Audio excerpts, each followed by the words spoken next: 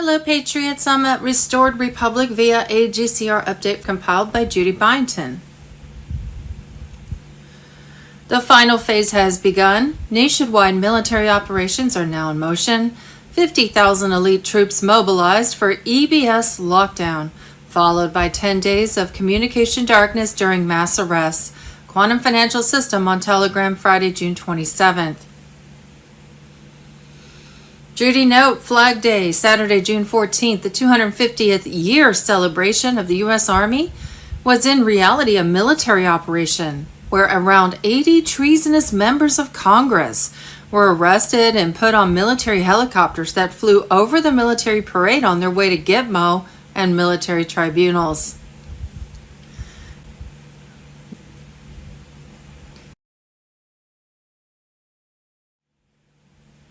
What we think we know as of Saturday, June 28th.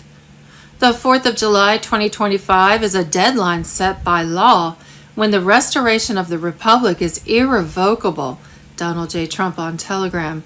Trump to announce America's return to concepts of the original Constitution on Independence Day, July 4th, 2025. The cabal-owned private corporation of U.S. Inc. that has illegally controlled U.S. taxpayer monies since 1918 has been dissolved. Their privately owned IRS and Federal Reserve were going down. Trump announces the second Declaration of Independence. Julian Assange requests a private meeting with President Trump. Let me speak. I have more to reveal. Gates, BlackRock, and Nestle moved to seize control of America's water supply. 10 days of darkness and EBS activation. Thursday, June 26th. The final phase has begun.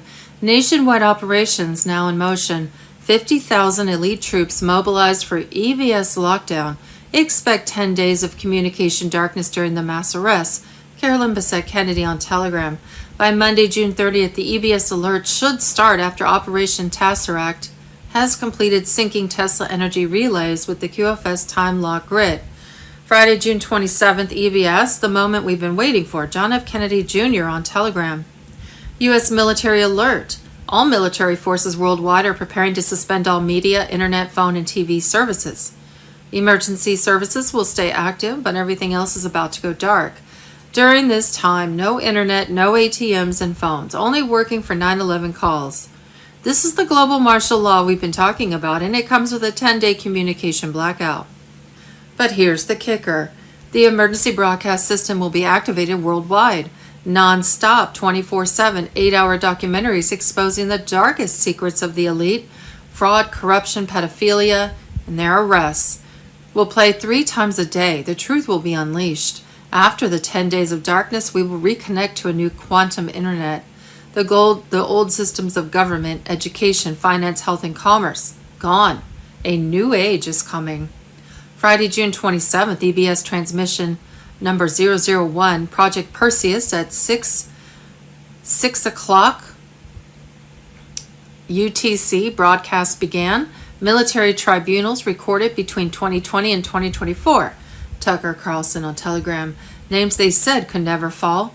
John Brennan, Klaus Schwab, Christine Lagarde, Hillary Clinton, Yuval Harari, charged with crimes against humanity. Verdicts sealed, then executed. What followed stunned even insiders. Live feed from beneath the Vatican. Stolen gold, missing children's remains. Ritual altars. This is no longer theory. This is documented evidence. Starlink override. Mockingbird system destroyed. At 1:57, CNN, BBC, MSNBC went black. All satellite uplinks overridden. Starlink AI command Prometheus assumed full control of global bandwidth. Now rerouting signals through QFS verified white hat relays.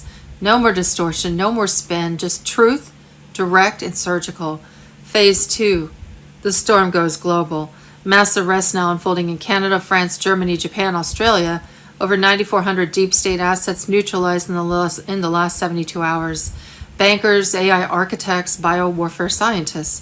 The bioterror campaigns masked as public health have been exposed and shut down. Quantum verified intel drops confirm. The World Economic Forum pre-scripted lockdowns, food collapses, and climate emergencies years in advance. Their coordination, global. Their goal, genocide. QFS Phase 2 wealth liberation has begun. The quantum financial system is now fully live. Gold-backed digital funds are being funneled into biometrically cleared accounts. Redemption appointments have started issuing across nodes in North America, Europe, and Southeast Asia. Eligible citizens are receiving full debt erasure, currency revaluation, quantum ID issuance, sovereign inheritance packages. Over 84 trillion in seized cabal assets are being distributed via consciousness renaissance, protocols, and national density maps.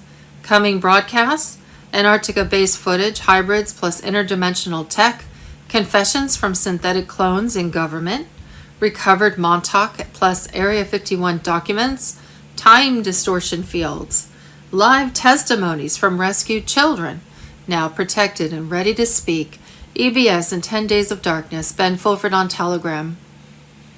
Global military checkpoints to enforce Nasara Jasara during 10 Days of Darkness. Warning, 700,000 indictments made public, and arrests are already happening. EBS documentaries and activating QFS. The storm is here, and there's no way to stop what's coming. Every step has been planned. The Global Military Alliance is now ready to take down the corrupt power structures that have kept people down for too long. This is not how things usually go. Military actions are happening right in front of us. And for this important mission, high-ranking generals who are experts in psychological and cyber warfare have been called back to duty within their own borders. They have special forces like Navy SEALs, Delta Force, and the British SAS ready to take out important cabal operatives. This is a global takedown that is happening in more than 100 countries. These moves are very precise and go right to the heart of the cabal's leadership. The EBS, or Emergency Broadcast System, is coming, and it will change everything. A worldwide communication blackout is about to happen. It's not enough to just stop the cabal from working together. We also need to build a secure quantum internet that they can't mess with. There will be a new internet that doesn't have any backdoors or spying. Military forces have taken over satellites, which will make sure that global communication is shut down when the time comes. The quantum financial system is moving. It's not just a financial reset. It's the end of the cabal's control over money. People are finding out about secret bank accounts, offshore havens, and illegal wealth. The world is moving to a new credit-based system that will end debt slavery. As a result, trillions of dollars in assets are being taken. Picture this. You wake up and all your debts, mortgages, student loans, and credit cards are gone. This isn't just a guess. It's happening right now. EBS broadcasts will show the most horrible truths. Get ready for documentaries that show the cabal's most horrible crimes, like human trafficking and ritual abuse. People who blew the whistle on this have put their lives on the line. The EBS will broadcast non-stop, bringing these news stories directly to the people. The world will see high-profile arrests and trials. Everyone will be able to see the crimes of the rich and powerful. There are a lot of arrests going on around the world. There have been more than 700,000 indictments, and people are being arrested.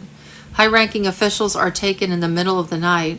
Private jets are grounded and passports are taken.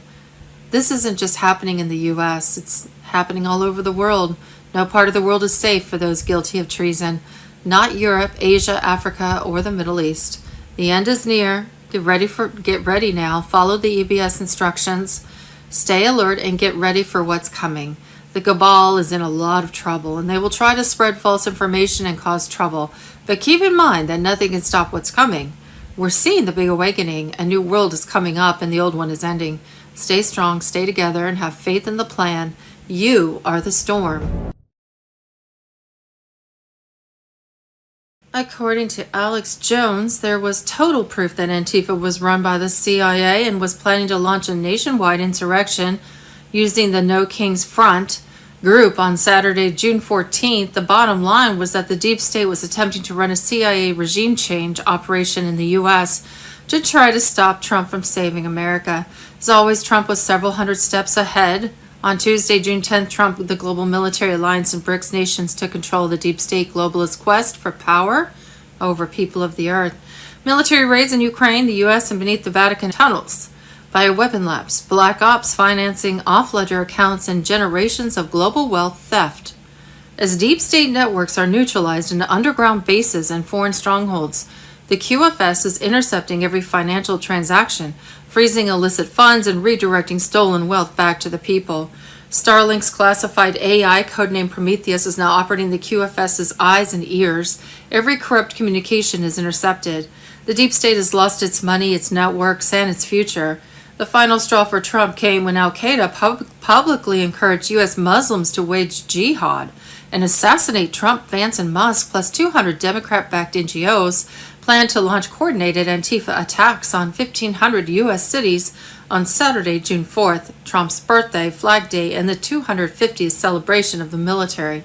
All was in coordination with that U.S. Army 250th anniversary military parade in Washington, D.C. that celebrated America's return to concepts of the original Constitution and the new republic.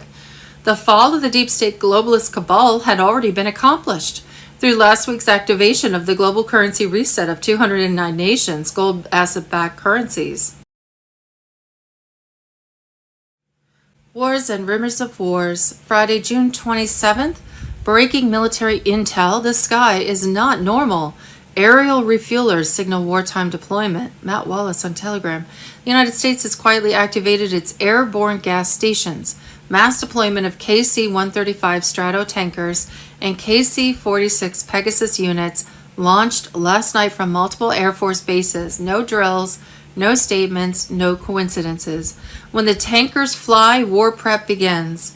Flight trackers confirm synchronized takeoffs across key bases, concentrated in the Northeast. These tankers don't fly unless America is preparing for sustained air dominance. Their mission: extend the reach of stealth bombers, ISR, electronic warfare, close air support, and drone swarms. The target is east. Open source data shows a clear vector.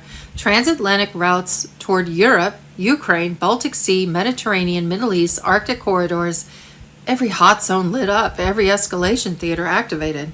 No public statements, total blackout. The Pentagon is silent. The Joint Chiefs are silent. The media is gagged. This is not training. This is not bluffing.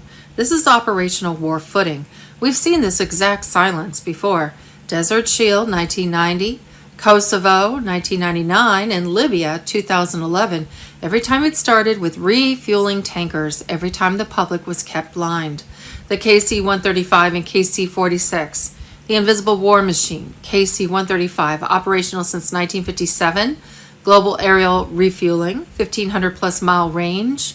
KC-46, next generation multi-purpose tanker. Drone compatibility, encrypted comms, satellite linked, built for high conflict zones. When logistics move, the truth is exposed. Diplomacy can lie, press can spin, logistics do not lie. Tanker launches mean the chessboard is active. Mobilization is happening. The orders have been given. Watch for escalation signs. Civilian air corridors over NATO airspace shutting down. AWACS, Reapers, B-2s, F-35s joining formations, and carrier strike groups repositioning. Drone activity over Ukraine, Syria, Poland. The clock is ticking. The storm builds. The Middle East is about to pop off and something big is brewing. The United States just ordered embassy personnel and military families to evacuate Iraq. CENTCOM bases are activating emergency protocols. And why is this all happening? Well, I guess the nuclear talks with Iran have collapsed. Tehran's calling negotiations a strategic trap, demanding permanent sanction relief while reinforcing underground nuclear sites. This isn't peacekeeping, it's war prepping, folks, and it gets worse. Iran's defense minister just warned they have access to U.S. bases and will strike if provoked. Meanwhile, satellite intel says Israel may be gearing up to bomb Iran's nuclear facilities. You feel that? That's tension. That's the spark before the fire. America's military isn't just watching. We're pulling people out, repositioning, and preparing. Iran's bunkering in. The United States and Israel are posturing.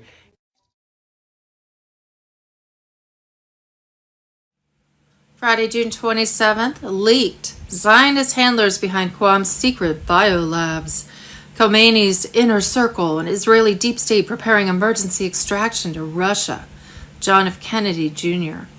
No more illusions. What's collapsing is not just Iran's regime.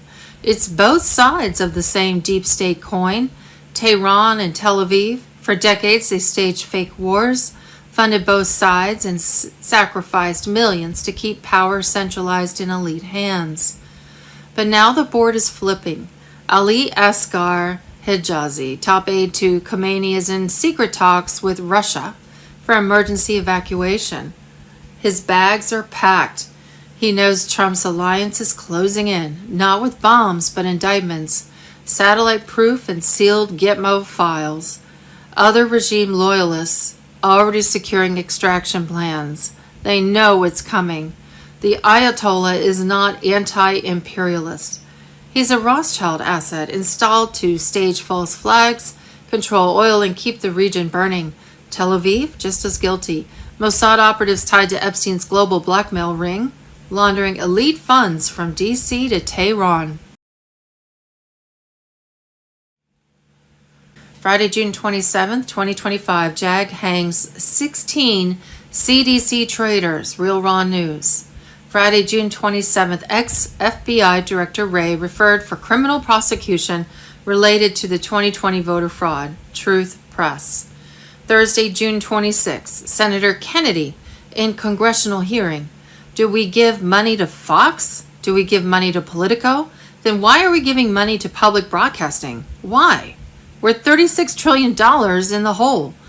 Friday, June 27th, breaking alert, Gates, BlackRock, and Nestle moved to seize control of America's water supply and control the water control. Friday, June 27th, Shadow of Ezra on X. Marjorie Taylor Greene just dropped a bombshell on Tucker Carlson, claiming members of Congress are essentially forced to pledge loyalty to Israel.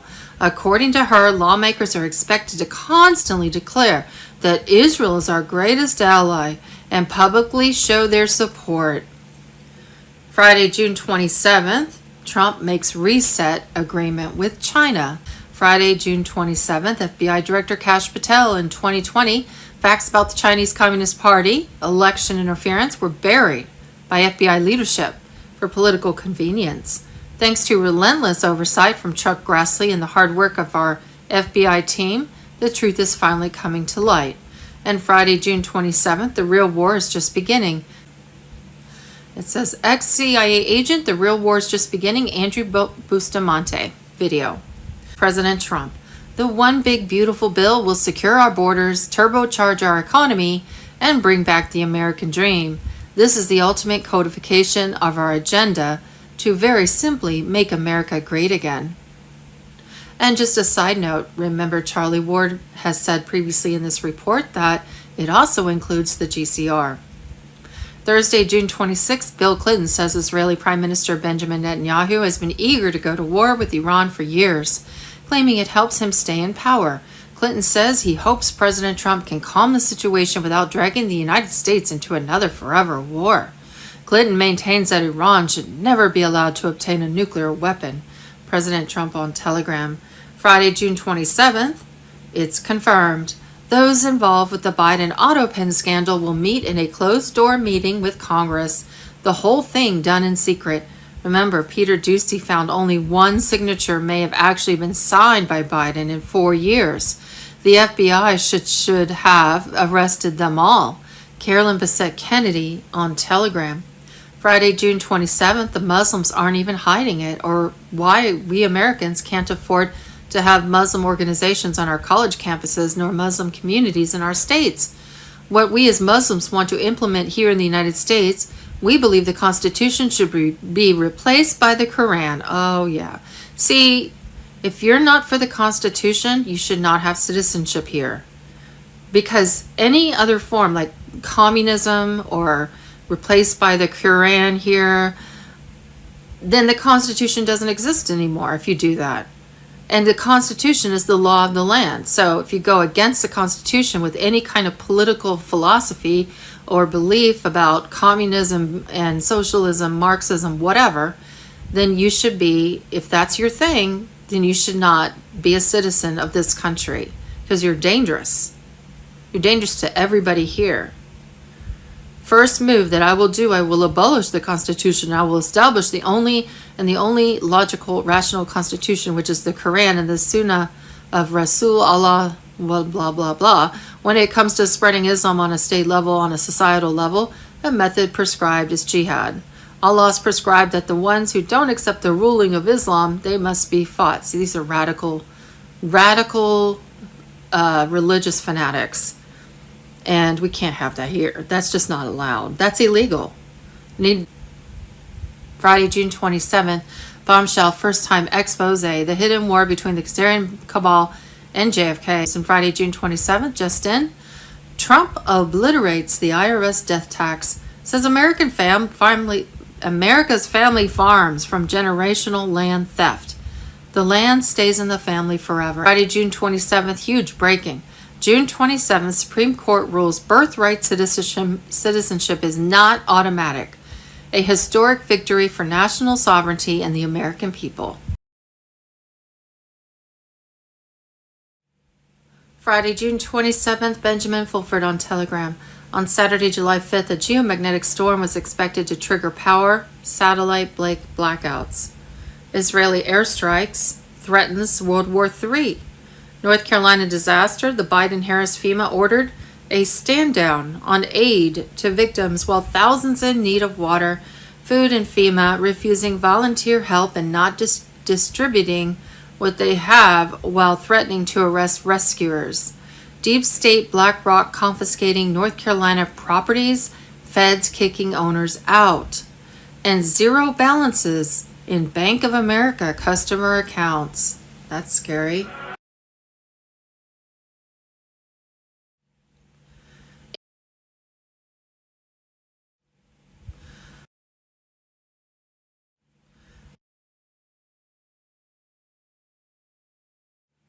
Friday, June 27th, Assange is back and he wants Trump.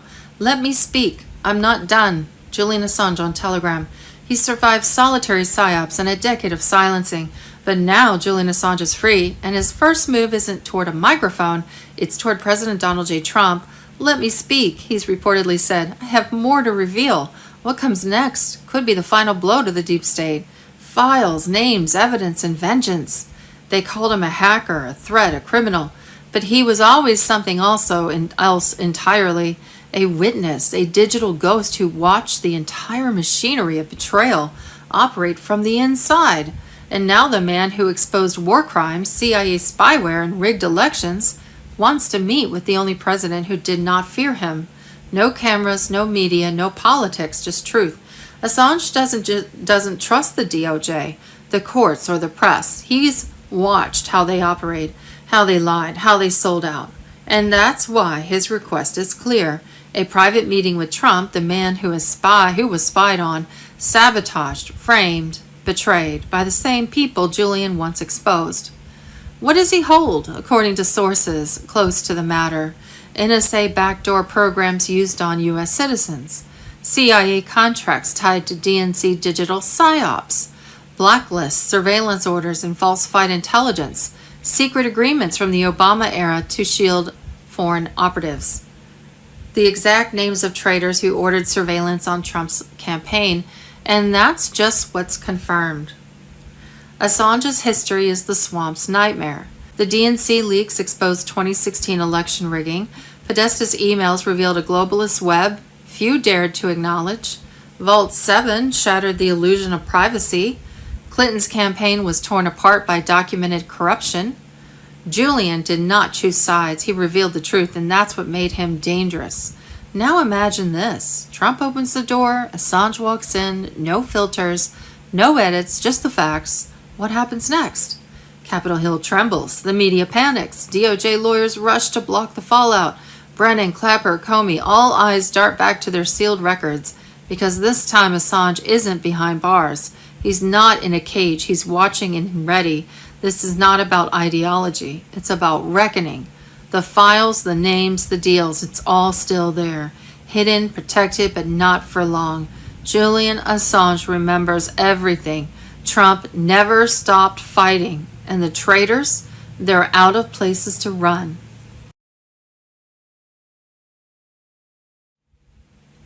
Friday, June 27th, global collapse, the end of their empire, and the awakening of humanity. Julian Assange on Telegram. The imperial system is crashing. For 400 years, a satanic deep state cabal has ruled the world through war, debt, division, and psychological slavery. Under Trump, the counterstrike has begun. This is not politics. This is a takedown. The media panic is scripted. The fall is real. The rise is unstoppable. What we're witnessing is not a shift. It's the death of a borderless empire built on mind control and war. The global order was never governance. It was digital chains wrapped in propaganda. Every war, every crash, every leader installed was another ritual of submission. They wore masks, kings, bankers, NGOs, progressives, but the goal never changed: enslave the soul and rewrite the mind and erase the truth.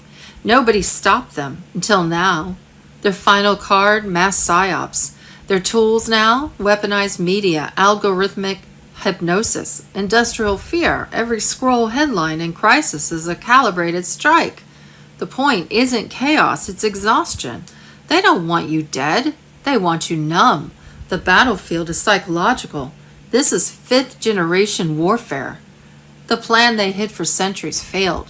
The imperialists spent centuries building a global illusion of freedom while tightening the noose. Surveillance for safety, debt as democracy, but what they never foresaw was a resistance forged by fire, not institutions.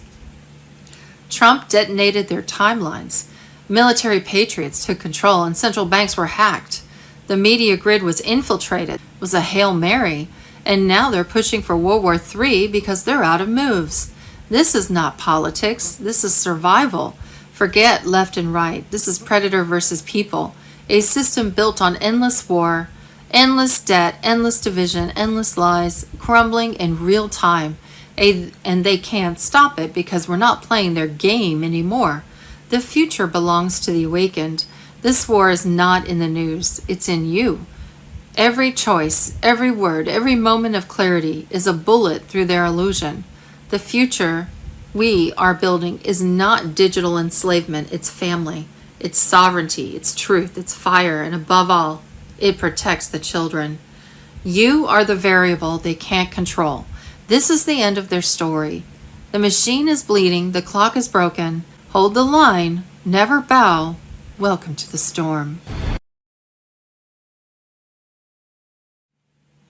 Friday, June 27th.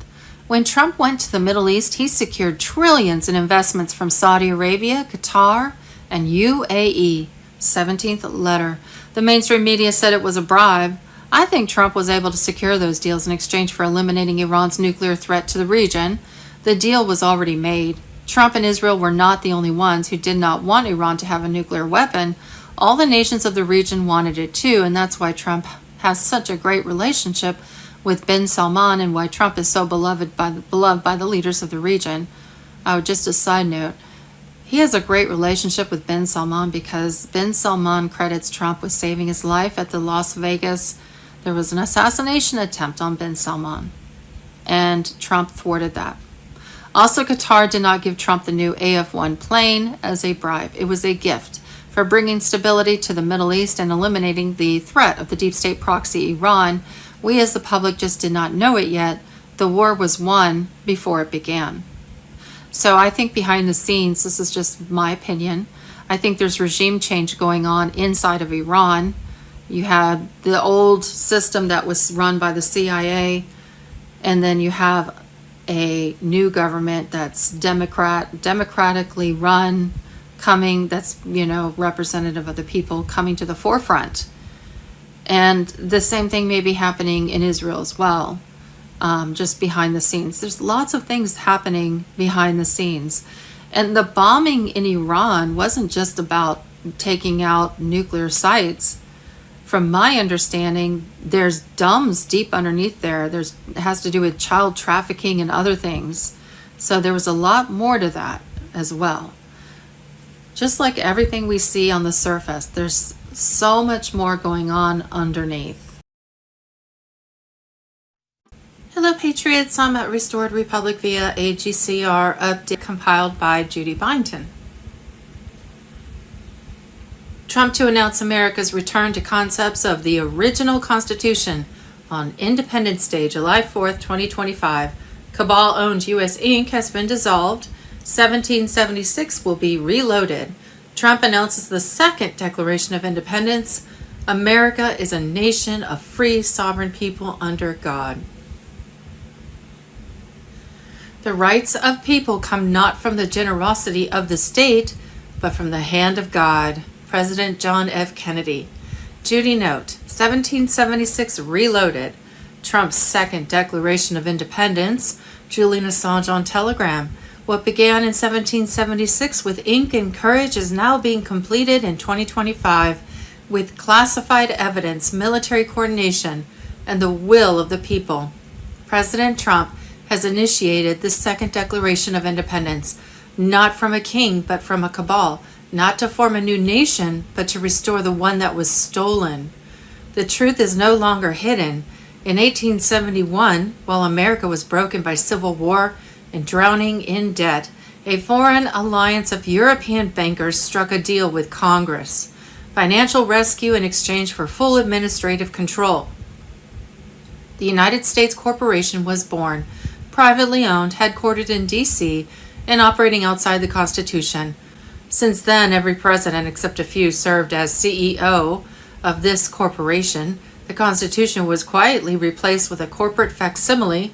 Senators, once appointed by state legislatures, became political salesmen. The IRS was born. Income tax was imposed, and the Federal Reserve Act of 1913 placed America's currency under the control of private central banks. By 1933, the U.S. declared bankruptcy. Roosevelt, acting as corporate trustee, signed over the assets of the people, including their labor, property, and future earnings. Every citizen became a corporate asset, collateral to foreign shareholders. Your birth certificate became a bond. Your social security number, a tracking code. The United States became a franchise of global financiers in London, the Vatican, and the Crown. They infiltrated schools, media, and government. They rewrote history. They told you America was a democracy, not a constitutional republic. They installed laws in all caps. They made your states into corporate entities, and they used wars, crises, inflation, and fear to expand their control. But now the veil is lifting. Trump's second declaration is a formal rejection of every foreign claim on American soil, labor, and destiny. The military is no longer protecting the corporate shell. It is standing behind the original Constitution. The quantum financial system is already live. The gold has been reclaimed. The fraudulent debt is being erased. And every attempt to block this reset is being treated as treason. This is not about left or right. It's about freedom or slavery. The theft of 1871 is being reversed. The Federal Reserve is being dismantled. The IRS is being shut down. The media propaganda machine has been decapitated. And July 4th, 2025 marks not just a celebration, but a re-declaration. America is not a corporation. America is a nation of free, sovereign people under God. The Republic has returned. Thursday, June 26th. The night the clocks blinked was the night humanity reset. Mr. Poole on Telegram.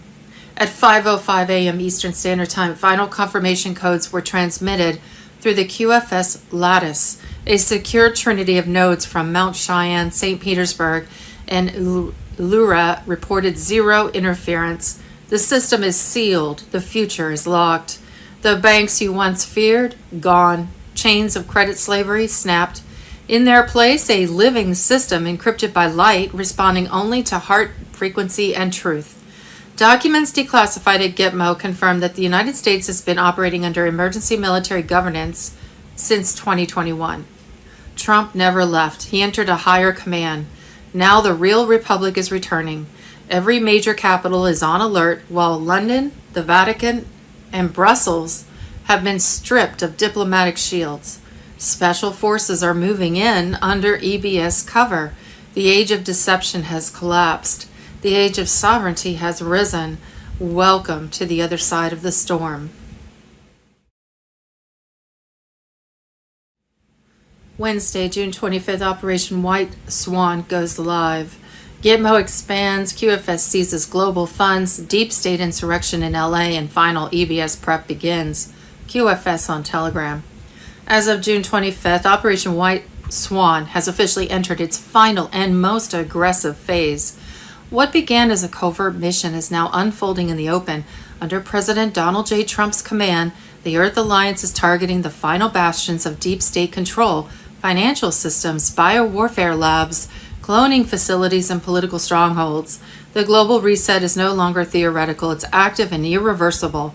JSARA implementation is accelerating with military precision.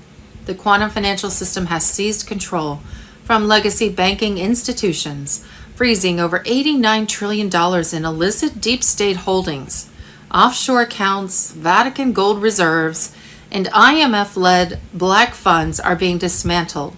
These assets are now being rerouted into sovereign quantum vaults for global redistribution, ushering in debt forgiveness, asset-backed currencies, and the legal dismantling of the IRS. Pentagon sources confirm that global tax treaties are being rewritten as military economic units finalize audits across 144 nations. The dissolution of the Federal Reserve is nearly complete. At Guantanamo Bay, new subterranean tribunal wings are now operational. High-value detainees ranging from globalist financiers to human experimentation architects are being processed under classified JAG protocols. Confessions have exposed horrifying programs. Lunar-based cloning labs active until mid-2023 and FEMA-administered biodistribution networks disguised as aid. Trump's military intercepted an attempt by Biden-linked handlers to breach QFS biometric firewalls using Swiss backdoors, an act of high treason. Meanwhile, Los Angeles has become a flashpoint. What the media calls civil unrest is in fact a deep state insurrection engineered by globalists, NGOs, and foreign-backed operatives. Riot coordination has been traced to encrypted networks funded by Soros-linked entities and routed through offshore servers in Brussels and Zurich. Cartel enforcers disguised as asylum seekers were pre-positioned across sanctuary corridors weeks in advance. In response, over 4,000 Marines and National Guard troops have been deployed.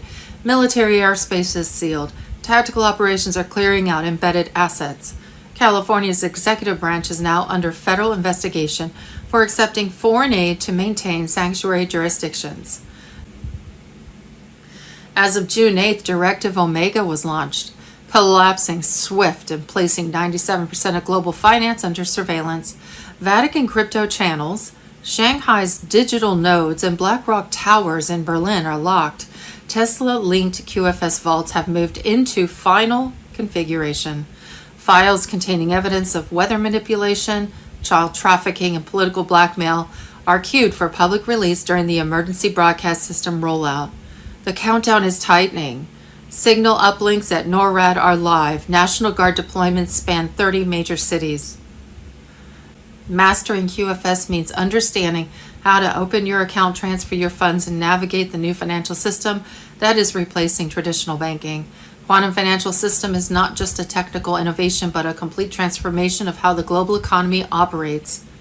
It is built on quantum technology that offers maximum security, unmatched speed, and full transparency for every transaction. Unlike outdated banking systems that are slow, expensive, and vulnerable to cyber attacks, the QFS protects your financial data through advanced encryption. Every transaction is automatically recorded on a distributed ledger, meaning there are no hidden fees and no space for manipulation. You can access your account at any time from anywhere in the world without relying on banking hours or third-party approval.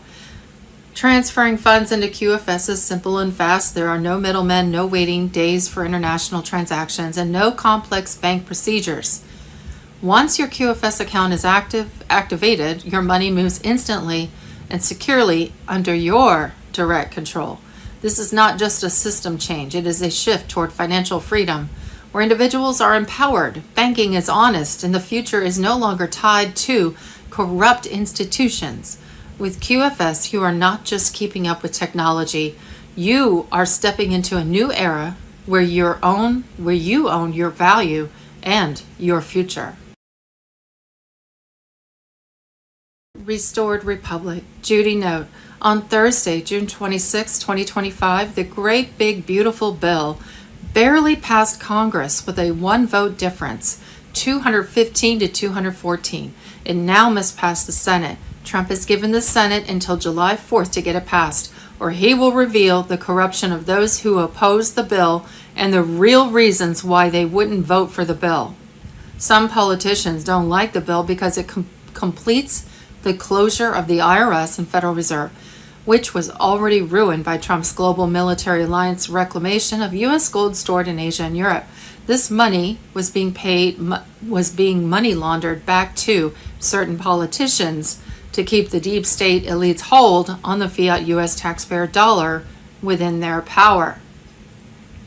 The new quantum financial system, which is now gold-backed, has seized and returned more than $17 trillion worth of stolen gold to safe U.S. depositories. America's new financial system is supported by this gold, and activation of the global currency reset of 209 countries has eliminated the fiat U.S. dollar, will erase illegitimate debt of the people, and shut down the independently owned by deep state global elite, foreign bankers, IRS, and Federal Reserve.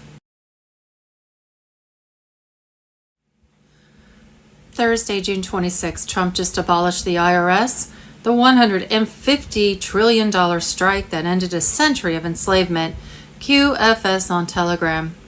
The day has come. As of June 26, the IRS is officially being dismantled under direct executive order by President Donald J. Trump, not as a policy shift, but as a military-backed strike on the financial heart of the deep state. The income tax was never about national infrastructure. It was about control.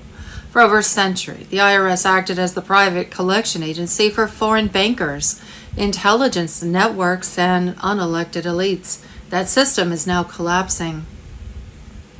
Trump's mission was never reform. It was removal. By terminating the IRS, he's executing a long-planned operation. Institutions. $150 trillion in elite offshore wealth has already been seized. Formerly untouchable assets from Rothschild intermediaries, IMF insiders, and WEF operatives are being funneled into sovereign accounts. Silent tribunals have begun. Military intelligence confirmed encrypted financial panic out of Brussels and Geneva. They know the walls are closing in. Behind the scenes, a new financial structure has already replaced the old. Quantum financial system nodes are now overriding SWIFT in real time. And that's why banks are experiencing glitches, frozen cards, and transaction delays. It's not a bug, it's the transition. Tariffs are no longer about trade, they are strategic weapons, draining hostile nations and corrupt corporations while protecting U.S. wealth. Chinese firms, Vatican funds, UN subsidiaries are being cut off or forced to pay just to function.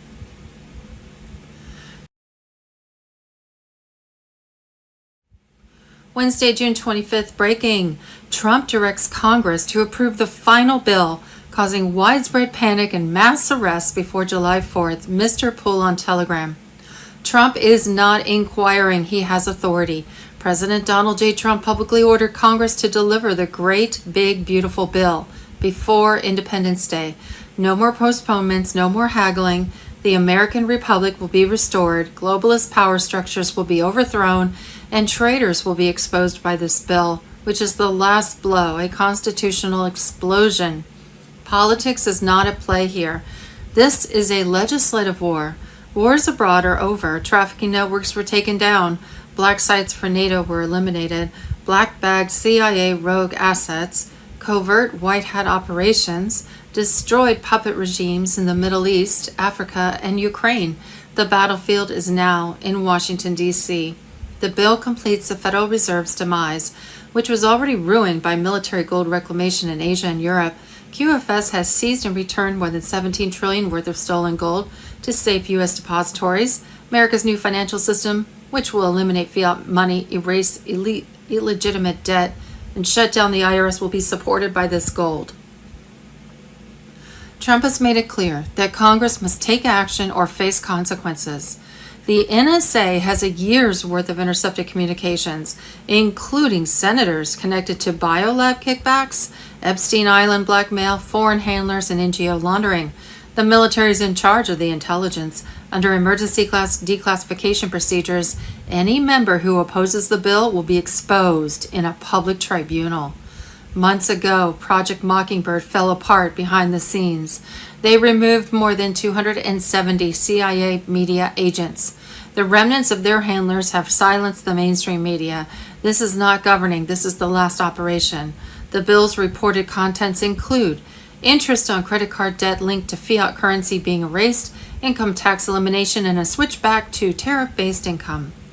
The Quantum Access Card is legally recognized for citizen access to QFS. CDC and DHS. Weather warfare patents, HARP, chemtrails, and scalar systems have been declassified. Official criticism of the influence of the WHO and WEF on American health policy. The elites are most afraid of complete exposure. It has been weeks since we last saw Christine Lagarde. Since a white hat attack on a Black Forest server compound, Klaus Schwab has not been back in Davos. According to reports, Macron is on trial for attacking French citizens with biological weapons. Foreign agents are swarming D.C. to undermine this bill, not to defend democracy. Intelligence confirms an attempt to destroy secure digital drafts by Senate aides connected to Soros. One was arrested without bail after being apprehended beneath the Capitol. The 4th of July is not a symbolic day. It's the deadline set by law. At that point, the restoration of the Republic is irrevocable. After the dissolution of the foreign-controlled U.S. corporation in 1871, the constitutional organic republic regains its authority. The system is not reformed by Trump's bill. The parasite is eliminated. The last phase is active. The infrastructure is constructed. The gold is safe. The public is aware, and the military is on the same page. Congress must now decide whether to approve the bill or face national scrutiny. Trump will not wait. He has already taken back control, and the consequences will not be concealed this time. It will be broadcast on television. Thursday, June 26th, the final bill activates QFS and destroys the deep state. QFS on Telegram. Trump is done negotiating. On Tuesday, June 24th at exactly 5:07 p.m., he issued the most important command of his presidency: deliver the final bill by July 4th or be exposed as traitors to the Republic. This is not legislation. It's the trigger protocol of a military-level operation that ends the financial enslavement, dissolves the foreign-controlled U.S. corporation, and returns power to the people through the quantum financial. 10 trillion in stolen reserves have been seized from offshore central banks and transported via encrypted military corridors to underground vaults on U.S. soil. All of it's now under QFS jurisdiction. This bill will embed the gold into the heart of a new sovereign economy, ending fiat, erasing unlawful debt, terminating the Federal Reserve's grip forever. The Quantum Access Card will become official, giving every citizen biometric access to their personal, sovereign digital wallet. No banks, no third parties, no taxes siphoned without consent, just direct, encrypted control of what belongs to you. The bill includes termination of interest on all fiat-linked credit debt, abolition of income tax replaced with constitutional trade tariffs, legal recognition of QFS as the monetary backbone of the restored republic, mass purge of unelected bureaucrats in CDC, DOJ, DHS, and other rogue agencies, full declassification of weather warfare tech, HARP aerosol weapons, scalar energy, official declaration of the WHO and WEF as hostile foreign entities with zero jurisdiction. Trump knows which senators are compromised. The NSA has all the files. Blackmail, foreign bribes, secret Epstein accounts. Anyone who obstructs the bill will face full constitutional exposure once declassification is triggered. Bribes, secret Epstein accounts. Anyone who obstructs the bill will face full constitutional exposure once declassification is triggered. The mainstream media is silent because they've been neutralized. Over 270 Project Mockingbird agents have already been removed from major outlets. Mock trials are done. What comes next is real. By July 4th, the QFS must be activated in law. That date is not symbolic. It marks the death of the corporate slave matrix installed in 1871 and the rebirth of the original American Republic. Everyone involved knows it. That's why DC is flooded with foreign contractors trying to sabotage what they can before the lights go out. This is no longer governance. This is the final sweep. The infrastructure is ready. The gold is allocated. The quantum network is live. The people are awake. Trump holds the command key. This is your future. Sovereignty. Gold-backed assets. No IRS. Full control of your funds through QFS. And it all depends on one thing. The bill must pass. Thursday, June 26th, leftist mob storms Capitol to protect Medicaid money laundering. Trump strikes back with QFS lockdown, 17th letter on Telegram. On June 25th, a staged mob flooded the U.S. Capitol, not to fight for health care, but to shield one of the deepest financial operations ever exposed, the globalist Medicaid money laundering machine. While the media framed it as a protest, this was retaliation, triggered by Trump's new budget bill, which weaponizes QFS and artificial intelligence to track every cent and eliminate the decades-old system used to fund cartel networks, fake NGOs, and DC corruption. Over 30 agitators, many planted in wheelchairs for dramatic effect, were arrested, only to be released hours later with minor charges. No federal raids, no solitary cells, just another performance by the regime. Compare that to January 6th patriots who still sit in prison for walking through velvet ropes. The double standard is not just obvious, it's deliberate. These are not protesters, they are assets. Tools of the same deep state that orchestrated 2020 hijacked Trump forces already seized stockpiles beneath Ukraine, the Alps, Vatican-controlled vaults. They knew the fiat game was ending. The only move left was emotional warfare, so they staged a circus. They wrapped their schemes in wheelchairs and signs, hoping the cameras would do what logic could not: make Americans forget they've been robbed blind. But the script is breaking. Inflation numbers are fake. The yuan is being crushed by Trump's tariffs, and the deep state's plan to enslave the population through biometric CBDCs has been flipped. The digital dollar now runs through a parallel infrastructure under Trump's QFS. That's why they're panicking. That's why they are unleashing chaos. But the patriots are already 10 steps ahead. Inside DC, multiple mid-tier officials tied to Medicaid laundering have quietly disappeared. Tribunals are underway at Gitmo. CMS whistleblowers are stepping forward. Sealed indictments are being unsealed in real time. And this is not about budget cuts, it's about exposure. This was never about the poor. It was about power, and Trump just unplugged their pipeline. 10 Days of Darkness and EBS. Thursday, June 26, 2025. The final phase has begun. Nationwide operations are now in motion. 50,000 elite troops mobilized for EBS lockdown. Expect 10 days of communication darkness during the mass arrests.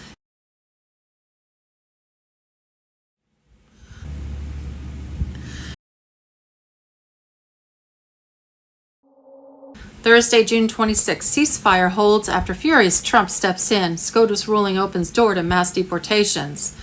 Thursday, June 26, Brunson update. We have Lloyd Brunson SCOTUS update 6/16/25. Dire warning: what they've been hiding will infuriate you. Thursday, June 26, the Q storm on X. An internal review of Oval Office documents shows that Hunter Biden, not Joe, was making the executive decisions for nearly all of 2023 and 2024.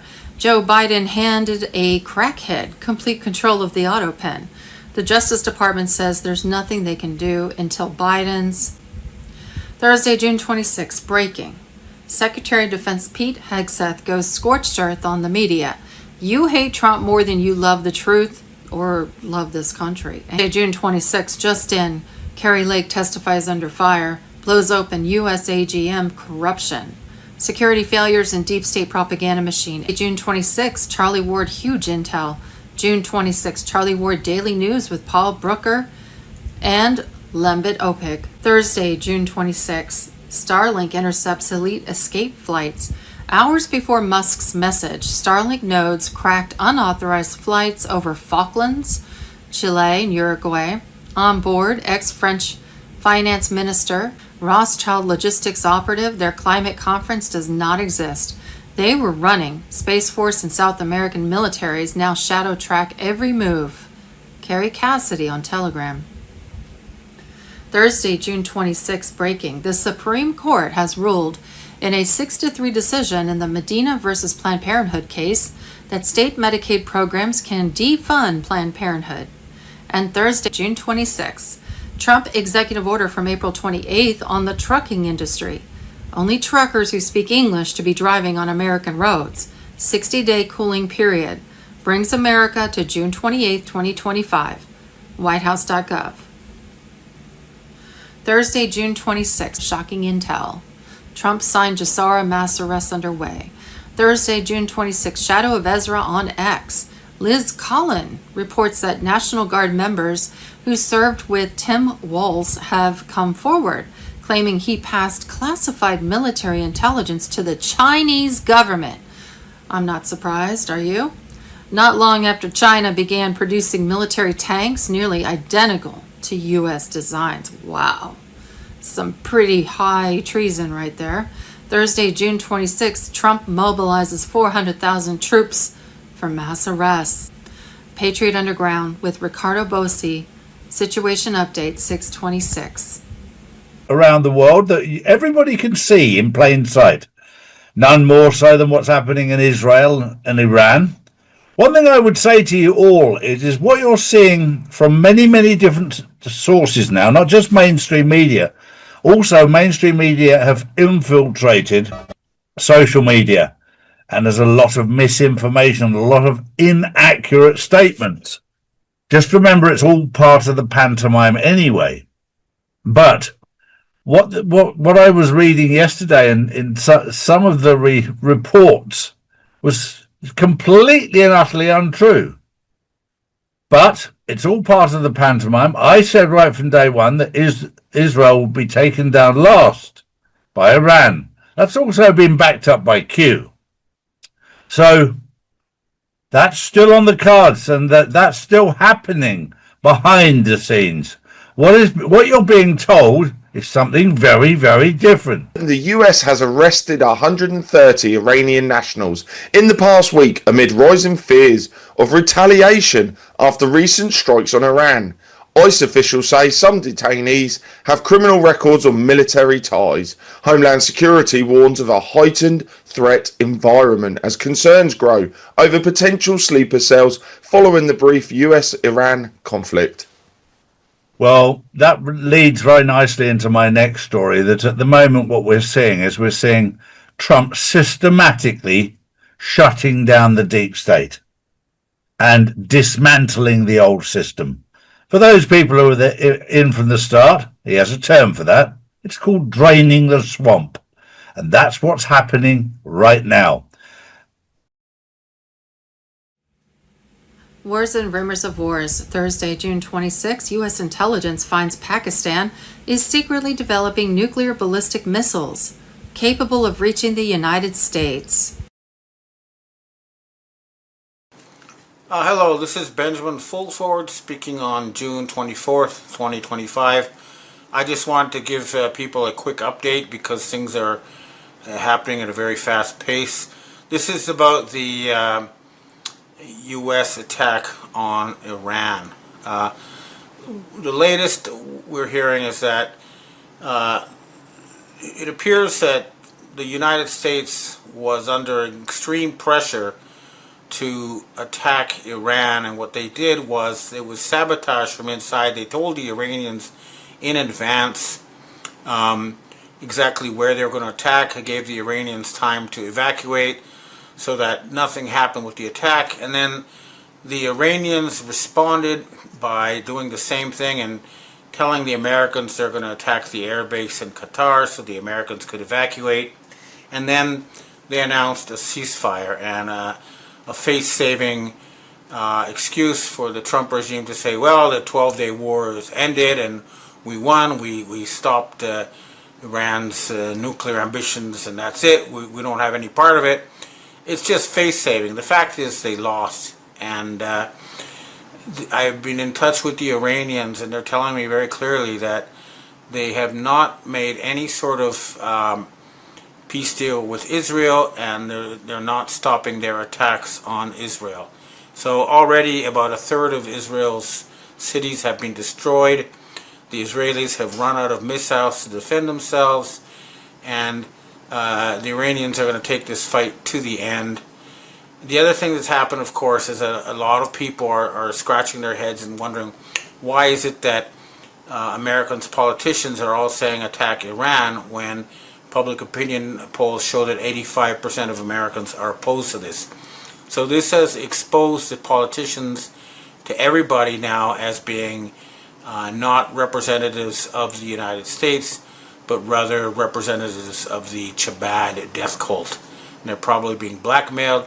So hopefully this will lead to the arrest of most members of Congress and most top politicians in the West. That's the solution that's needed. But in any case, the Iranians tell me they're going to keep attacking. Apparently, they also told me that Turkey is not invading Israel or attacking Israel because they are completely in debt and their economy would implode.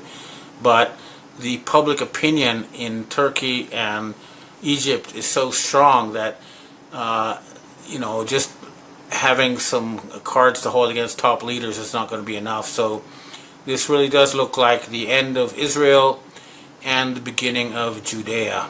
And Judea, the Iranians agree with this idea, which is that all the people living in Israel will be known as Judeans. That includes the native Judeans, who are misleadingly called Palestinians, and the European immigrants, the Ashkenazi Jews. They will live together in peace in a single new country that will no longer be the world's leading source of terrorism and trouble. And we expect also that this incident is going to lead to the end of the United States government as we know it. But I just wanted, the main point I wanted to make here is that the American military has forced the Trump regime to stop their plan to have war on Iran. They refused the orders. It's not going to happen. And Israel is now doomed, and their only option is to agree to the replacement of the racist state of Israel with the multi-ethnic, multi-religious state of Judea.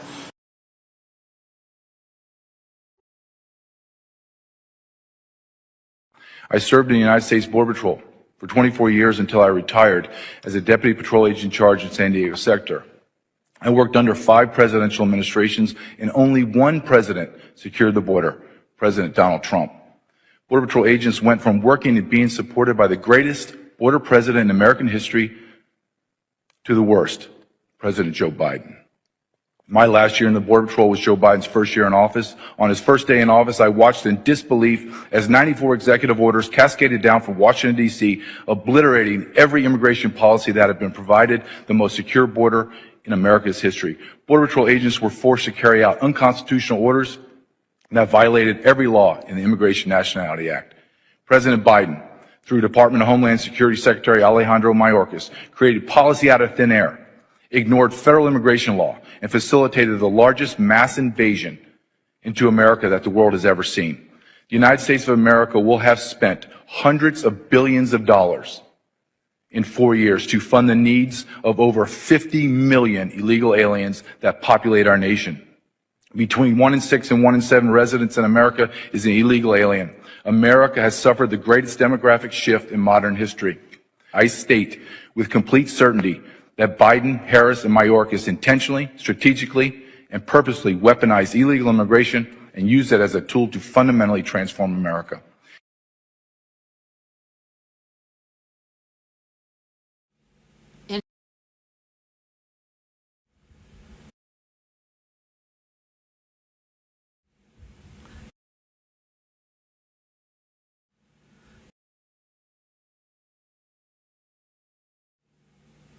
Thursday, June 26. How many people can be charged in a federal indictment? Multiple defendants who are alleged to have committed crimes together. Carrie Cassidy on Telegram. Federal Rule of Criminal Procedure 8B specifically allows for the joinder of defendants in an indictment if they are alleged to have participated in the same act or transaction, or in the same series of acts or transactions constituting an offense or offenses. This means that multiple individuals involved in a conspiracy, organized crime like RICO cases, or other group criminal activity can be included in a single indictment.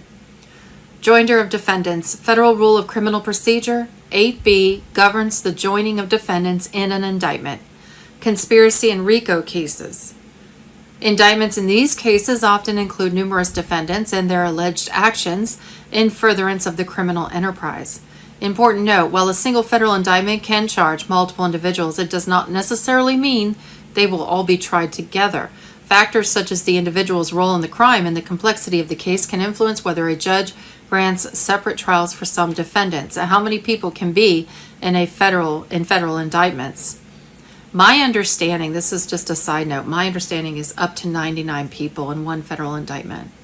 Federal Rule of Criminal Procedure 8B specifically allows for the joinder of defendants in an indictment if they are alleged to have participated in the same act or transaction or in the same series of acts or transactions constituting an offense or offenses. This means that multiple individuals involved in a conspiracy, organized crime like RICO cases or other group criminal activity can be included in a single indictment.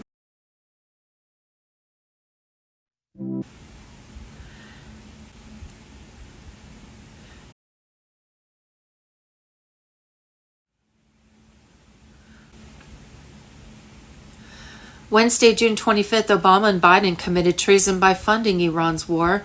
On January 17th, 2016, Barack Hussein Obama secretly delivered $400 million in hard currency to Iran. 2 days later, $1.3 billion more. What followed? Hamas's rocket stockpiles doubled. Hezbollah's missile program exploded. Houthi drones suddenly had the tech to blast Red Sea tankers. March 2024, Biden's regime secretly unblocked $10 billion more. Result, Hezbollah's shock brigade invaded Israel. Hamas got crypto for Gaza, command bunkers. Houthi drones struck LNG carriers en route to Europe. Then BlackRock shorted U.S. gas right after the blast. January 20th, 2025, Trump returns. Executive Order 0025 signed. All Iranian accounts frozen after they found $5.6 billion more funneled through shell companies. Kash Patel impaneled a federal grand jury. Subpoenas dropped on Kerry, Nuland, and Yellen. Sealed indictments name Obama, Biden, EU bank chiefs for funding terror. Iran's arsenal funded by you. 5,200 drones labeled funded by the great Satan's ex-president. Uranium cascades guarded by Russians' S-400s. $270 million in crypto for IRGC hackers. Sleeper cells in Michigan, Virginia, Hamburg funded by NGOs tied to Biden's State Department.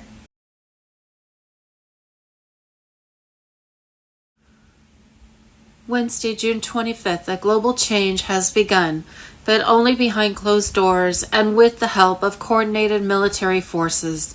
Jassara Nassara on Telegram. A historic treaty has been signed by 209 countries to change the way the world does business. This is not a theory or a far-off dream. It's happening right now. A full revaluation of the currency is happening, and a military operation is helping to make sure the transition to a sovereign monetary system is safe and smooth. What is the point? To bring back fairness, open up opportunities for growth, and break the centuries-old hold of centralized control over the world economy. The currencies that have been kept low for a long time, such as the Iraqi dinar, Vietnamese dong, and Zimbabwe zim, are being given new values that show their true worth. This change makes the world a fairer place and makes sure that countries that were once ignored are now on the same level as the world's financial powers. The Prosperity Fund is a huge pre-secured pool of money that will be used to pay for humanitarian missions, rebuild infrastructure that was damaged in war, and redistribute wealth around the world. And clean water systems are no longer just dreams for the farthest corners of the earth. They are fully funded realities with the signatures of 209 independent states behind them. This is not just about money, it's about fairness. The Share the Wealth program makes sure that everyone benefits directly from this change. No country is left out. No one is left out. This plan includes the Stellar Network, which gives billions of people who have been denied access to banking. Now, remote villages, rural settlements, and forgotten communities are all connected to the world's most advanced financial infrastructure, which is safe from hacking and other forms of manipulation. The main thing that has changed is military precision. The reevaluation process is not being left to chance. Allied military units have been sent around the world to protect data centers, currency exchanges, and the safe distribution of new value systems. These operations include simulations, cyber defense protocols, and working with other countries' treasuries to make sure everything is clear and there is no fraud. The goal is clear: keep the transition going smoothly, avoid a crash, and safely lead the world into a new financial reality. The outcome is a financial order that comes after the cabal. A world where a country's worth isn't based on who owns its debt, but on its people, resources, and goals. The dinar's new value will help Iraq grow. Vietnam's newly balanced dong will make it an economic leader in Asia. Zimbabwe is ready to grow its agricultural and mineral wealth now that the ZIM has been restored, and inflation and globalist sabotage are no longer a problem. These are not guesses, these are actions that are already happening, signed, sealed, and now happening with military help. This is not the future, this is the present. A treaty has been signed, a plan is being put into action. The big change in finance is real and it belongs to the people. Each person, each soul, the system that used to enslave the world with debt and inequality is being replaced by one based on honesty, fairness, and plenty. Have faith in the plan. The revaluation is more than just a currency event. It's a wake-up call for the whole world. Wednesday, June 25th, the system they fear most, Jassara, is activating under Trump, and the deep state cannot stop it. This isn't a campaign, it's a takedown. While the deep state scrambles to keep control through indictments, distractions, and economic sabotage, Trump is triggering the reset they swore would never happen. The Jassara framework is no longer a rumor. It's a classified op now moving into high gear. What is Jassara? It's the final death blow to the financial slavery system. Complete debt forgiveness, IRS dismantled, gold-backed currency, release of suppressed tech, and the restoration of constitutional law in every corner of the world. Sound familiar? That's because it's already happening. Central banks are buying gold like it's wartime. BRICS is developing commodity-backed currency systems. CEO purges are sweeping across global corporations. Quiet QFS infrastructure rollouts are in motion. Even major governments are trialing debt forgiveness programs. You think this is coincidence? Trump is the trigger. He's not just speaking about draining the swamp. He's speaking of wiping out national debt, auditing the Fed, ending fiat slavery, and restoring sovereign wealth to the people. The mainstream media calls it conspiracy, but patriots know it's military precision. They tried everything to stop him. Impeachments, raids, smear jobs, none of it worked. Because Trump is not playing their rigged game. He's detonating the whole board. Jassara isn't coming, it's here. Behind the scenes, the mechanics are aligning. Central banks pivoting away from the dollar, global digital asset structures going live, economic war strategies targeting fiat collapse, mass resignations of deep state aligned CEOs, white hats blocking globalist economic sabotage, and Trump's 2025 return, that's the green light. This is why they fear him. This is why they scream louder every day, because once Jassara goes live, the game is over. No more debt, no more banks, no more leeches. The people will own their labor time, energy, and future. That's why the deep state unleashed hell, because freedom terrifies them. April 2025 is not just a new election cycle, it's the execution phase. And when it hits, there's no putting the genie back in the bottle.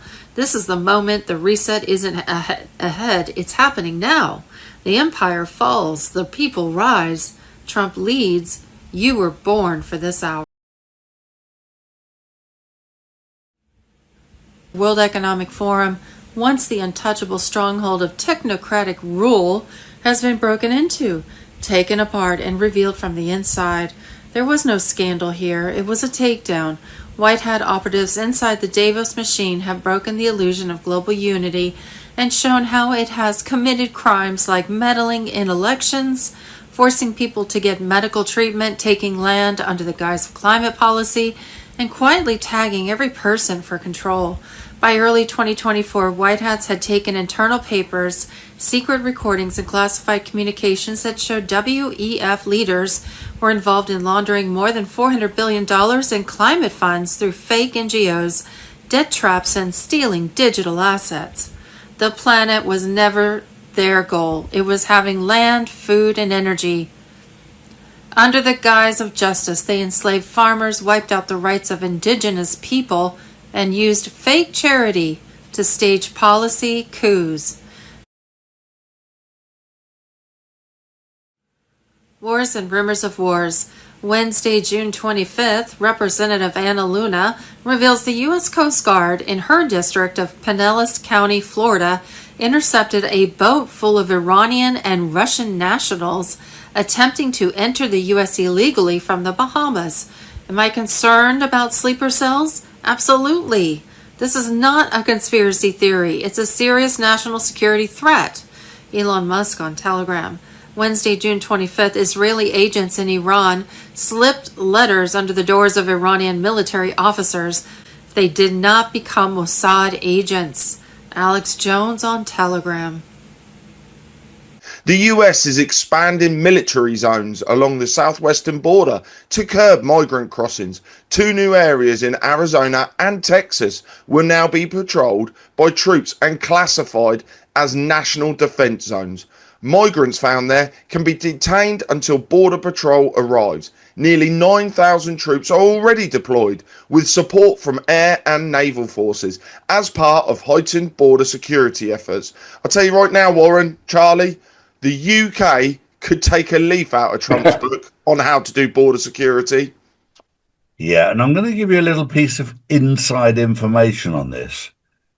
Trump for some time has realized that the US bases all over the world have been used an awful lot for child trafficking and drug trafficking by the CIA.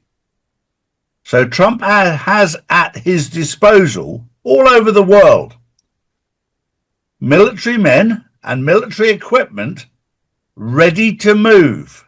And all he's done is move those people from places that we would all question why are they there to protect their own border.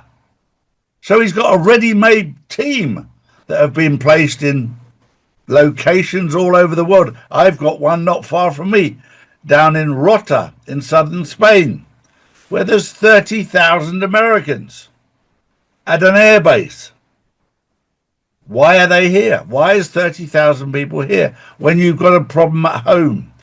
Donald Trump's motto has always been MAGA, make America great again. And the only way to make it great again is to control the borders. You have to control what comes in. Mm-hmm. And he's got the wherewithal to be able to. He doesn't have to recruit new people and train them. They're already there. And I mean, if you look at Iran as a country, there's about 50 bases around the outside of it. And why does he need them there? This is a man that's going to take individual people and move them where they're really, really needed. It's time to wake up.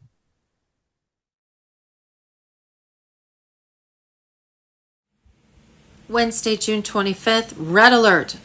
Al-Udeid strike was a setup. Trump and Putin played them all. Nasara Jassar on Telegram. The so-called Iranian missile strike on the U.S. Al-Udeid base in Qatar was not a surprise. It was a staged ritual, a deep state trap meant to trigger World War III, and it failed.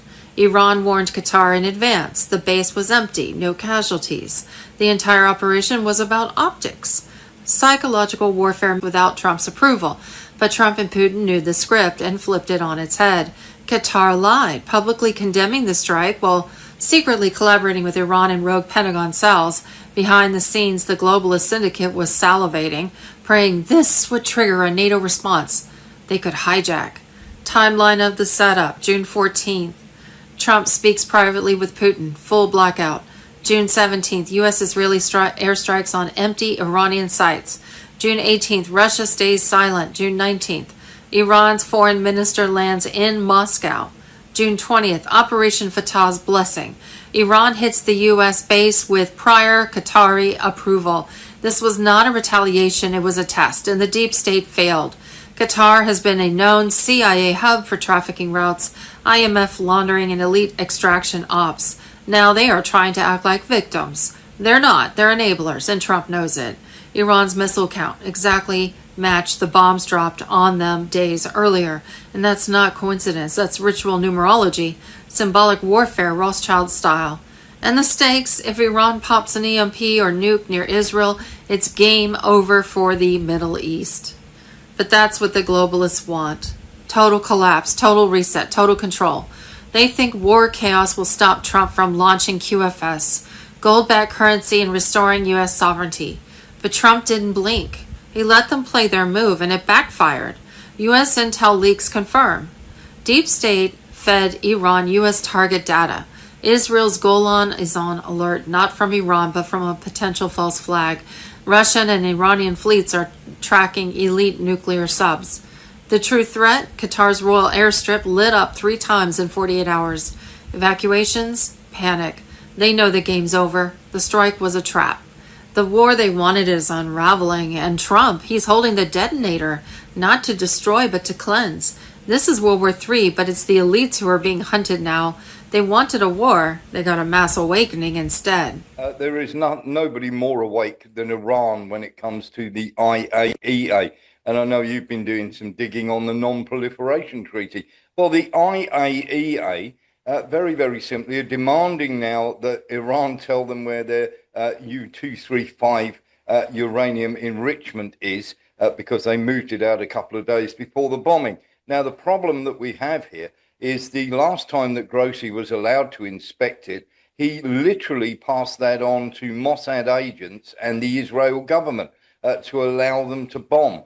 Now, having been told by the Iranians and the Russians that obviously that uranium is perfectly safe and the radiation levels at those plants are perfectly okay, the IAEA put out a statement saying, yes, the radiation levels are fine.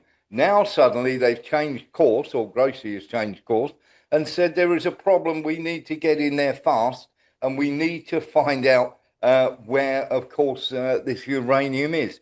But it is highly unlikely, and you cannot blame the Iranians who do not want to tell them where it is, Charlie, because the last time they did, they lined up the Israelis to bomb it.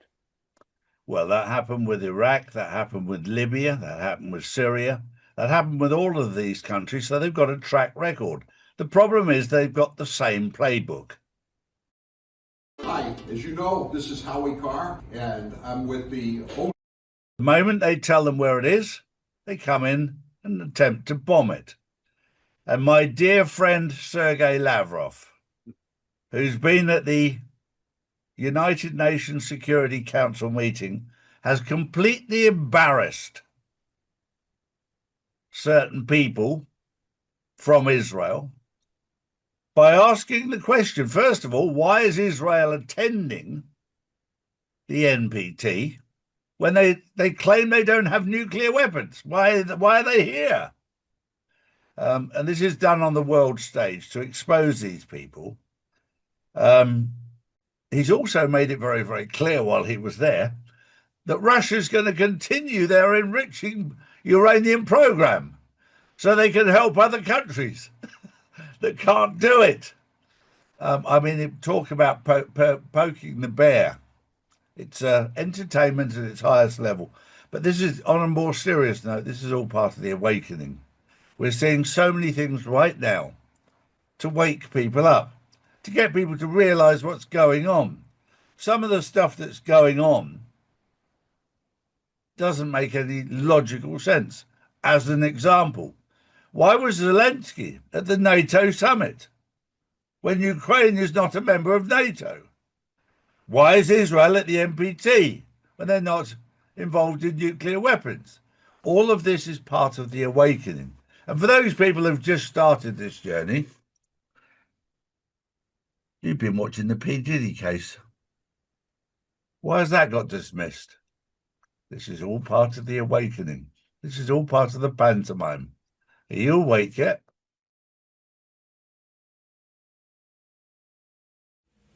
Wednesday, June 25th, Snowden. Trump just ended nuclear war before it began. Denzel Washington on Telegram. Edward Snowden just sounded the alarm. This isn't a press conference. It's a battlefield maneuver disguised as diplomacy. Trump's words were not a peace offering. They were coded warning to the deep state, the CIA, and every foreign asset watching from a war room. According to Snowden's internal sources, 14 missiles launched at U.S. forces, 13 neutralized, 1 set free on purpose. This was not random. It was a military chess move, a controlled burn.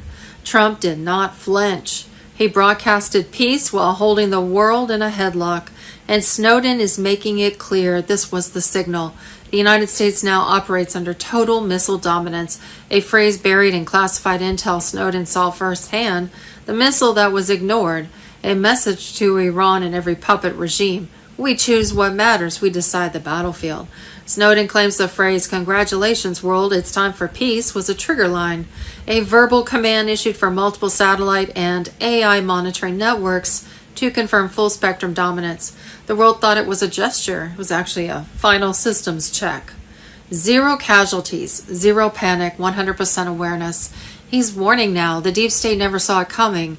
Iran did not act alone. Snowden says the order to launch came from compromised military intelligence handlers inside Europe and D.C. They wanted American blood. They got humiliated instead. Trump's choice to let 1 missile fly freely was a psychological nuke. We watched. We let it go. We didn't fear it. We owned it. No Americans harmed. Snowden says those 4 words sent shockwaves through GCHQ in Langley. That phrase was not for the public. The message was loud. Try again, and we won't just intercept, we will erase. Snowden just confirmed Trump activated the full Trump doctrine, not just geopolitically but technologically. Iran's tantrum was anticipated down to the second. Surveillance decoys, dummy comms, all predicted, tracked, and neutralized. And here's the kicker.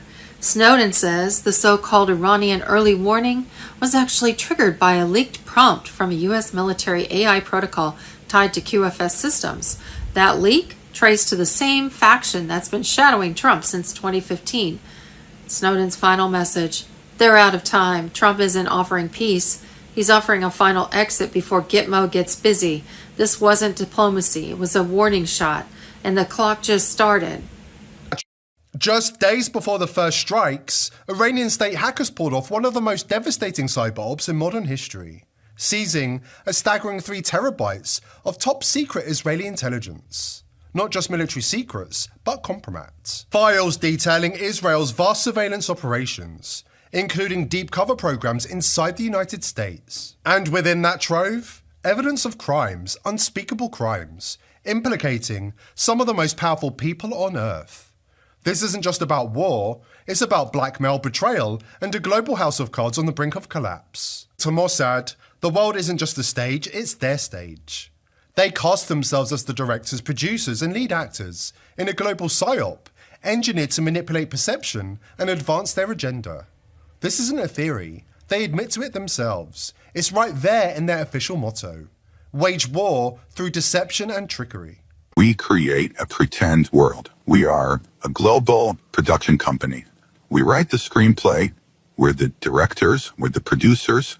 We're the main actors. The world is our stage. This is Mossad's old office.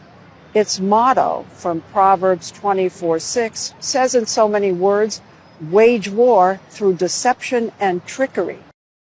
At the heart of Israel's global deception lies a sprawling web of espionage and blackmail, one that Jeffrey Epstein wasn't just connected to, but a key part of. His VIP network, his mansions wired with hidden cameras, his ties to intelligence agencies, all threads in a much larger operation built on surveillance and coercion. This week, Iranian state hackers accessed a portion of Mossad's classified intelligence files. Among the revelations, what they describe as Netanyahu's personal blackmail archive. Private footage of world leaders and politicians captured through hidden cameras in their homes, along with hacked phone and laptop data. Allegedly, this trove was used not just to control adversaries, but powerful figures both inside and outside of Israel. Such was the devastating nature of the compromise, Netanyahu knew there was no time to waste. This wasn't just a breach, it was an existential threat to Israel's global influence and the shadow networks it relies on. Within hours of the breach, war was declared. Under the cover of preemptive defense, Israeli warplanes launched coordinated strikes on key Iranian military and intelligence facilities. But the real targets weren't weapons, they were people. Senior operatives, data servers, hidden bunkers.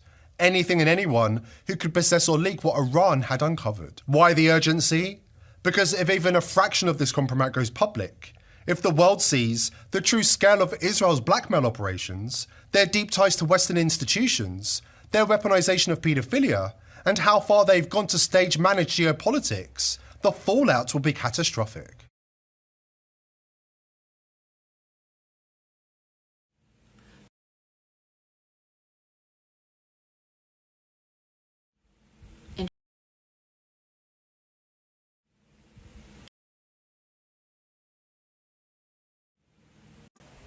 Hello Patriots, I'm at Restored Republic via AGCR update compiled by Judy Byington.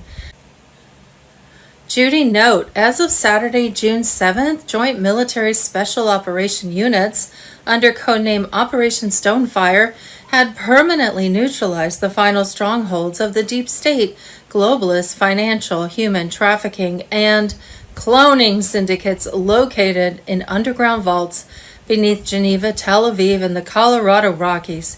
What was uncovered in those final red zones was beyond anything previously disclosed.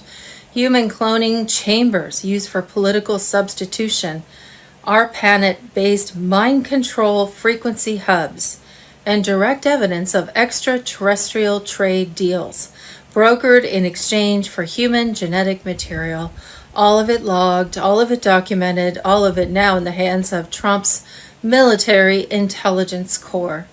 Military intelligence also found encrypted messages between Iranian satellites and sleeper cells in the U.S. that confirmed a blackout and bioweapon attack on the U.S.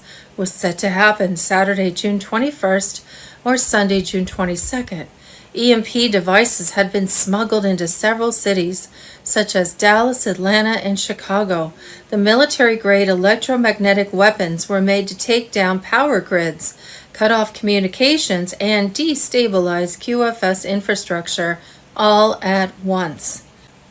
On Thursday, June 19th, 2 convoys carrying bioweapon canisters that looked like oxygen tanks were stopped by military forces near El Paso.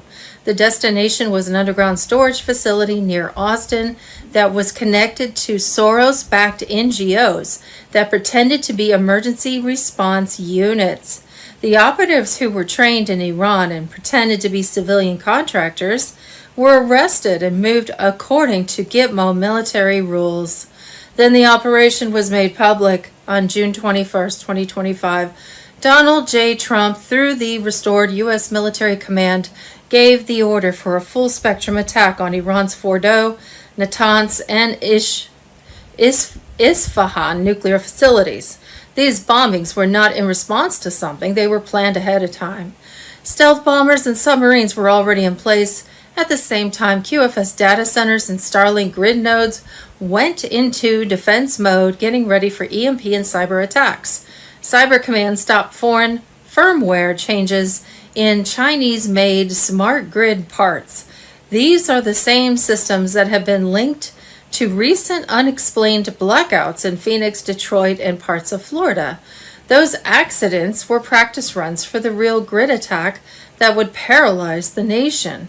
But as usual, Trump was several moves ahead. By the end of the day on Monday, June 23rd, Trump had secured a peace treaty between Iran and Israel. Then came the betrayal.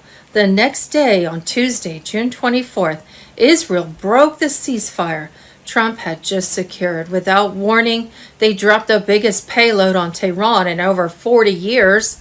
Trump did not hold back. As soon as we made the deal, they dropped a load of bombs like I've never seen before. Iran responded by sending missiles to bomb a U.S. base, though they didn't convince Trump to enter and cause a World War III. You see, Iran had already collapsed. Maybe intel obtained by the new Starlink satellite system indicated that the people of Iran did not want war. They were working toward a regime change. New elections would also bring them the ability to participate in the global currency reset and be able to trade with 207 other nations, something forbidden if they were at war. Trump knew that this entire operation by both Israel and Iran and stopped the emergency broadcast system from going live. Instead, it triggered tribunals at Gitmo and Camp Blas. Data nodes tied to Vatican AI operations were vaporized in the Iranian strikes, and resistance factions worldwide were now activating. On the other side of the coin, Israel's New World Order proponent Netanyahu felt that with no ceasefire, the vision of a greater Israel was nearing fulfillment. The next phase involved war through expanding Israel's borders alongside efforts to eliminate the Palestinian population, as well as the people of Jordan and Lebanon. Saudi Arabia was seen as a covert ally of Israel throughout this process. Intel gathered by the new Starlink satellite system indicated that these Mideastern countries did not quite agree in order to participate in the global currency reset, which was in the process of completing this week, and trade with 207 other nations. The Mideast nations could not be at war. There was no way they would support Netanyahu's quest for war and elimination of the Palestinian population. The June ceasefire did not end the war, it revealed the war. The next move was exposure on a global scale. The first wave of public disclosures about the deep state global elite's plan to rule the world had begun way back on Tuesday, June 10th, not through CNN or BBC, but through raw, unfiltered, QFS-verified broadcasts across secure global nodes. Every piece of documentation, every tribunal session, every sealed indictment will be opened. Trump was now at the NATO summit, not as a puppet, but as the commander of the real America, sovereign, constitutional, and unapologetic. Arrests have begun in all Five Eyes nations. High-level corporate executives, media anchors, and NGO directors were being quietly extracted to face military tribunals. Their crimes involved human experimentation, bioweapon coordination, and mass financial theft under humanitarian disguise. The internal courts have already started. At least 14 U.S. officials and 5 corporate executives have been arrested. Leaks say that top people from FEMA and Silicon Valley Biotech are involved. The emergency broadcast system is now ready to go. Insider chatter confirms that final calibration tests were completed on June 5th. An emergency signal override has been installed in over 87 countries. Frequencies were being rerouted, airspace is being locked down, major media satellites are now under Q command authority. In the next few days, there will be a 72-hour blackout drill to practice what to do if the grid goes down while there is a threat. Trump was leading the charge. Prepare accordingly. Patriots should stock up on supplies, back up their digital files on Q-chip wallets, and stay alert.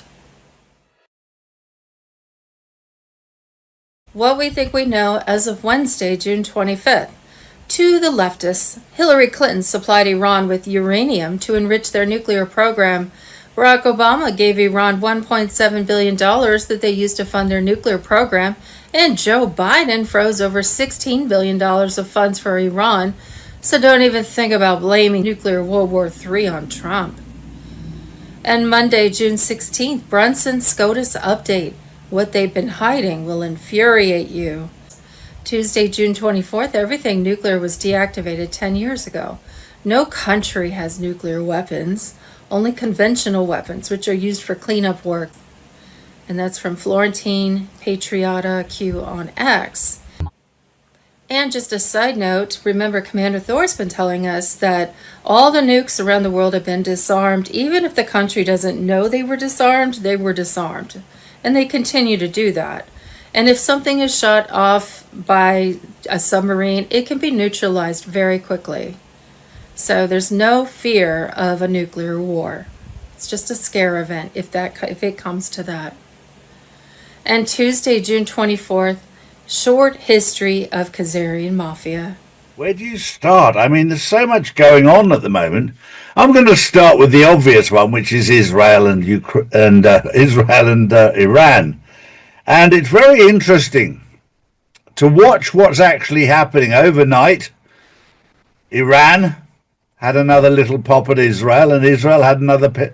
It's a bit like two people who really don't like each other, and they haven't liked each other ever since Israel moved in 77 years ago. And it's a bit like somebody move into your house that you very kindly let them move into your spare bedroom, and none of the neighbours actually like them.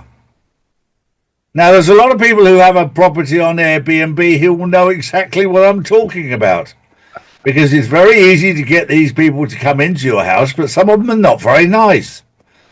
And it's very interesting watching these people that are not very nice in their house, which wasn't really their own, that now they're being found out as to who they really are, the Khazarians. They're actually leaving one by one and heading back to where they came from, which is Ukraine.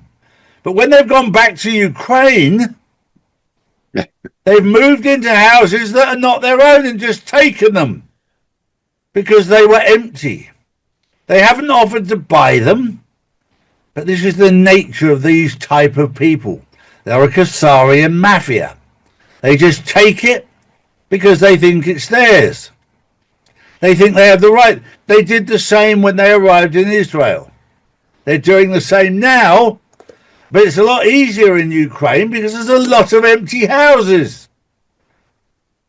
Makes you ask the question, were they involved in that war from the start?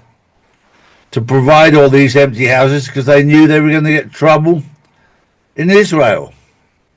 What an interesting time we live in, gentlemen, hey? Monday, June 23rd, the U.S. debt clock just exposed the future of the financial system. Trump is holding the key to the golden age. Here's what you need to know. Wars and rumors of wars. Starting with Monday, June 23rd, exposed Operation Armageddon. MI6 and NATO plot tactical nuke false flag to trigger World War III. Code Red whistleblower drops bombshell in Paris. Jim Ferguson video. Monday, June 23rd, Iran war. China issues a stern warning to Tehran. Do not close the Strait of Hormuz, lifeline for 40% of China's crude and 20% of LNG imports. And Monday, June 23rd, breaking, Trump explodes. Israel and Iran don't even know what the F they are doing. Ceasefire torn apart by bombs, and America's used as a human shield. The statement that shook the Middle East. Video. Monday, June 23rd, boom. WikiLeaks exposed from Top Gun to Homeland and the Fifth Estate. Julian Assange reveals Hollywood's role in global mind warfare and the scripted Iran war. A must-see video. And Monday, June 23rd, official statement, Donald J. Trump, congratulations, world, it's time for peace. End quote. And Saturday, June 14th, just in, SEAL Team 6 was never meant to survive. Bombshell testimony blames Obama, Hillary, and Biden, the biggest cover-up in American history. Tuesday, June 24th, Trump goes off. They don't know what the F they're doing. False flag exposed. Israel breaks the ceasefire. Iran's retaliation faked. Gitmo tribunals incoming. 17th letter. June 24th, Trump breaks the silence and drops the hammer. In a scorching statement, he exposed what the media would not touch. The Israel-Iran escalation was a deep state false flag designed to halt QFS progress, trigger martial law, and justify global lockdowns. But Trump caught them mid-play, and now the entire machine is collapsing. They've been fighting so long they don't know what the F they're doing. Trump said, but we know better. They were following a script authored by WEF war planners, CIA cutouts, and Rothschild-linked operators. Their goal, ignite chaos, distract the world, and delay the digital gold reset. And above all, stop Trump. Instead, Trump launched surgical B-2 bomber strikes on Iran's deep state nuclear bunkers, not civilian targets, but elite-controlled complexes used for quantum lattice tech hidden for decades. That place is demolished, he confirmed. It's gone. Iran's retaliation, a staged missile launch. Symbolic, it was never real, it was theater. Trump knew it. Then came the betrayal. Israel broke the ceasefire Trump had just secured. Without warning, they dropped the biggest payload on Tehran in over 40 years. Trump did not hold back. Soon as we made the deal, they dropped a load of bombs like I've never seen before. This wasn't defense, this was provocation. Led by the same Israeli factions behind Pegasus surveillance, Operation Talpiot, and global blackmail rings, they wanted escalation. Trump gave them exposure. He named names. He called out the press. CNN is scum. MSDNC is gutless. They lied about the strike, buried the strategic victory, and tried to spin the narrative, but the truth broke through. The elite's secret weapons are gone, and Trump didn't fall for their trap. This entire operation was meant to halt Medvedev and stop the emergency broadcast system from going live. Instead, it triggered tribunals at Gitmo and Camp Blas. Data nodes tied to Vatican AI operations were vaporized in the Iranian strikes, and resistance factions worldwide are now activating. Trump is heading to the NATO summit not as a puppet, but as the commander of the real America, sovereign, constitutional, and unapologetic. This is not about Iran. It's not about Israel. It's about the people versus the parasites. The June ceasefire did not end the war. It revealed the war. The next move is exposure on a global scale. The EBS is coming and Trump is leading the charge. Prepare accordingly.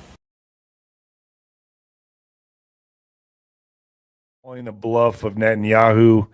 And we're not downing the Jews here. We're just saying the administration, the people behind the Mossad, the certain faction controlling Israel, intelligence agencies. I think they're going to get smoked out. I think they're going to get smoked out right now during this ceasefire.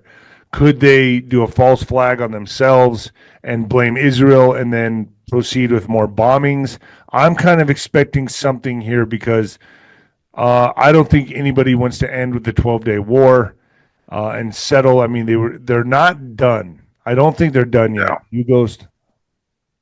I don't think they're done at all. I think there's going to be some stupid action, whether it's on Israel's part or Iran's part, to try to push this further, or let's say aggravate the situation. Because look at how ridiculous the Iranians have been, number one.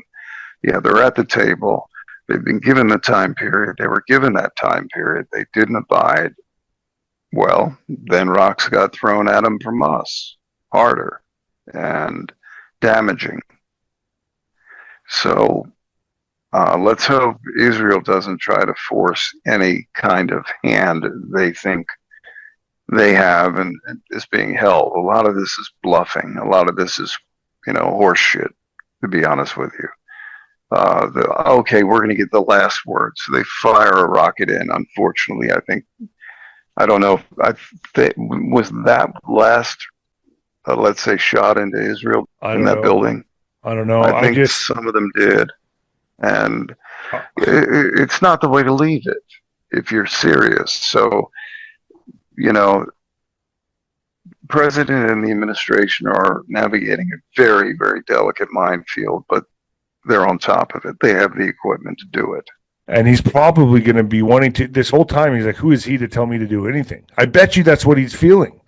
And the fact that Trump is saying this publicly and making him look like a little mouse, he's not going to take that lightly. No. And then don't come crying to us for assistance if you're going to play these bullshit games. Which tells me that Mossad would have to do something. So they're going to have to create a false flag, whether it's in Israel or America. And I bet you one of them, Ghost, It feels so good to talk on here and not on YouTube. Yeah. So I bet you one of them is to blow up the Dome of the Rock. Much better. Fucking blow up the Dome of the Rock. Yeah, I could see that. Where there is particular concern is with a number of dams across the country, from Tennessee to Northern California. In California, for example, you have the Folsom and Oro Dam, and they are downriver from each other. Any damage done to one or the other would wreak a lot of damage as far as Sacramento and beyond. And there are a number of military bases within that plain that would flood. So these are being watched intently. So are nuclear power generating facilities for a while now. They've been on heightened security. A number of, not to mention the cyber. We could spend the next hour talking about that. But yes, they're on guard. Now, a lot of the attacks from what they call hacktivists, that would be, just assholes causing trouble because they believe in whatever they believe in, anything that would hurt this country in their, let's say, youthful ignorance. But you do have a huge uptick in foreign attacks and where I would caution people is on the banking system, down to the depositor and customer level. So I would keep an eye on accounts because something could hit rapidly, and there's no telling what effect it may have. I'm not meaning to send anybody into a panic that the sky is falling, but be aware that many things are under attack now, especially private information of Americans. And as far as the audience is concerned, yes, that is also just as high as damage to their systems, etc. But a lot of these systems are backed up in real time on risk and CISC banking systems.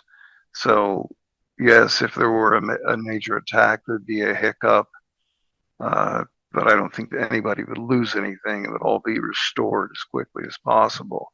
That's one area. Other areas are infrastructure, energy flow, highways, all of it. All of it has to be and is on the forefront of Homeland Security and other agencies looking at it, and where they are finding threats, they're dealing with it. Case in point, those 11 or 12 that they was shown on several networks, Fox, others, as yes, here are terror-related or suspected terrorists high enough on the list that we bagged yesterday and overnight today. So if they're showing you that, make no mistake, it is more extensive. I don't say that to make you panic. I say that simply for you to factor that into your thinking. And again, seeing what you saw that I sent to you today, look at the distance from me to that. Excuse me, to that. Right. And that is crazy. Rural, deep south. That's insane, man. They're everywhere. Mm-hmm. And that's the whole point. Because how many times have I come on your show and others where I've said, it's not the Iranian people. Make note of that. It's not the Iranian people. They want to join the modern world and succeed. Engage in commerce, engage in endeavors that improve their lives and their lives collectively. It's this propped up piece of shit regime that has had as much help from its enemies as it has now taken guff from them lately. And I'm not pointing to us, I'm pointing to certain factions in Israel that have actually been interfacing with them for a long time. Do the math on that. Tuesday, June 2nd, what we missed while watching Iran. While all eyes were on missile strikes, uranium stockpiles, and Tehran's retaliation, some serious developments slid under the radar. Laura Aboli on Telegram. Bilderberg quietly met in Sweden. Tech CEOs, NATO heads, and EU officials all gathered behind closed doors. No press, no footage, AI migration, and depopulation were reportedly on the agenda. No one's talking, but they were all there. Spain's ruling party raided for corruption. Police stormed PSOE offices in Madrid. Allegations include kickbacks. It's messy, and Sanchez looks exposed. UK opens formal inquiry into grooming gangs. Years of pressure finally pushed the government to act, and the new Home Secretary had to apologize for decades of failure to victims. Some say it's too little too late. Labour's polling at a 7-year low. Reform UK is leading. Yes, leading. That shift is no longer fringe. Farage has mainstream pull now. Farage drops his Britannia card idea, charge wealthy foreigners £250 sterling or £1,000 sterling for tax residency, and then use the money to top up low-income Brits. He's pitching it as Robin Hood economics. Critics are screaming, but it's landing. Massive protests erupt in Ireland against open borders and unchecked migration. Crowds in Dublin, Cork, and smaller towns have taken to the streets. What used to be a taboo issue is now spilling over into the mainstream. The media is struggling to keep the lid on it. And Macron's doubling down on EU power, from calling for a European space program to strategic autonomy in defense. He's positioning himself as the one still thinking long term, while everyone else reacts to fires. Tuesday, June 2nd, nuclear World War III threat was not an act of war, but an act of silence. Jassar Nassara QFS on Telegram. Not escalation, interruption. Trump once released a fragment, carefully chosen, an old video of Jeffrey Sachs. No mainstream filter, no campaign spin, just raw truth. Sachs naming Netanyahu as the architect behind the Iraq invasion, the Syria disaster, and the never-ending push for war with Iran. That post was not a glitch, it was a breadcrumb. Trump wanted you to see it. In the clip, Sachs unmasked the real pressure point. Not American interests, not security, not oil, but a single calculated narrative. Iran is weeks away from a nuclear bomb. The same line recycled for decades, the same phrase used to justify assassinations, drone strikes, sanctions, regime change, and U.S. troops sent to bleed for someone else's agenda. And now, with one single move, a strike ordered without applause or explanation, Trump may have cut the fuse. If Iran had nuclear sites, they have just been neutralized. If they didn't, then the illusion has been dismantled in public. Either way, the excuse is gone. No more imminent threat. No more weeks away. No more leash to drag America into the flames again. That might have been the plan. A strike that looks hawkish to the blind, but surgical to those awake. A removal of the last domino Netanyahu had left. Now go back to January. Trump's repost of the Sachs video. Why then? Why that? Because the signal was being sent. Quietly, intentionally. He's known who pulls the wires. He's watched this game for decades, and now, with the world is steering in the wrong direction, he flips the table again without a speech, without a press release. Just action. This isn't noise, this is the clearing in the field. While the world yells war, Trump just removed the last excuse for it. The silence is the message. And if you heard it, you're already ahead. Tuesday, June 24th, breaking. South Carolina moves to make ivermectin and hydroxychloroquine available over the counter in landmark legislation. June 24th, breaking. Trump explodes. Israel and Iran don't even know what the F they're doing. Ceasefire torn apart by bombs and America used as a human shield. The statement that shook the Middle East. Video. Tuesday, June 24th, breaking. The 2025 NATO summit in The Hague. Trump set to storm the alliance, expose the war mafia, and name the traitors in broad daylight. Tuesday, June 24th, top-level warning. Putin warns Trump. The globalists are using you to ignite World War III, the century-old trap that's been set in motion. And Tuesday, June 24th, Capitol Intel drop. Al Green impeachment fails. Trump crushes the coup as Democrats implode. He's still standing. They are falling apart. Video, AMG News. Finally found the confiscated video that the FBI took on the day of 9/11, where it was proving it wasn't a plane, it was a Scud missile. There was talk amongst the community, because I've been awake for 20 years since this happened, that there was a Scud missile. The witnesses were silenced. The person who had this tape that turned it over to the FBI concealed this information, and as you can see, that is not a plane. That is a Scud missile, as originally thought. Fucking deep state cabal, you sons of bitches. Those who knew, we already knew you did shit, but this was the last piece of the puzzle for the evidence. For that whole entire crap with the 9/11 report, they said it disintegrated. That is a Scud missile. Swedish satellite saw that there was a marking target, and that was completely put aside, and you all bought the lie. Heavenly Father, let truth prevail.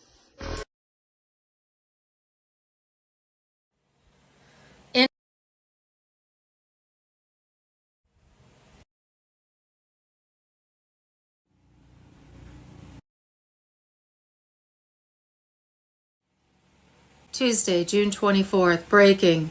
Obama and Biden gave money to Iran's war machine. Indictments are coming from the grand jury. Nisara Jassara, QFS on Telegram. Obama sent $400 million in foreign cash to Tehran on January 17, 2016, without telling anyone. 2 days later, there were 13 wire transfers of almost $100 million each. The total is $1.3 billion. This was not diplomacy. They wanted money. The hostages were not let go until the money hit the ground, and it didn't end there. That money caused fear to spread throughout the Middle East. Hamas doubled the number of rockets it had. Hezbollah improved its precision missile program. And the Houthis got Iranian drones that made holes in Red Sea shipping. The serial numbers on the cash that was taken matched pictures taken in Tehran. Washington, on the other hand, stayed quiet. The press called it brave diplomacy. Americans who were real buried their sons. Then Biden showed up. His administration quietly freed up $10 billion in frozen Iranian assets in 2024. The money went through high-end banks. Iranian-funded militias stormed Israeli's borders, funded Hamas command centers, and set drone swarms that shook the world's energy markets. At the same time, people who worked at BlackRock made record short positions on U.S. gas. It wasn't a coincidence that the timing was right. When Trump took office again on January 20th, 2025, he froze all accounts linked to Iran and called for a full forensic audit. What it found was much worse than the original scandal. More than $5.6 billion had been funneled through fake companies in Frankfurt, Doha, and Johannesburg. Intelligence reports had warned about this years ago, but Obama supporters hid them by putting them under classified labels. Kash Patel, the Attorney General, called a federal grand jury on June 3rd, 2025. John Kerry, Victoria Nuland, Janet Yellen all got subpoenas. Sources say that Obama could be charged with giving material support to terrorism. Biden is named in a plot to get around U.S. sanctions, and there is no doubt about the trail. Special Ops even stopped a drone carrying encrypted Iranian communication equipment that had been bought with the money that Biden had given away. The supplier, a shell company in Shanghai that is linked to the son-in-law of a World Bank official. They preached climate justice, but they gave weapons to people who were against the Republic. The media is not saying anything. Big tech is stopping all leaks, but the people are aware. Trump's executive order 0033 now lets the government take assets from any bank or NGO that is connected to these operations. The Treasury is already raiding. H.R. 2184 is making its way through Congress to take away immunity from all officials involved. June 23rd, this is not politics anymore. It's the survival of the nation. Either traitors are caught or betrayal becomes the norm. The grand jury is ready. The whole country is watching. The elite's fear is real, and it's time for them to go.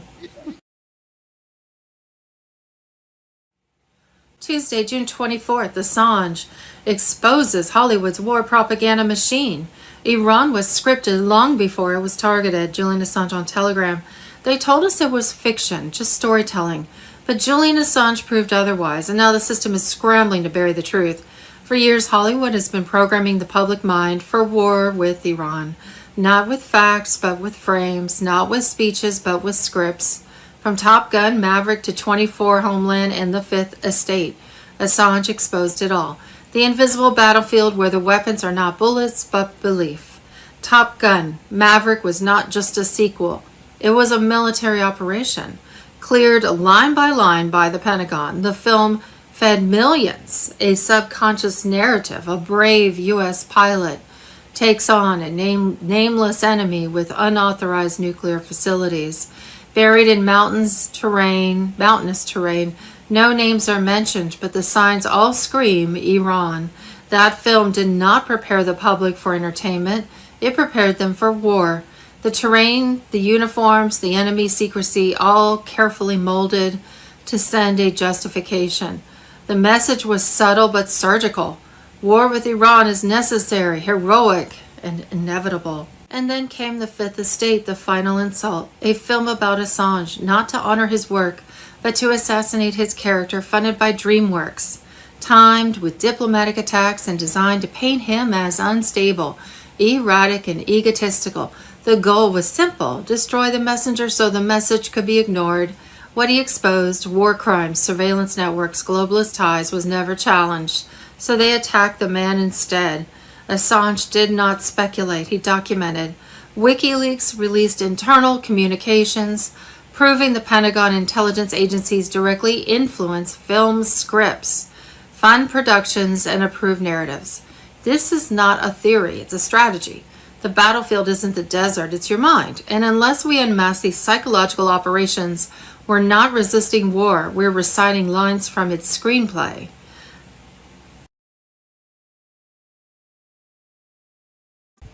Hello Patriots, I'm at Restored Republic via a GCR update compiled by Judy Byington. President Trump has declared a ceasefire for Iran and Israel, though peace does not come easy. Terrorist sleeper cells were found to be embedded across the U.S. Be prepared for worldwide emergency alerts, blackouts, 10 days of communication darkness. Mr. Poole on Telegram. Judy note, a message from John F. Kennedy Jr., who was about to come out of hiding. My fellow Americans, this is John F. Kennedy Jr. speaking to you after years of silence. I was forced underground for your protection and for mine, but now the truth must come out. The same corrupt families who assassinated my father, who rigged your elections, who trafficked your children, still rule your world from the shadows. I've spent the last 2 decades gathering evidence, working with patriots, military insiders. On Friday, June 20th, Commander-in-Chief of the Worldwide Military Alliance, Donald Trump, activated his wartime powers, deployed the U.S. military and a coalition of 300,000 troops worldwide to make mass arrests of militants, terrorists, and global elites. Trump also announced activation of Nasara Jasara debt relief for the people of the world. On Monday, June 23rd, President Trump declared a ceasefire between Israel and Iran However, a day before, on Sunday, June 22nd, a level 1 Homeland Security alert was sent out that warned of cyber attacks, targeted assassinations, and coordinated violence from sleeper cells of illegal migrant terrorists embedded across the nation. Among them, there were at least 729 illegal immigrant Iranian extremists hiding in the U.S. who were likely to target Jewish, Israeli, and U.S. government-linked institutions.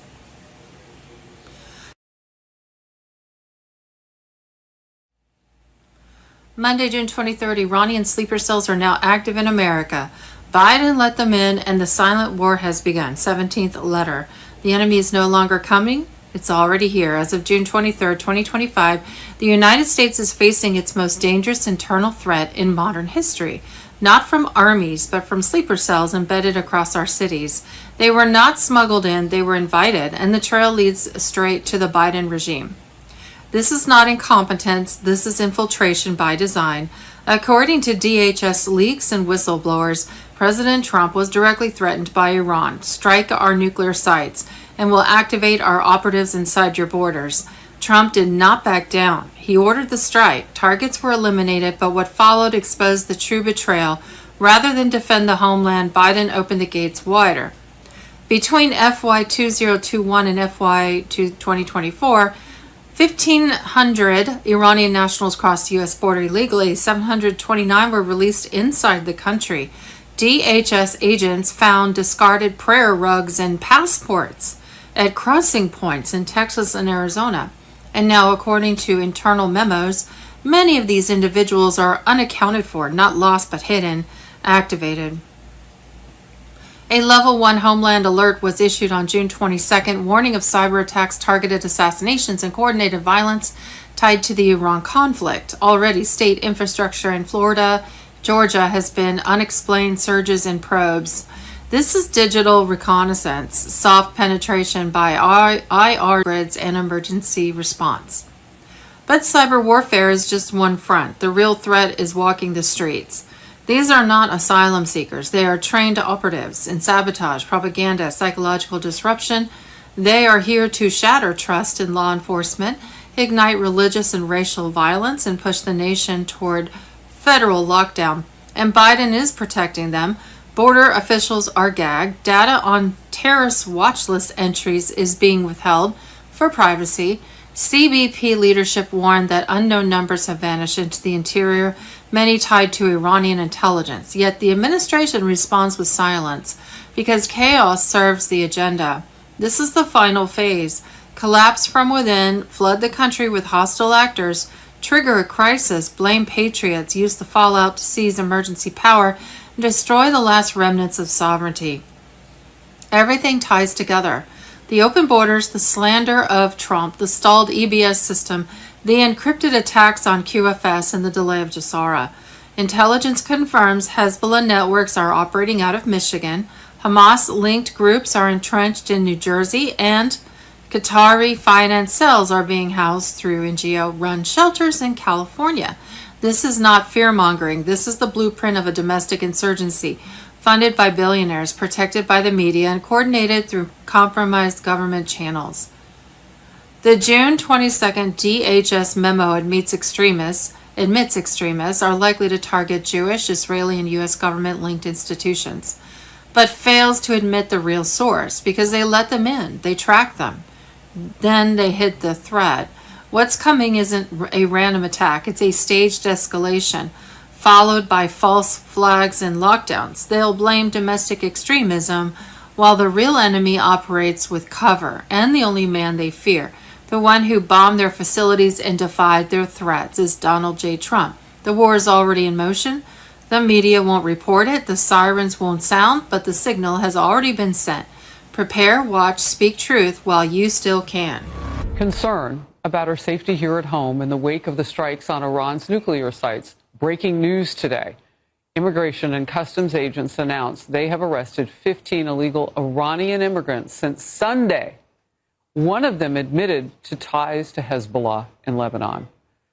A law enforcement source told Fox News the FBI is closely watching for any Iranian-backed sleeper agents in the wake of Operation Midnight Hammer. During the Biden administration, border agents arrested more than 1,500 Iranians who entered illegally at our southern border. They let nearly half of them go. President Trump on that this morning.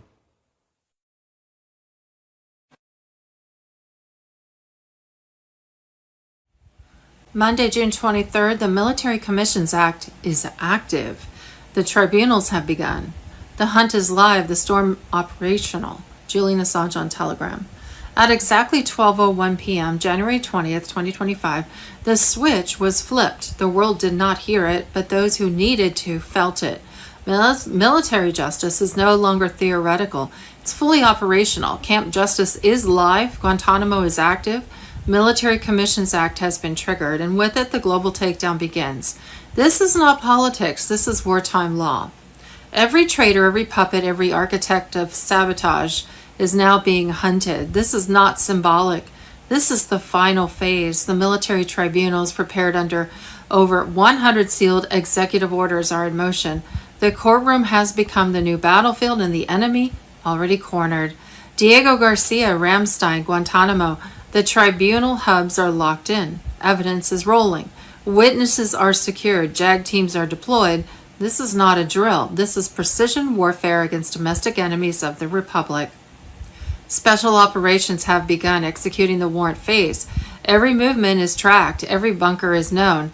Every escape route is cut off. The safe houses raided. The servers seized. Their network is collapsing in real time. No leaks, no delays, no mercy. Trump is not just a former president. He is now acting as supreme commander of the restored republic. And his order is clear: deliver justice swiftly and without compromise. And this is not about trials for show. This is about national survival.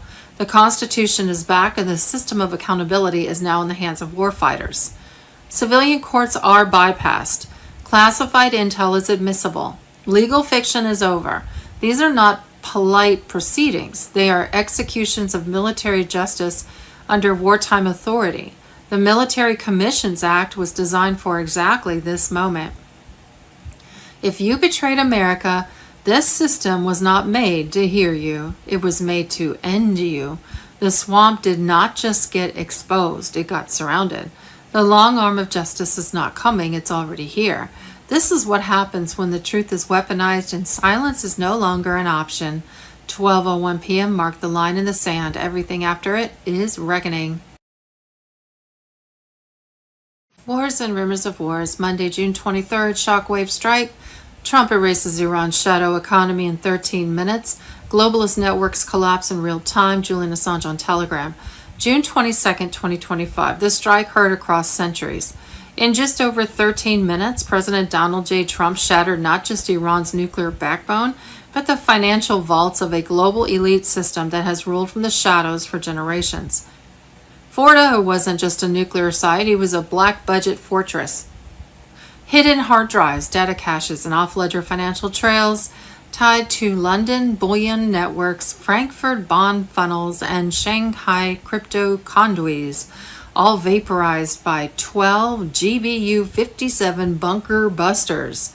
This wasn't war, it was financial exorcism.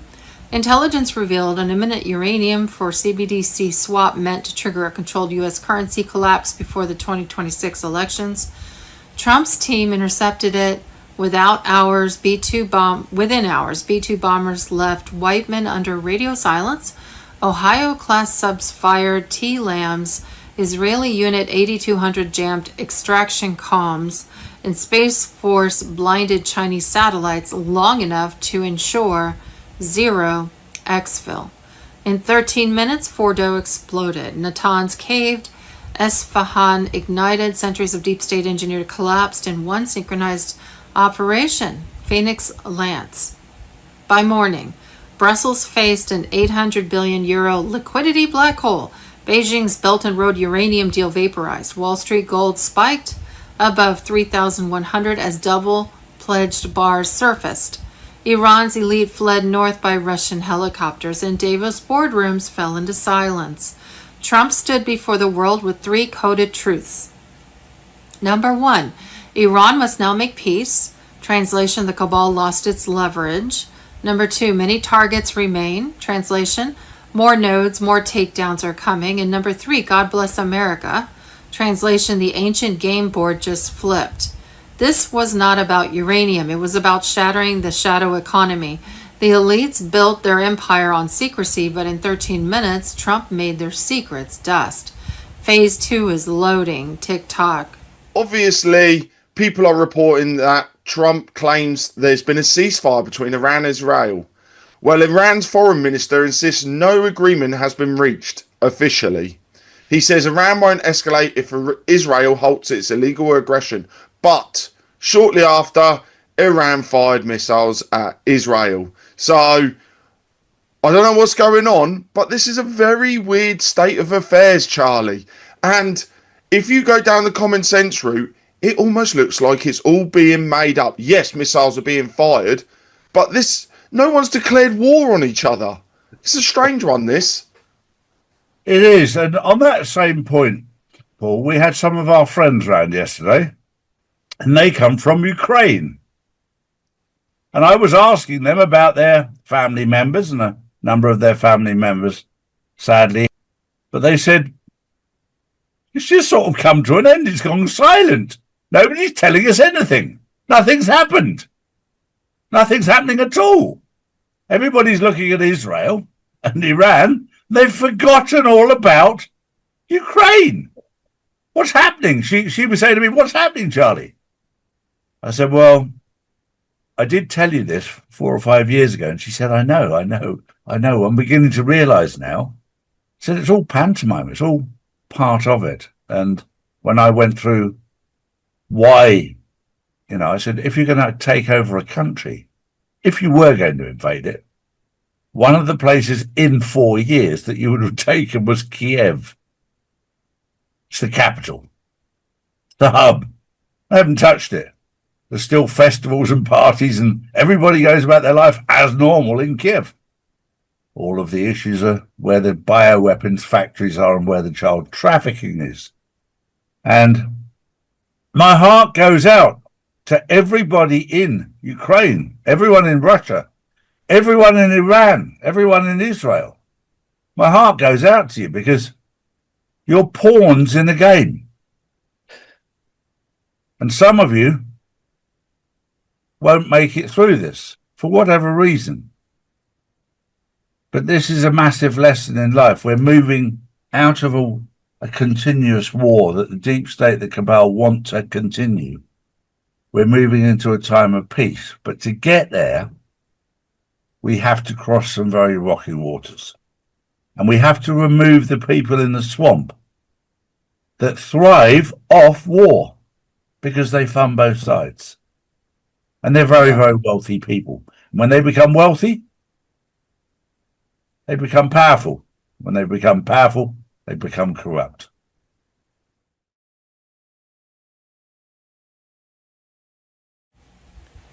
Monday, June 23rd, U.S. bombings of Iran spark airline detours, delays, and cancellations. Sunday, June 22nd, Marines beat the crap out of violent protesters in L.A., Real Raw News.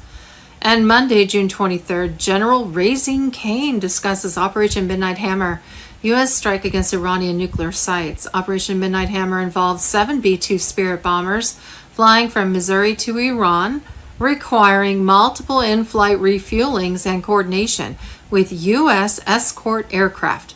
The mission targeted 3 Iranian nuclear facilities, Fordo, Natanz, and Isfahan, marking a significant escalation in the Iran-Israel conflict. The operation included 125 U.S. military aircraft and employed 75 precision-guided weapons, including 14 massive ordnance penetrators, marking their first operational use. No shots were fired at U.S. aircraft during the mission, highlighting the element of surprise and operational security maintained throughout. Initial battle damage assessments indicate severe destruction at all 3 sites. Though final assessments are pending, the mission's success was attributed to stringent operational security, with few in Washington aware of the timing or the nature of the plan. Monday, June 23rd. My fellow Americans, this is John F. Kennedy Jr. speaking to you after years of silence. I was forced underground for your protection and for mine, but now the truth must come out. Same corrupt families who assassinated my father, who rigged your elections, who trafficked your children, still rule your world from the shadows. I've spent the last 2 decades gathering evidence, working with patriots, military insiders, and whistleblowers from around the globe. What we have uncovered is darker than anything you've been allowed to imagine. Human sacrifice, biowarfare, underground facilities, fake wars, staged events. It all leads to one cabal. And yes, we have the names. Yes, we have the documents. Yes, we have the video. I am now preparing you to go live and reveal everything, but time is short, and they are trying to block this message before it spreads. JFK Awakening on Telegram. Monday, June 23rd, Fox News. 4 men have officially pleaded guilty to a $550 million USAID fraud scheme. Democrats pretended like Elon Musk's exposure of the agency was just a conspiracy theory. They used your tax dollars to buy NBA tickets, country club weddings, and laundered millions in cash through corrupt entities. One defendant exploited his position at USAID to line his pockets with bribes in exchange for more than $550 million in contracts.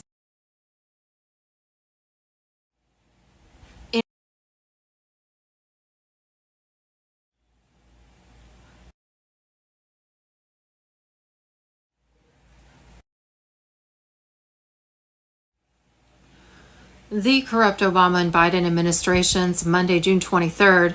During his presidency, Barack Obama made 3 cash payments to Iran. January 17, 2016, $400 million. January 22nd, $1.3 billion. And February 5th, 2016, $10 million. Obama was paying his organization. Donald Trump, Barack Obama is the founder of ISIS. He's the founder. White Hats on Telegram. Monday, June 23rd, bombs that Obama dropped during his 8 years as president, adding conservative estimates for Libya, Yemen, Somalia, and Pakistan, and accounting for unreported strikes. The total number of bombs dropped during Obama's presidency likely ranges between 100,000 and 150,000. This is rough, as the Pentagon's definition of a strike can involve multiple bombs and covert operations, lack full disclosure. Donald J. Trump on Telegram. Joe Biden literally unfroze $7 billion that we had seized from the Iranian government like 25 years ago and gave it back to him, to the mullahs in Iran. He literally turned the key and said, okay, you guys can have this money back. We're going to trust you, Iran, not to create a nuclear weapon, not to launch another war in Israel via Hamas, Hezbollah. And you guys just report to us how the nuke stuff is going, because remember, these are the guys that want it back in the JCPOA, Obama's nuclear deal. How's that looking today? The Secretary of State for Joe Biden just said he can't tell you how close Iran is to a nuclear weapon, but he thinks they're pretty close. You let them do that. You know where they're buying their weaponry and stuff from? China, Russia, Venezuela, oil. And now they're exporting their crude overseas, and people are buying that. Now they have access to the international banking system, which we froze off. I mean, Trump's sanctions program on Iran, just for example, was dominating. It was suffocating. And there was a reason for that, because they would not play ball on terms of shutting down their nuclear program. And now they have nuclear fissile material enough to sustain a bomb.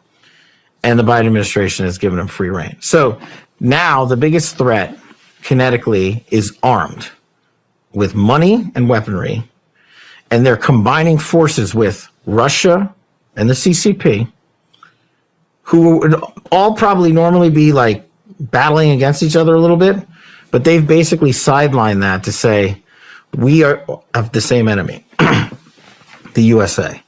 We need your intel, we need your weaponry, we need your finances, and we'll help you, Iran, in the process because you hate America. And you'll do the most outward-leaning kinetic operations, to wit, the October 7th invasion of Israel.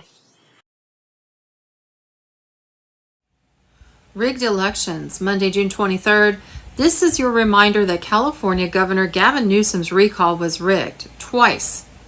More than 300 mail-in ballots for the governor's recall race were found inside a car parked at this torn 7-Eleven with a man sleeping inside of it. There was Xanax, a gun, meth, and other mail. Rigged this time, or if it was last time, Elon Musk on Telegram. Climate hoax. Monday, June 23rd, Professor Ian Plimer on the climate hoax. Climate, sea level, and ice sheets have always changed, and the changes observed today are less than those of the past. CO2 lags about 800 years behind temperature increase, so it cannot be the cause. First, it was called global cooling in the 1970s, then global warming, and now climate change, as it covers both sides. Oh no, I forgot, it's now called global boiling, according to the UN's president.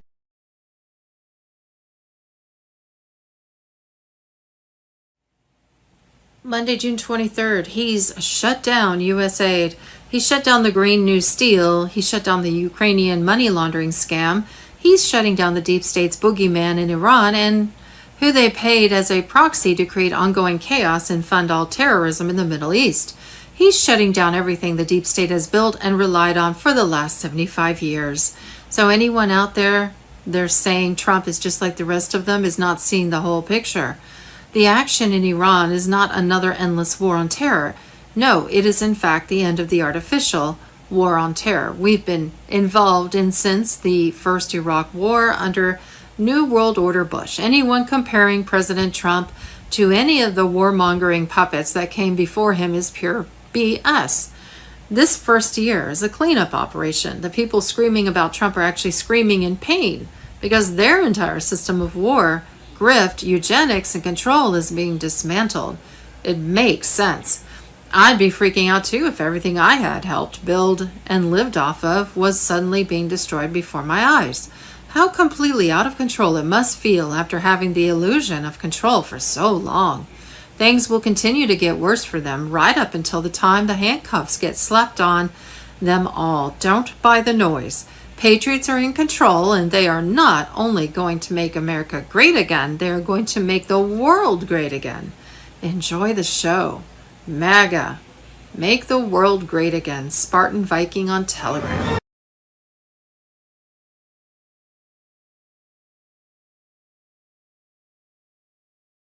Currently, our advertising platforms have been suspended without any reason. This is a difficult time for us. We will continue to work hard and dedicate ourselves to you, but we also greatly need your support.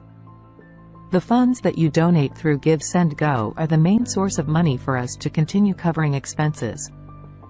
If you find value in what we are doing, please continue to support and accompany us by selecting the monthly donate package for us via Give Send Go at the link below. Restored Republic relies solely upon donations from people like you to keep our site functional and free to use. Make America great again. God bless America. God bless us all. Corrupt politicians, big tech, fake news, the puppet masters. The deep state now is panicking like we've never seen before. Every day that passes, and Trump continually removes everything that they put into place, the panic, the fear is becoming real. And you could see with the latest event in Iran, we shouldn't even call it a war because there was no war. It was an event. Because once again, what is Trump doing? Step back, take a look at the 40,000-foot view. He's removing the deep state players. Everything that they put into place, he's removing them. All the fear, all the scare tactics that they used on we the people, he is now shutting it down. He's removing the state-funded terrorists. He's removing the intelligence that they've been receiving. He's removing the intelligence from those individuals within D.C. He's removing their funding. He's removing everything that made them the deep state. And what we're now witnessing is that with this latest event, Trump was able to see the board once again.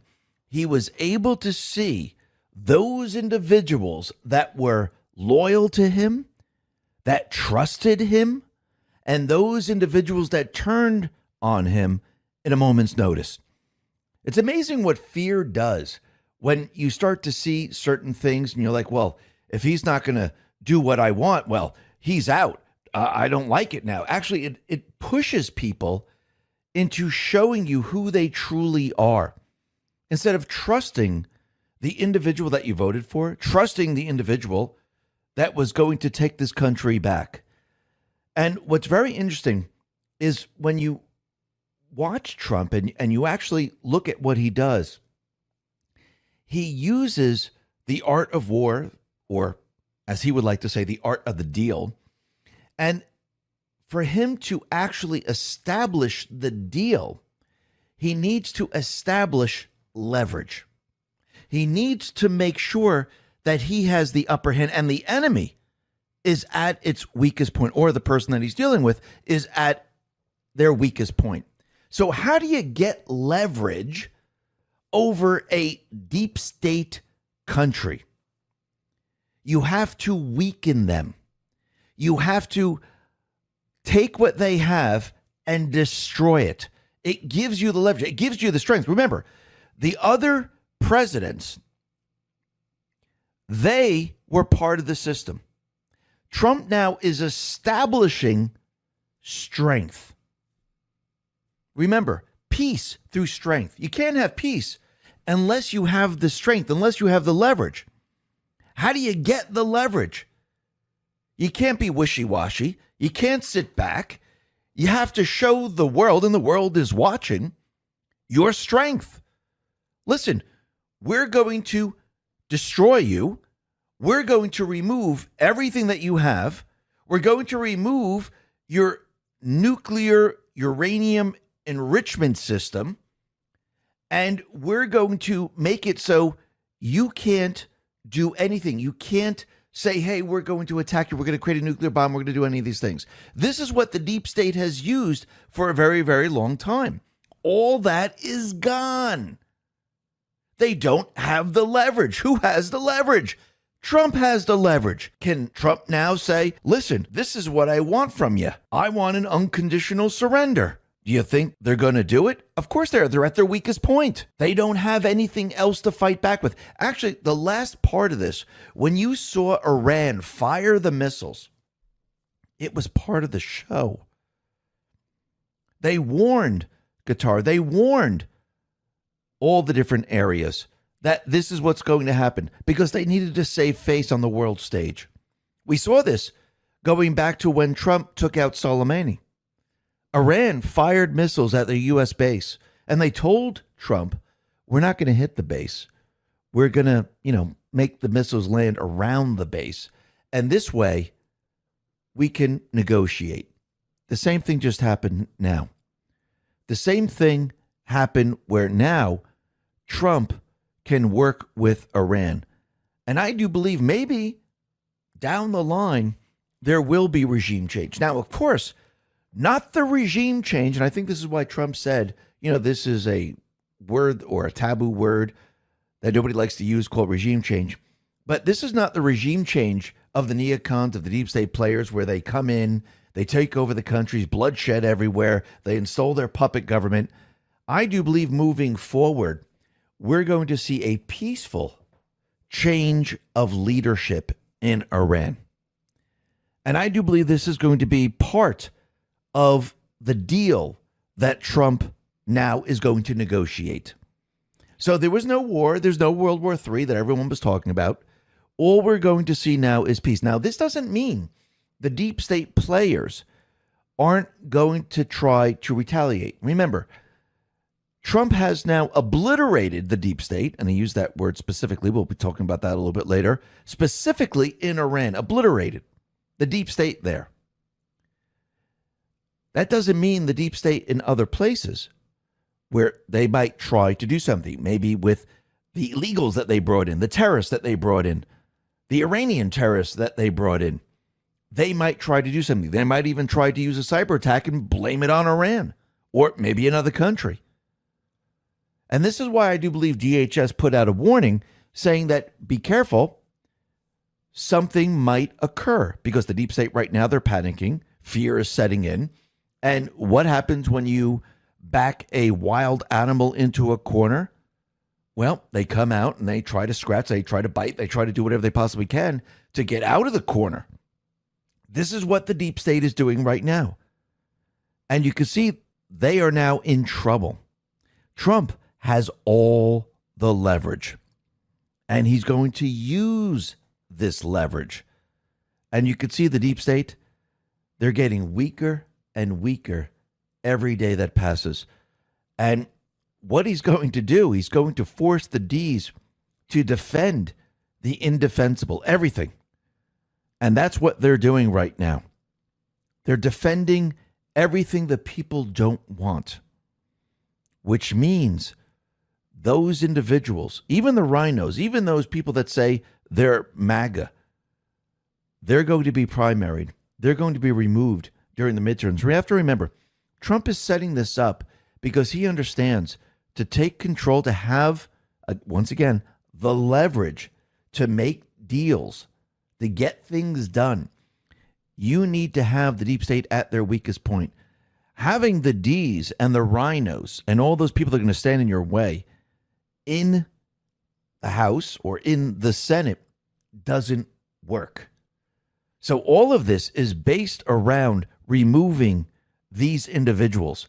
And yes, what we're seeing, yes, is the obliteration of the deep state players, the removal of the deep state players, removal of their intelligence, removal of their funding, removal of everything that they put into place.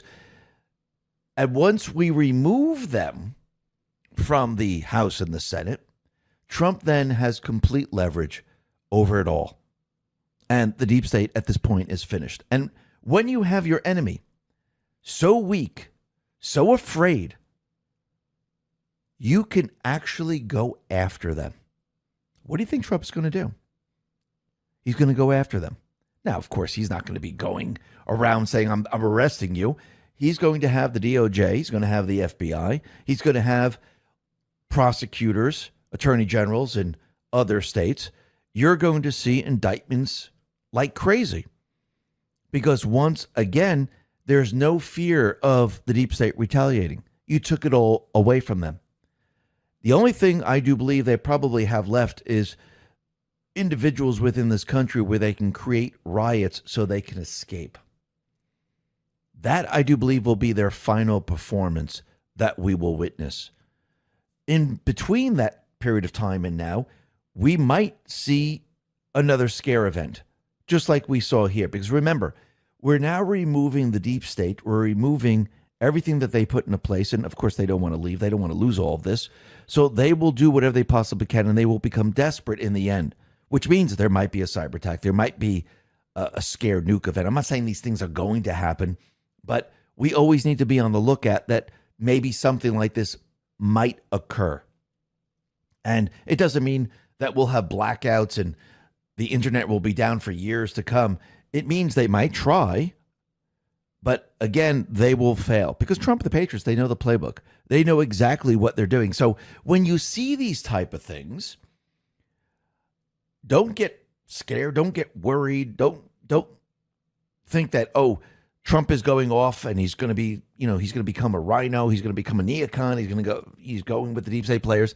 He's not doing that at all. He's using what they have already put into place, and he's using it against them to get the leverage. And sometimes you have to do this also to see the board. So we'll be talking a lot more about this a little bit later. But first, let's talk about what's happening with all these illegals in this country, because you can see the deep state players, they're trying to keep the illegals in this country. And like we said before, they're probably going to try to use these illegals and Antifa and the rest to create riots when they need it, when they need to escape. And what's very interesting, and Eyal Yacobi put this out, said just one day after being released from ICE, Syrian national Mahmoud Khalil is back on the streets of New York City, leading a protest with chants of globalize the intifada. So basically, he's back protesting. This individual who is a guest in this country, he's back to what he's doing. Julie Kelly says he missed his newborn anchor baby so much he had to go out and protest. So he's in this country as a guest, and he's against America. Very interesting. Julie Kelly also put this out. Unbelievable. A Tennessee magistrate judge denied Trump DOJ motion to detain Maryland dad Kilmar Abrigo Garcia on federal charges of drug and human smuggling. Judge Barbara Holmes goes to great lengths to defend Abrigo, his preferred surname, she said, from DOJ's allegations and his alleged due process rights, and considering the ease with which D.C. judges routinely denied releases of January 6ers indicted on nonviolent offenses. Holmes said, but the foundation of the administration of our criminal law depends on the bedrock of due process. That due process demands that every person charged with a federal crime be afforded a presumption of innocence unless proven guilty beyond a reasonable doubt, and that the deprivation of an individual's liberty prior to trial can occur only in carefully limited circumstances with all the procedural safeguards afforded by the Bail Reform Act. This guy's not even a citizen. He's a citizen of El Salvador. He's not a citizen of the United States. Let me continue. Abrigo, like every person arrested on federal criminal charges, is entitled to a full and fair determination of whether he must remain in federal custody pending trial. The court will give Abrigo the due process that he is guaranteed. Well done, Chief Justice Roberts. Per Justice Department official, he will stay in Marshall's custody until Wednesday, and then, even if released, he stays in ICE custody. Translation: Garcia will not be walking the streets again. So yes, these judges might say, you're free to go. But the DOJ ICE is saying, absolutely not.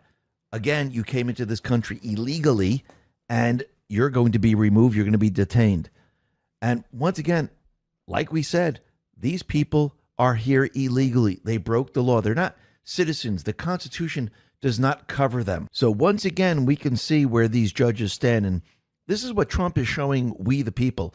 He's showing the people, look, do you see the deep state system? Do you see them for who and what they are?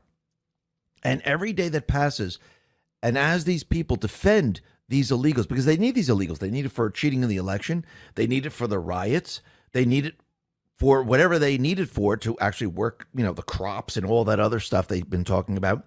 But once again, this is what the people are now seeing. And the people, they're rejecting all this. Even the D's are rejecting this. So in the end, this is not going to go the way the deep state, the D's, think it's going to go, because the people are not going to be going along with this. And as time goes on, the people are going to see the truth of the matter. And it's getting worse and worse for the D's. I do believe their approval rating is going to be probably down in the single digits when all's said and done. Now, the other thing that's very interesting is that the U.S. House right now, Disclosed TV put this out, is now banning the WhatsApp from lawmakers' phones. They're citing a potential security risk involved with its use. So that is very, very interesting. I wonder who's listening. Didn't Facebook buy WhatsApp and it's supposed to be an encrypted system? How much you want to bet all the deep state players have all the encryption keys and they're monitoring the conversations? And I do believe this is why the House said, you know what, they can't use this. I think none of the House members, none of the Senate, they should not use any of their own phones, any of these type of apps. Anytime they're doing business, it should be on a secured phone. And this is very, very interesting how this is all playing out. And actually, we should probably change out the apps that the deep state has been using for a very long time. Probably should be new ones, and this way they don't have any access to them. But let's see how this all plays out. This will be very interesting moving forward, because I do believe we'll probably find out that, yes, the deep state players, they've been eavesdropping on all the individuals in the House and the Senate. Now, the other thing that we could see, that the deep state players, they're losing their grip on gun control. And in the big, beautiful bill, actually, this shuts down everything that they've been trying to do in regards to gun control. And out in Texas right now, Governor Abbott, he signed a bill removing short barrel rifles from Texas prohibited weapons list. So everything that they put together over a long period of time, it's all being undone. And I do believe that most of the laws, probably almost 100% of them, they are probably completely unconstitutional in this country in regards to gun control. And just think about this. Let me read the First Amendment here, and then I'll read the Second Amendment. Congress shall make no law representing an establishment of religion or prohibiting the free exercise thereof, or abridging the freedom of speech. So Congress shall make no law that will shut any of these down, violate this amendment, or of the press, or of the right of people to peaceably to assemble and to petition the government for redress of grievances. So that's the First Amendment. The Second Amendment says the following: a well-regulated militia. Now, it doesn't mean regulated from the government. Regulated means trained people militia. The militia was not the National Guard. The militia was not the armed forces. It was the everyday person. So a well-trained, that's what regulated means. It doesn't mean regulations. Doesn't mean the government's going to regulate you. It means a well-trained individual with their weapon, being necessary to the security of a free state. The right of the people to keep and bear arms shall not be infringed. Now, from all the Federalist Papers and from the past history, basically, the right of the people to keep and bear arms. Keep and have a weapon, which means you can carry the weapon. Arms is any weapon. They didn't say, hey, you can have a musket, you can have a shotgun, because our founding fathers knew that arms change over time. So they put these in place, and this one says shall not be infringed, which means do not violate this amendment. And the first one says you make no law and violate the First Amendment. So with the Second Amendment, with all these things that they put into place, you can have this weapon, you can't have that weapon, you have to have a license, you have to have a permit, you have to do all these different things. Can you imagine if you took that same thing and you applied it to the First Amendment? Oh, wait, you want to speak freely in New Jersey, let's say? You will need a permit. I mean, isn't that what they're doing with the Second Amendment? Oh, if you would like to say these certain words, you will need a word permission license to do this. Basically, this is what they're doing to the Second Amendment. And it sounds ridiculous when you say it, when you are talking about the First Amendment, but this is what they did with the Second Amendment. So everything that they put into place, everything that they've done here, it all has to be removed. And we need to go back to the roots. We need to go back to the Constitution. And let's see if this all happens with Trump, which I do believe it's going to, because I do believe once we've put these individuals in that follow the rule of law, follow the Constitution, follow the history of the Constitution, I do believe they're going to find many, many, many of these laws, they are completely and utterly unconstitutional. Remember, the deep state players, they continually put all this in place, and they uphold these laws because they put certain individuals in place to make sure that no one ever removes them. And they were doing it with the Supreme Court. They were trying to bring in as many people as possible to go against the Constitution every step of the way. But I do believe this is all about to change, just like it's all changing out in Iran right now. And what's very interesting about Iran and about what happened out in California, the Los Angeles County Sheriff's Department put out a very, very strange message. Libs of TikTok put this out and said, Los Angeles County Sheriff's Office sends condolences to Iran following the U.S. destroying their nuclear plants. This is what the L.A. County Sheriffs put out. Our hearts go out to the victims and families impacted by the recent bombings in Iran. While this tragic event occurred overseas, the Los Angeles County Sheriff's Department is closely monitoring the situation alongside our local and state and federal partners. What? That's crazy. Then they apologized for this and said, and this is what they said: we're issuing this statement to formally apologize for an offensive and inappropriate social media post recently posted on our department's social media platforms regarding the ongoing conflict in Iran.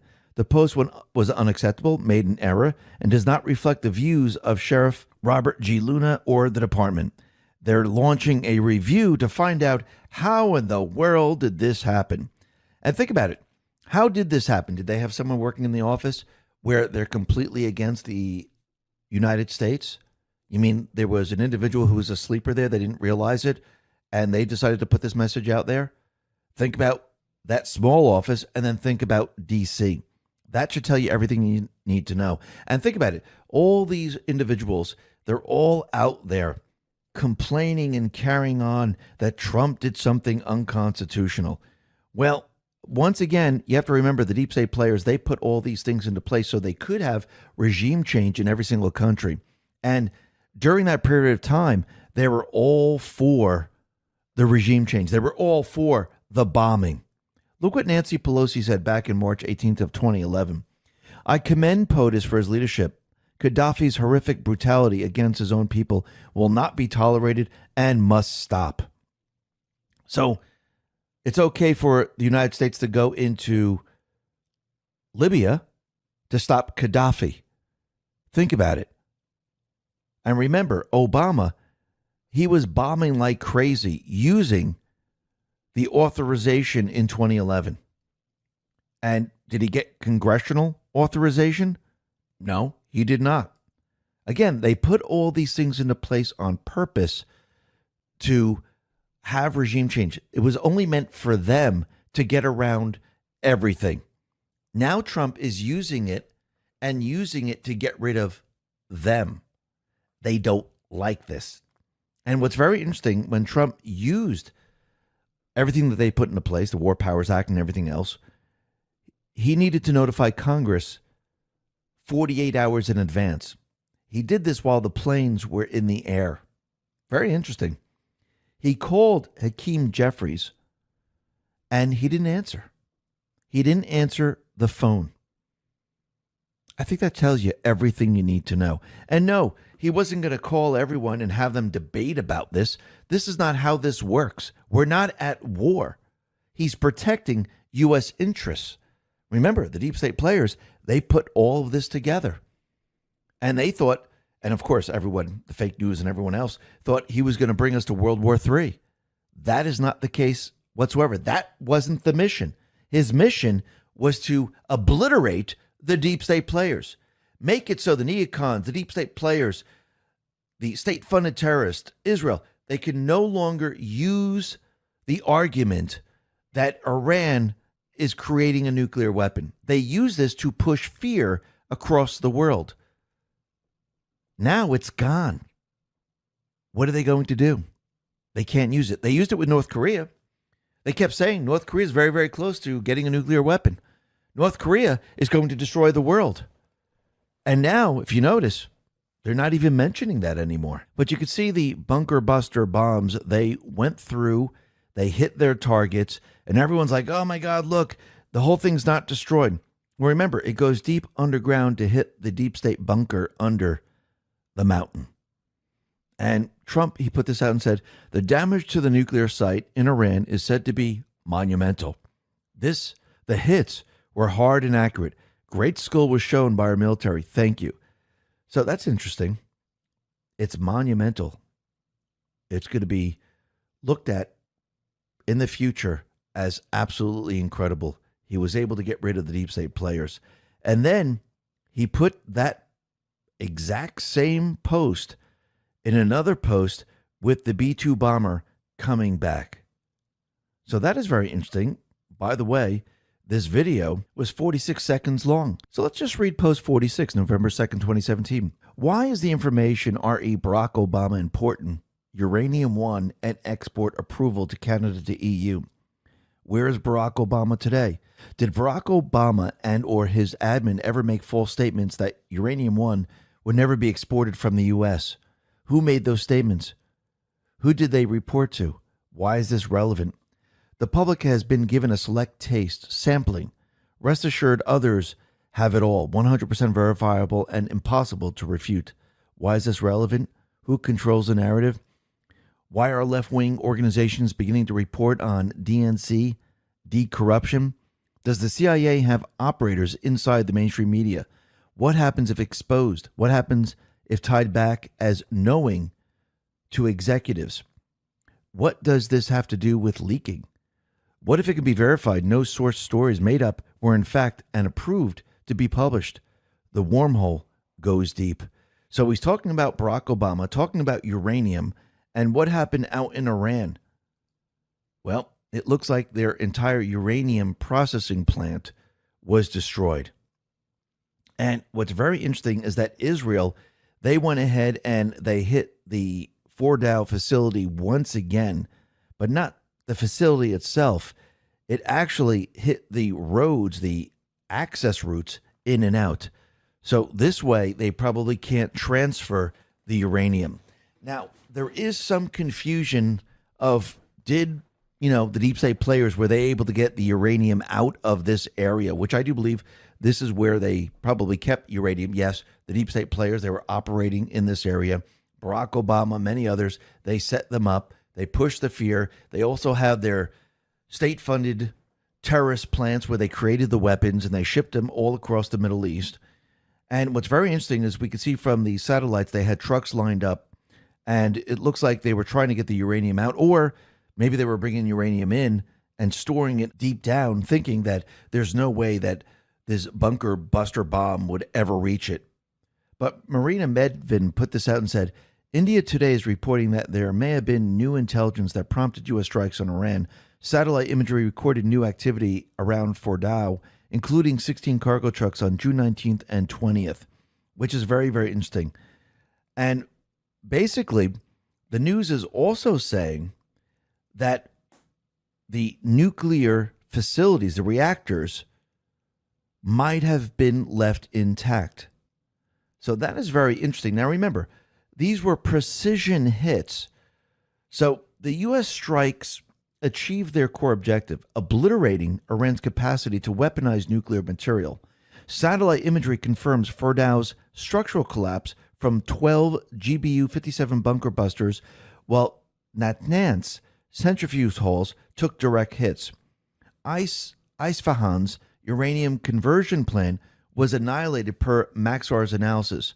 Though deeper tunnels require further scrutiny, the Maximum Pressure Act mandates relentless sanctions until Iran verifiably dismantles its program.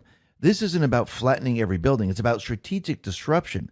The IAEA confirmed no radiation leaks, proving precision targeting. While 60% enriched uranium remains, the infrastructure to process weapon-grade material took a decisive blow.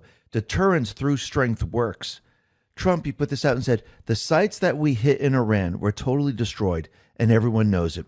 Only the fake news would say anything different in order to try and demean as much as possible. And even they say they were pretty well destroyed. Working especially hard on this falsehood is Allison Cooper of Fake News CNN, Dumb Brian L. Roberts, chairman of Comcast, Johnny Carl of ABC Fake News, and always the losers of, again, Comcast, NBC Fake News. It never ends with these sleazebags in the media, and that's why their ratings are at an all-time low. Zero credibility. So these weapons were precision weapons. They weren't blowing up everything. And it looks like Trump and team, they confirmed that it was completely and utterly hit. Now, the other thing that we could see is that the deep state players, Iran, they were threatening with the closure of the Strait of Hormuz. But it looks like they haven't done that yet. But the other thing that's very interesting about this is that Brick Suit actually says, you know something? Maybe we shouldn't be using the Strait of Hormuz anymore. Maybe it's now time to create a new canal through the United Arab Emirates. And actually, that is probably a good idea. It's not that big of a stretch of land. And this way, we don't have to use the Strait of Hormuz ever again. And actually, there'll be two ways of getting back and forth. But let's see how this all plays out. This is going to be very, very interesting. Now, the other thing that we could see is that there are certain individuals, with everything that was going on, they were brought out into the open. And you could see that these individuals, they were not behind the commander-in-chief, and they were basically moving towards the Democratic side. And one of those individuals was Thomas Massie. He put out a post and said, this is not constitutional. Congressman Greg Steube responded to him and said, as a lawyer, a veteran who wore the uniform, and a JAG who served in Operation Iraq Freedom, I can say unequivocally, you're wrong. President Trump has full constitutional authority to take military action against Iran's nuclear program without formal declaration of war. Article 2, Section 2 empowers the commander-in-chief to use the armed forces to defend national interests and respond to imminent threats. The War Powers Resolution of 1973 allows a 60-day window plus a 30-day withdrawal period as long as Congress is notified within 48 hours. Claims that this action were unconstitutional are simply false. We all know Iran and its proxies were actively seeking nuclear weapons and targeting American troops and allies.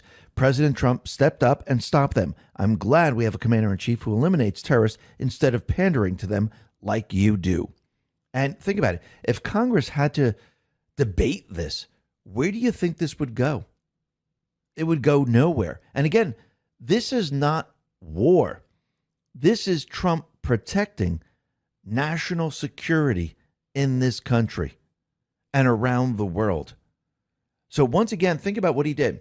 He allowed the resident to come in. He allowed the deep state players to do what they do best. He knew under the resident, the deep state players would allow Iran to enrich the uranium. Now think about it. Under Obama, actually going back in time, your Iran never reached this level. Actually, under Obama, it was at a very low level. Under Trump, it was a very, very low level. And as soon as the resident came in, they saw their opportunity to allow Iran to enrich up to 60, 70, 80%, very close to that 90% mark. And I do believe Trump did this on purpose to actually show everyone, look, they truly are very, very close to a nuclear weapon. This actually allowed him, at this point, the ability to go in and hit these targets. See, in the past, they could never show that Iran was enriching to that percentage level. Trump was able to do it because he allowed the deep state players to do what they do best. Never interfere with an enemy while they're in the process of destroying themselves. Just like with the illegals coming in over the border. Trump told everyone this is what they were going to do, and no one believed it. Of course, the MAGA people believed it, but everyone else didn't believe it. But then the people saw it. The same thing with here. If Trump didn't allow the resident to come in and allow the deep state players to do what they do best, Trump wouldn't be able to make his case. This allowed Trump to say, look, see, you have to show the people. This is what they're doing. You see it? Boom. This is why he was allowed to do this. Now, the other thing that's very interesting is that the former president of Russia, Medvedev, he came out and said that other countries will supply Iran with nuclear warheads, which is very, very interesting. So Trump, he responded to the former president and he said, did I hear former President Medvedev from Russia casually throwing around the N-word, nuclear, and saying that he and other countries would supply nuclear warheads to Iran? Did he really say that, or is it just a figment of my imagination? If he did say that, and if confirmed, please let me know immediately. The N-word should not be treated so casually. I guess that's why Putin's the boss. By the way, if anyone thinks our hardware was great over the weekend, far and away the strongest and best equipment we have, 20 years advanced over the pack, is our nuclear submarines. They are the most powerful and lethal weapons ever built, and just launched the 30 Tomahawks. All 30 hit their mark perfectly. So, in addition to our great fighter pilots, thank you to the captain and crew. Now, he said the N-word, and there's only one post with the N-word. That is post 936, March 10th, 2018. And it shows a picture of the Hitler regime, all hailing Hitler. And down below it says the Nazi order. NWO, N does not refer to new. It doesn't refer to Nazi. What does N refer to? Nuclear. Then the next line is the sum of all fears. North Korea, POTUS, hostage threat, disarm, stage set, freedom. Post 521, January 13th, 2018. This is the post where it says scare necessary event. It says we are at war, an @ sign, which is information war. Not everything will be clean. Scare necessary event. Do you trust the U.S. military? Do you trust the chain of command? Have faith. We're in control. So again, here's the scare event. Was Iran the scare event? Or, since Trump said the N-word, sum of all fears, is the deep state going to try to do something else? Because I do believe Trump needs to bring the country and the world to the precipice so the people can see the truth. Because only at the precipice will people find the will, the strength to change and break the system of control. Only at this point in time will they then be free? And DHS, they put out a warning from now until September 22nd, 2025. It says the ongoing Iran conflict is causing a heightened threat environment in the United States. Low-level cyber attacks against U.S. networks by pro-Iranian hacktivists are likely, and cyber actors affiliated with the Iranian government may conduct attacks against U.S. networks. Iran also had a long-standing commitment to target U.S. government officials it views as responsible for the death of an Iranian military commander. The likelihood of violent extremists in the homeland independently mobilizing to violence in response to the conflict would likely increase if Iranian leadership issued a religious ruling calling for retaliatory violence against targets in the homeland.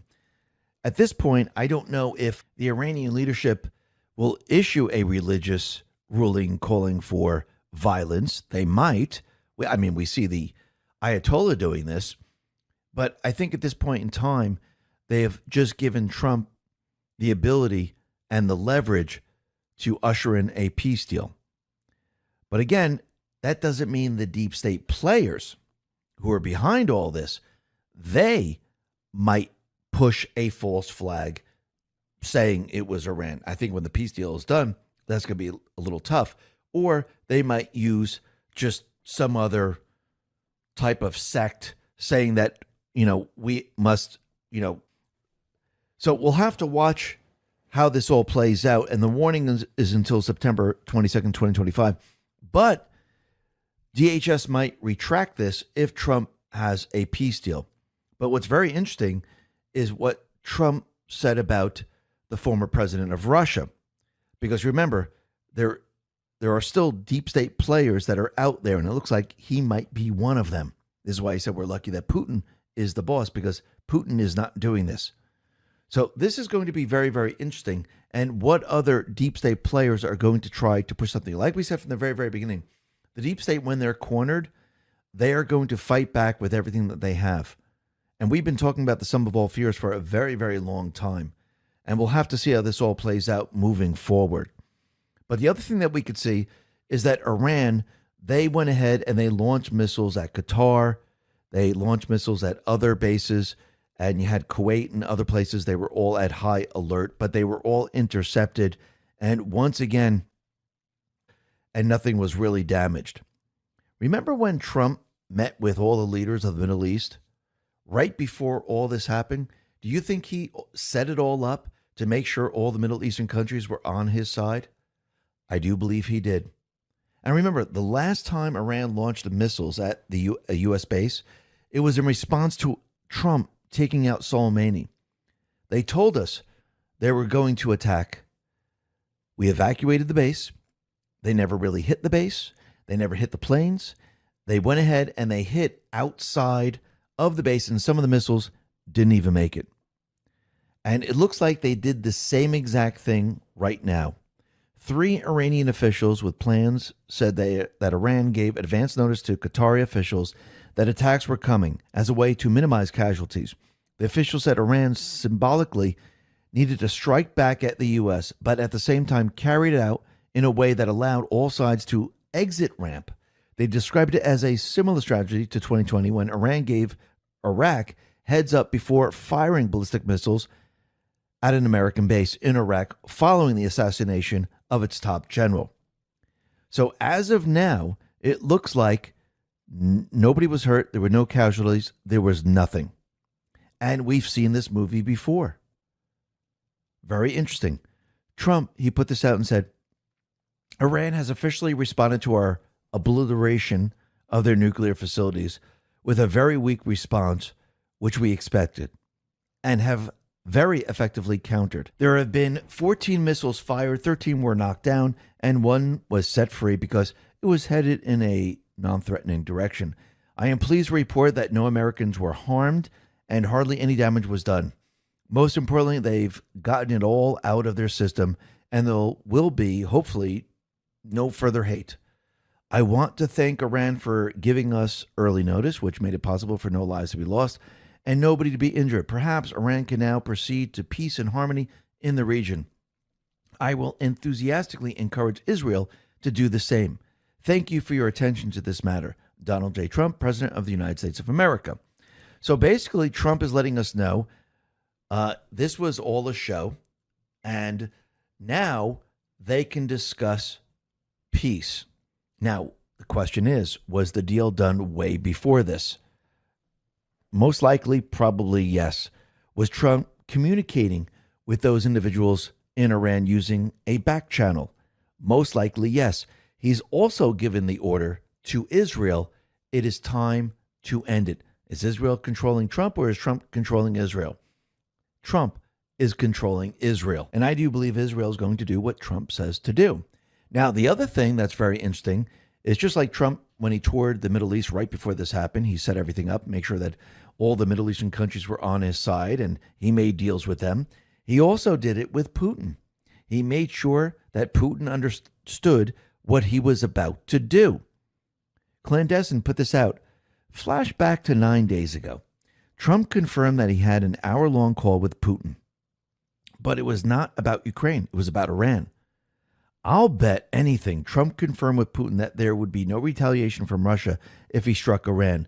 Trump covered his bases first. Trump did not do this strike recklessly. Trump made sure beforehand that World War III would not happen if he struck Iran's nuclear facilities. He did not strike, then wait to see what Russia would do.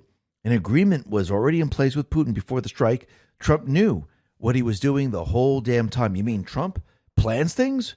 Of course he does. He doesn't just willy-nilly do this. He's a planner. He's a builder. He's a businessman. Everything is accounted for. And he makes sure that everything is in place because his entire motivation is not to go to war. It's to end the wars and basically remove everything the deep state players have put into place. Clinton put this out. Iranian foreign minister just met with Putin. Putin pretty much said he condemns the attack by the U.S. and Israel and that he is willing to help the Iranians diplomatically, but no mention of military involvement. Iran, they're on their own. There will be no World War III. And that's exactly what happened. And he will come in, and I do believe peacefully, I do believe we might see a change of leadership. I don't think people will be rising up the streets. I mean, we might see a little bit of this, but I do believe that I think Putin is going to handle the new leadership of Iran with Trump, not him alone. Brian Cates explains what we have seen. The globalist cult members, part of the cult that controlled Iran, were engaging in propaganda here, playing up the Iranian threat to keep all the money changing hands, threatening to take away Iran's nuclear threat. They've been playing with the world for several generations. They feared he would do this. It's why they tried to turn his head into pink mist live on camera in Butler 11 months ago. He wasn't bluffing about ending the threat, and sick shit, they've used that threat to cash in on. What happens when you cry wolf in the town square anymore because the hunter shot your wolf and skinned it and mounted its head on his trophy wall? Trump literally did exactly what the globalists wanted him to do. Or did they? No, they just wanted to use this as fear. That's what they did. They used the idea that Iran's going to blow up the world with their nuclear weapons. Instead, Iran was their factory where they produced the state-funded weapons and the state-funded terrorists. They never really wanted anyone to go into Iran. Now Trump has basically removed all of this and shut it all down. And you could see those individuals that want regime change, they're coming out of the woodwork. John Bolton put this out and said, President Trump did the right thing for America in striking Iran's nuclear weapons program. Now on to regime change. Do you really think Trump is going to do regime change like the deep state does regime change or the neocons do regime change? Absolutely not. We're not going with boots on the ground. We're not putting in a puppet government so we can fight against the people of Iran trying to take back their country. I do believe he got Putin involved so this way they can talk about new leadership in Iran without a bloody mess, without boots on the ground, and the people must vote for their new leadership. Charlie Kirk put this out and said, A bottom-up revolution rises from the will of the people. A top-down regime change is engineered by elites and the intel community. One is organic, the other is orchestrated, forced. The line is very thin and must proceed extremely carefully. Before you know it, we could be in a situation like Libya. President Trump is talking about an organic uprising. America cannot get involved in a forceful decapitation effort in Persia. And that's absolutely true. So I do believe that with everything that Trump is doing, he's pushing all the deep state players and all those people that were pretending they were MAGA out into the open. And now they're all in the spotlight. And once again, he's not going to have regime change like the deep state has regime change. That is not going to happen. But we can see there's certain individuals that are calling for regime change, and one of them is the Crown Prince Reza. Now, he is the son of the Shah, and once again, he is the Crown Prince, and do we really need royalty ruling that country? I don't think so. Rudy Giuliani put this out and said, Reva Pahlavi is the son of the Shah, who was a brutal, hated dictator. He offers nothing but a return to his father's corrupt dictatorship. For decades, the Savak, his father's secret police, persecuted. So that's not a good way to go. And I do believe at this point, the people of Iran need to rise up. This is coming from the NCRI U.S. Rep Office. Mrs. Miriam Rajavi. Now Khamenei must go. The Iranian people welcome the end of the war and seek peace and freedom. Khamenei is responsible for an unpatriotic project that, in addition to costing countless lives, has cost the Iranian people at least $2 trillion. And now it has all gone up in smoke. Mrs. Rajavi once again emphasized the third option. Not to appeasement, no to war, yes to regime change. Changing the religious dictatorship by the Iranian people and the Iranian resistance. Forward toward a free Iran and democratic non-nuclear republic with a separation of religion and state and gender equality. Now, once again, the people of this country are going to have to decide. And I think Trump wanted the people of Iran to know that we are behind you if you decided to change leadership, to elect a new leader. And think about it. Trump, in a post, said, make Iran great again. And the Justice Cometh pointed something out which is very, very interesting. When Trump put that post out saying, MIGA, M-I-G-A, make Iran great again, we already had that back from post 3002. This was March 7, 2019. An individual holding up a sign said, MIGA plus MAGA. How did Q know? Think about that for a second. Very, very interesting. And Trump, he put out another post on Truth, and he said the following. Monumental damage was done to all nuclear sites in Iran, as shown by satellite images. Obliteration is an accurate term. The white structure shown is deeply embedded into the rock, with even its roof well below ground level and completely shielded from flame. The biggest damage took place far below ground level. Bullseye. Brad Zerbo responded to this post and said, Q implied Iran was a deep state proxy over and over. In fact, it's one of the main things early on that was hammered home. Trump said on the campaign trail that he was going to obliterate the deep state. This is the first time since being elected, to the best of my recollection, that he claimed to obliterate something. Twice he used obliterate in the press conference too.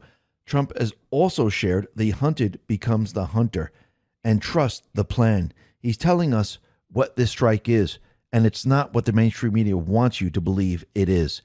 He obliterated the deep state players in Iran. That's exactly what he did. And think about it.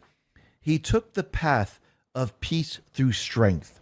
And think about what peace through strength really means, because again, he's going to use this again. So peace through strength is a political and military philosophy that suggests the best way to preserve peace is by being strong, especially militarily, so that potential adversaries are deterred from aggression. The concept dates back to Roman times. If you want peace, prepare for war. In modern American politics, it was popularized by Reagan during the Cold War. He used it to justify a strong national defense to deter Soviet aggression. A powerful military and a resolute foreign policy discourage enemies from initiating conflict because the consequences would be too severe. And if you look at Sun Tzu Art of War and Art of the Deal, Trump uses this over and over and over. So let's look at Sun Tzu Art of the War. The supreme art of war is to subdue the enemy without fighting. Donald Trump, The Art of the Deal. The best thing you can do is deal from strength, and leverage is the biggest strength you can have. So Trump, he needed to show the world that the U.S. we're strong. If you hit us, if you do anything, you'll be annihilated. He did that. He showed the world. He showed everyone. Now he's dealing from the position of strength. From the position of strength, he can usher in peace. And that is what he's doing now. He put this out on Truth. He said, "Congratulations, world. It's time for peace." And that's exactly what we're going to see. And if you notice, he's removing piece by piece what the deep state had. And as he does this, the deep state is becoming weaker and weaker and weaker. And soon Trump is going to have all the leverage he needs. And he's doing this, if you notice, right before the midterms, because I do believe that is the last part of it. The last part is to get the people, all the people on his side, the majority of the people on his side, to vote all of these people out. And yes, the elections will be secure during this period of time, because think about it. Trump is getting a special prosecutor. The evidence now is pouring out how they rigged the system. This is not going to work out well for the deep state players. Cynical Publius put this out and said, "In the days ahead, as Democrats adopt the mullahs in Iran as their cause de jure and justification for burning, looting our cities, remember that those same mullahs execute LGBTQ plus people and imprison and sometimes execute women for trying to lead an uncovered life that a woman in the West takes for granted. The Dems come down on the wrong side of everything." Absolutely. And you can see there are certain individuals within the MAGA movement, at a moment's notice, they turn on Trump, which is unbelievable, which means these are fake MAGA people. And Trump, a lot of the times, does these things so he could see the board very, very clearly. Because, again, just because he does one thing and certain people show him who they truly are, it doesn't mean that everyone else is for him. Because, once again, when something else comes up, you can test the people again and again and again. And it might have to do with big pharma. It might have to do with war. It might have to do with all these things. But again, if you're truly with this president, if you truly believe that he's a patriot and he's returning the power to the people and doing everything in our best interests, yes, you can question things, but you would trust in what he's doing. And I think most of the people now are seeing this, and they're starting to see who they can trust online or in DC and other places, and who they don't trust anymore, which is very, very interesting. And Trump now has set his sights on Congressman Thomas Massie. This is what he put out yesterday. Congressman Thomas Massie of Kentucky is not MAGA, even though he likes to say he is. Actually, MAGA doesn't want him, doesn't know him, doesn't respect him. He's a negative force who almost always votes no, no matter how good something may be. He's simple-minded grandstander who thinks it's good politics for Iran to have the highest level nuclear weapon, while at the same time even took over the American embassy in Tehran under the Carter administration. We had a spectacular military success yesterday, taking the bomb right out of their hands, and they would use it if they could. But as usual, and despite all the praise and accolades received, this lightweight congressman is against what was so brilliantly achieved last night in Iran. Massie is weak, ineffective, and votes no on virtually everything put before him. Rand Paul Jr., no matter how good something may be, he is disrespectful to our great military and all they stand for. not even acknowledging their brilliance and bravery in yesterday's attack, which was a total and complete win. Massey should drop his fake act and start putting America first, but he doesn't know how to get there. He doesn't have a clue. He'll undoubtedly vote against the great big beautiful bill, even though non-passage means 68% tax increase for everybody, and many things far worse than that. MAGA should drop this pathetic loser that we will have a wonderful American patriot running against him in the Republican primary and will be out in Kentucky campaigning really hard. MAGA is not about lazy grandstanding, non-productive politicians, of which Thomas Massey is definitely one. Thank you to our incredible military for an amazing job they did last night. It was really special. Make America great again. Then he responded to his own post and said, get this bum out of office ASAP. And again, this goes back to the midterms. Trump now is showing everyone in this country who's with the Patriots and who is really against them. And every step of the way, you can see who these people are. And it's going to get worse and worse for these people. Because remember, if we're going to have total control, if we're going to bring these people to justice, we need to remove these individuals that are not producing anything in Congress. They're not working for the best interest of we the people. And this is most of the Ds and a lot of the rhinos and people that are pretending to be MAGA, of course. And I do believe that as Trump continually points these people out moving forward, the people of this country are going to realize it's time to let these people go. A lot of these people have been in office for a very long time. And when you look back in time, have they actually done anything to really help this country? Remember, we're talking about taking the country back. We're talking about ending the wars, ending everything the deep state has put into place, ending the terrorism that they've forced upon us. Remember, all these terrorists that you see, this is coming from the deep state intelligence players. They're the ones who created this, because you have to remember, their entire motive was to actually have you give away your rights. And the only way to do this is to push fear. They knew they couldn't get rid of the Constitution. So every step of the way, they had to push fear. And that's what they did. They figured it out. If we use terrorism, this will make people give up their rights. Oh, wait, you could be searched at the airport. You could be searched at any stadium. You could be searched anywhere. You just gave up your right.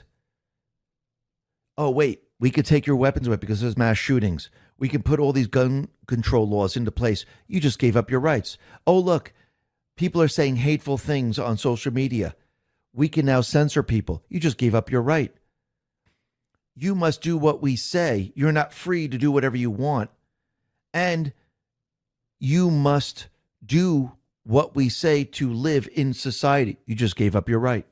This is what they're trying to do every step of the way. And everything that you've seen over the last many, many, many years, it was because of them. They created the terrorists. They did all of this to you. Now Trump is removing all of this. And now he's going to show you a completely different world, a world without the deep state, a world without the fear that they've been pushing, a world which is going to be very, very different. And I do believe in the end, when we take back the House and we take back the Senate, we're going to see accountability because, again, this is peace through strength. Trump loves leverage.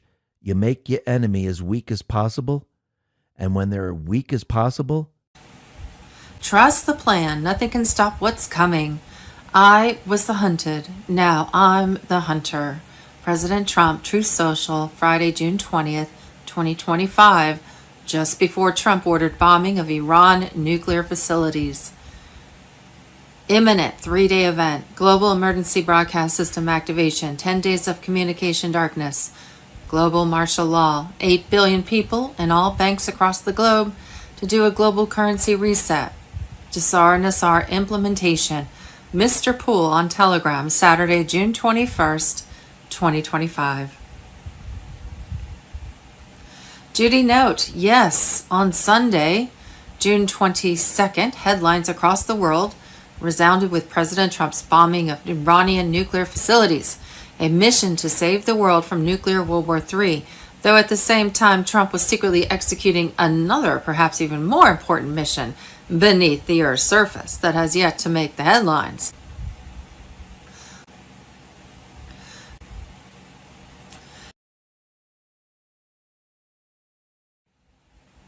What we think we know as of Sunday, June 22nd. Friday, June 20th, nuclear codes fired. Trump activates live war protocol. QFS locked. Operation Phoenix engaged. Media silent. Julian Assange on Telegram. On Friday, June 20th, the full activation of the quantum financial system backed by gold and real assets is in motion. The world stands on the edge of a 48-hour blackout tied to wealth redistribution, followed by 10 days of global communication darkness. During this window, mass arrests will be completed in dozens of nations. Tribunals will be prepared for broadcast, and humanity will begin its transition into the new Earth paradigm. Quantum financial system on Telegram.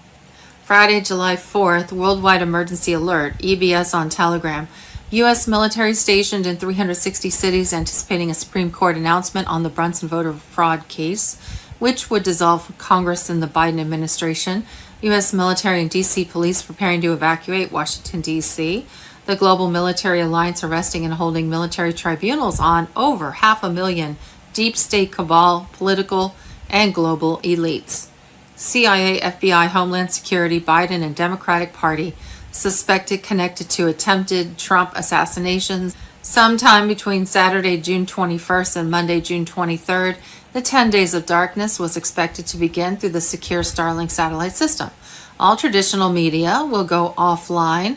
24/7 documentaries will begin to broadcast globally via the emergency broadcast system, detailing the takedown of the cabal, the fall of the fiat USD, and the rise of sovereign freedom for all 209 JASARA-compliant nations. And within that 10-day EVS broadcast, global financial crimes will be exposed. Vatican money laundering rings will be mapped. Secret CIA-operated satellite nodes will be named and disabled. The origin of media brainwashing fully disclosed. False flag operations from the last 20 years verified and admitted, and Project Mockingbird and the blackmail matrix revealed. Nasara Jasara on Telegram. Global financial crisis. On Monday, July 7th, the vaults are opening. Jasara Nasara QFS on Telegram. Ancient financial instruments are surfacing. Bearer bonds, gold certificates, Vatican-issued debt notes dating back to World War II. They were never meant to be seen again. Now they are evidence. What's happening? Deep storage vaults in the Philippines, Indonesia, and Switzerland, unsealed under military oversight. Documents proving global war funding networks, central bank creation deals, and secret gold leasing agreements. Archives linking monarchs, banking dynasties, and intelligence agencies to a hidden system of perpetual debt slavery. This is the true reset. The quantum financial system is not just digital. It is historical. It corrects centuries of engineered poverty and silent theft. Coming next, public declassification of seized historical bonds. Tribunal hearings to expose Vatican Crown-Fed collusion, and global reconciliation process for nations robbed through debt trickery. Wars and rumors of wars. Friday, June 20th, 9th Circuit Court of Appeals rules 3-0, allowing President Trump to retain control of California National Guard. Friday, June 20th, we have a link at X. Dear Americans, I am a Palestinian Christian. Iran has done nothing but treat us with honor and respect. The true enemy of Christianity is Israel. They drove my family out of their homes. Don't trust your mainstream media. This is Iran, the saviors of Christianity. And Friday, June 20th, Fox News. President Trump is seriously considering a U.S. strike on Iran's nuclear facilities, particularly the Fordo plant. We know that happened last night, which is built into a mountain, per reports. President Trump has just convened his National Security Council in the Situation Room and are meeting with them to determine the plan as we speak. Apparently, the only option to knock out Fordo is dropping a bunker buster from a B-2 Spirit, which only the U.S. has. Pray for our troops. Friday, June 20th, Iran has fired a new wave of missile strikes at Israel, which serves around 1 million residents. And Thursday, June 20th, Trump walked out of a G7 meeting, ordered Tehran evacuated, and launched a final strike on Iran. Within a few hours, the new president of Iran, Prince Reza Pahlavi, announced on TV the Islamic Republic is over and on the verge of collapse. It's time for a new Iran. The target is an unsanctioned uranium enrichment plant built in violation of a multilateral NATO treaty. The uranium produced there represents a direct threat to our allies in the region. The Pentagon has tasked us with assembling a strike team and taking it out before it becomes fully operational. The plant sits in an underground bunker at the end of this valley. Friday, June 20th, Trump discusses the Iran-Israel situation, and there's a link on X. Saturday, June 21st, the Military Commissions Act. Military tribunals go live. Special ops, the hunt is on. Friday, June 20th, War Command update.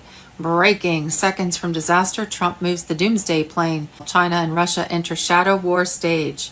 June 20th, AMG News. Friday, June 20th, Trump's truth bombs detonate across America. I was the hunted, now I'm the hunter. Intel Operation enters kill phase. And Friday, June 20th, Bilderberg authorizes false flag on U.S. soil. It's not coincidence, it's choreography. This is not a war, it's a reset by fire. Trump has not made a decision yet. He says he'll decide within 2 weeks whether the U.S. gets involved. Right now, U.S. military assets are moving into place just in case. And just a quick update, we know last night that they did go in and bomb nuclear sites in Iran. Israeli officials have also warned that the country's air defense systems, including interceptors for Iron Dome and David's Sling, are being depleted. Without resupply from the U.S., some systems could start running short within days if the missile barrages continue at this pace. Are we now at war with Iran? No, we're not. This is not a war against Iran. This is very simple. 67 days ago, the President of the United States sent the Iranians a letter and it said, you're not going to have nuclear weapons. You're not going to have a militarized nuclear program. Let's negotiate. I want to do this diplomatically. I want to do this peacefully. They tried to play him along the way they've played every American president for the last 35 years.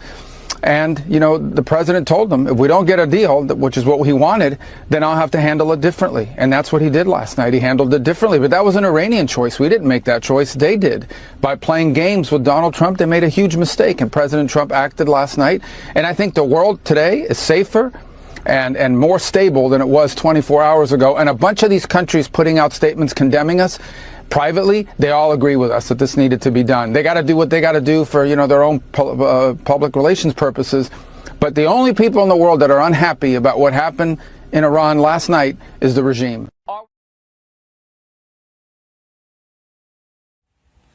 Friday, June 20th, nuclear codes fired. Trump activates live war protocol as deep state flees. QFS locked, Operation Phoenix engaged, and media silent. Julian Assange on Telegram. The illusion is over. On June 14th, U.S. Air Force transmitted a 246-character emergency action message, the longest in recorded history. It wasn't a test. It was a live nuclear-level command code. The media said nothing. Why? Because this was Trump's continuity of government firing the starting shot. More EAMs followed June 15th and 17th, each triggered after deep state proxies struck. China jamming Taiwan, Iran launching a hypersonic missile, Russia deploying Arctic subs. This is war, silent, coded, and real. Trump never left. The real U.S. government has been operating under Article 21 COG protocol since the 2020 coup. Biden's handlers are actors. The real chain of command, military, strategic, economic, is under Trump and his White Hat alliance. The EAMs authorized nuclear SSBN activation near Norway. Stealth bombers repositioned across the Pacific. QFS locked down on all elite financial backdoors. Operation Phoenix is live. The quantum financial system vault was sealed. Gold prices spiked. Wall Street panicked. Checksum defenses triggered 5 halts. Not accidents, warnings. Meanwhile, Cheyenne Mountain sealed. Afut AFB nuclear teams restricted. Groom Lake activated plasma window shielding. Starlink X tracking EMP threats. The fake regime is vanishing. Biden last seen June 9th. Kamala vanished after bizarre PR stunt. Congress is on recess. We know better. The cabal is evacuating. Schwab cancels Davos. Fink dumps BlackRock. Lagarde flees Brussels. Vanguard funnels billions into military contractors. This is not business, it's escape. Weather weapons are active, HARP patterns detected, Midwest floods, Gulf Stream chaos. They're not trying to starve us while the sky hums, the vault is sealed. Trump is in command. Expect a final EAM exceeding 300 characters. QFS will control every transaction permanently. Prepare, stock food, charge off grid, comms, trust no broadcast unless it's Starlink X. What's next? False flag EMPs, engineered plagues, deep state terror. But we're ready. We saw the fraud.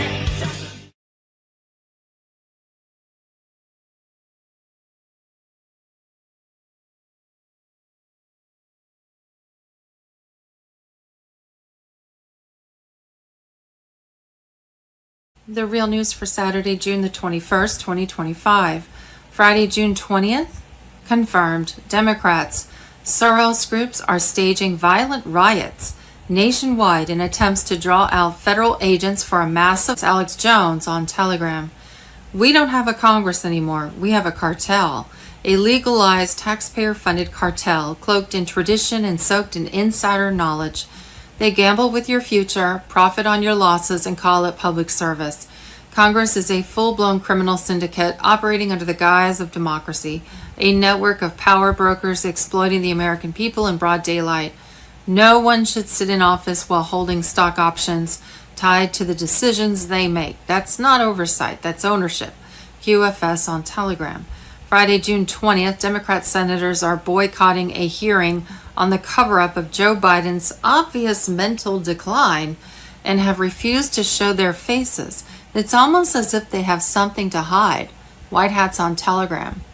Friday, June 20th, insurrection. The FBI is actively investigating the Soros-backed NGOs funding the insurgency in Los Angeles and in other cities. United States Attorney Bill Asaley, FBI Assistant Director in charge Akil Davis, and IRS Special Agent in charge Tyler Hatcher warned sponsors of the insurgency of the consequences of aiding and abetting acts of violence during civil unrest. Ezra A. Cohen on Telegram.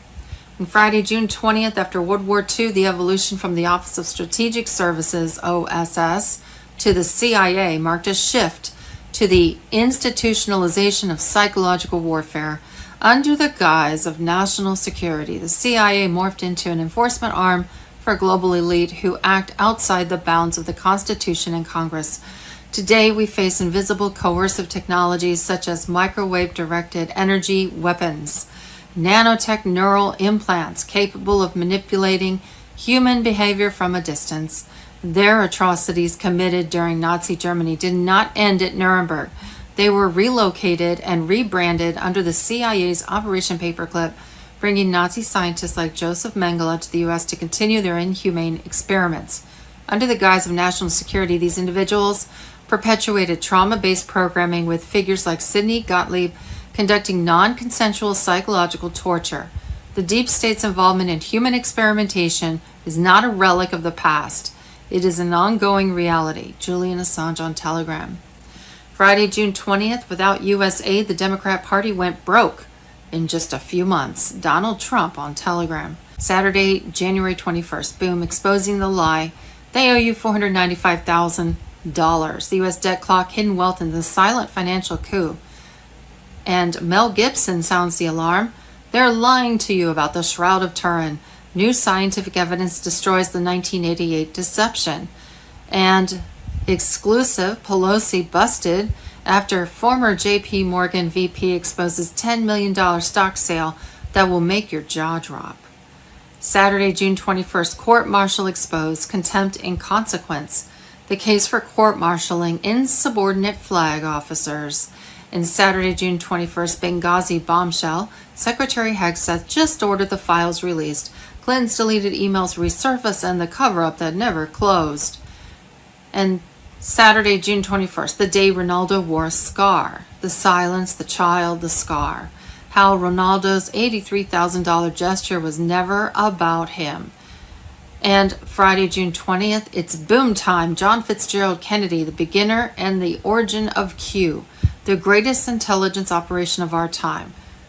You must watch the video to believe. And breaking 16 billion passwords leaked. Digital panic has begun. This is a global cyber state of emergency.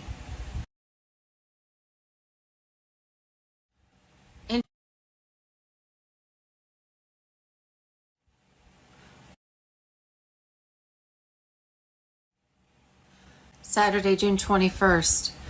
Wow, 74 pages of stock trades by Congress, all buying oil stocks right before the stock prices increased because of the new conflict in the Middle East with Israel and Iran. White hats on Telegram. U.S. Congress again insider trading off war and getting filthy rich. Soon as President Trump gave Iran 60 days to make a deal, our U.S. politicians were buying oil stocks. This is page 1 of 74. Of course, Chevron is up, ExxonMobil's up, Valero is up, and so is every other oil company. These politicians are on both sides of the aisle and have also conveniently tweeted in support of this conflict. It just makes you wonder, even more, if everything in this world is just about making money.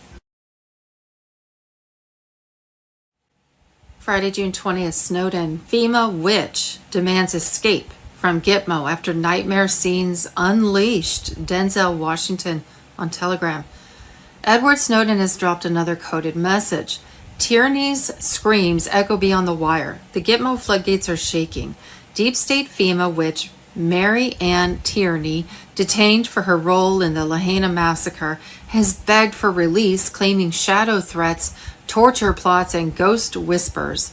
But Snowden warned us they break under pressure, they confess with fear in their veins. Tierney was captured by U.S. Marines and flown to Gitmo after JAG uncovered footage of her smiling while ordering the brutal beating and incineration of Hawaiian citizens. She watched agents torch victims in mass graves, grinning like a demon, while bones cracked in the wildlife refuge. Her bloodlust was caught on camera. The FEMA depopulation playbook was exposed. Upon arrival June 1st, she claimed Geneva Convention violations.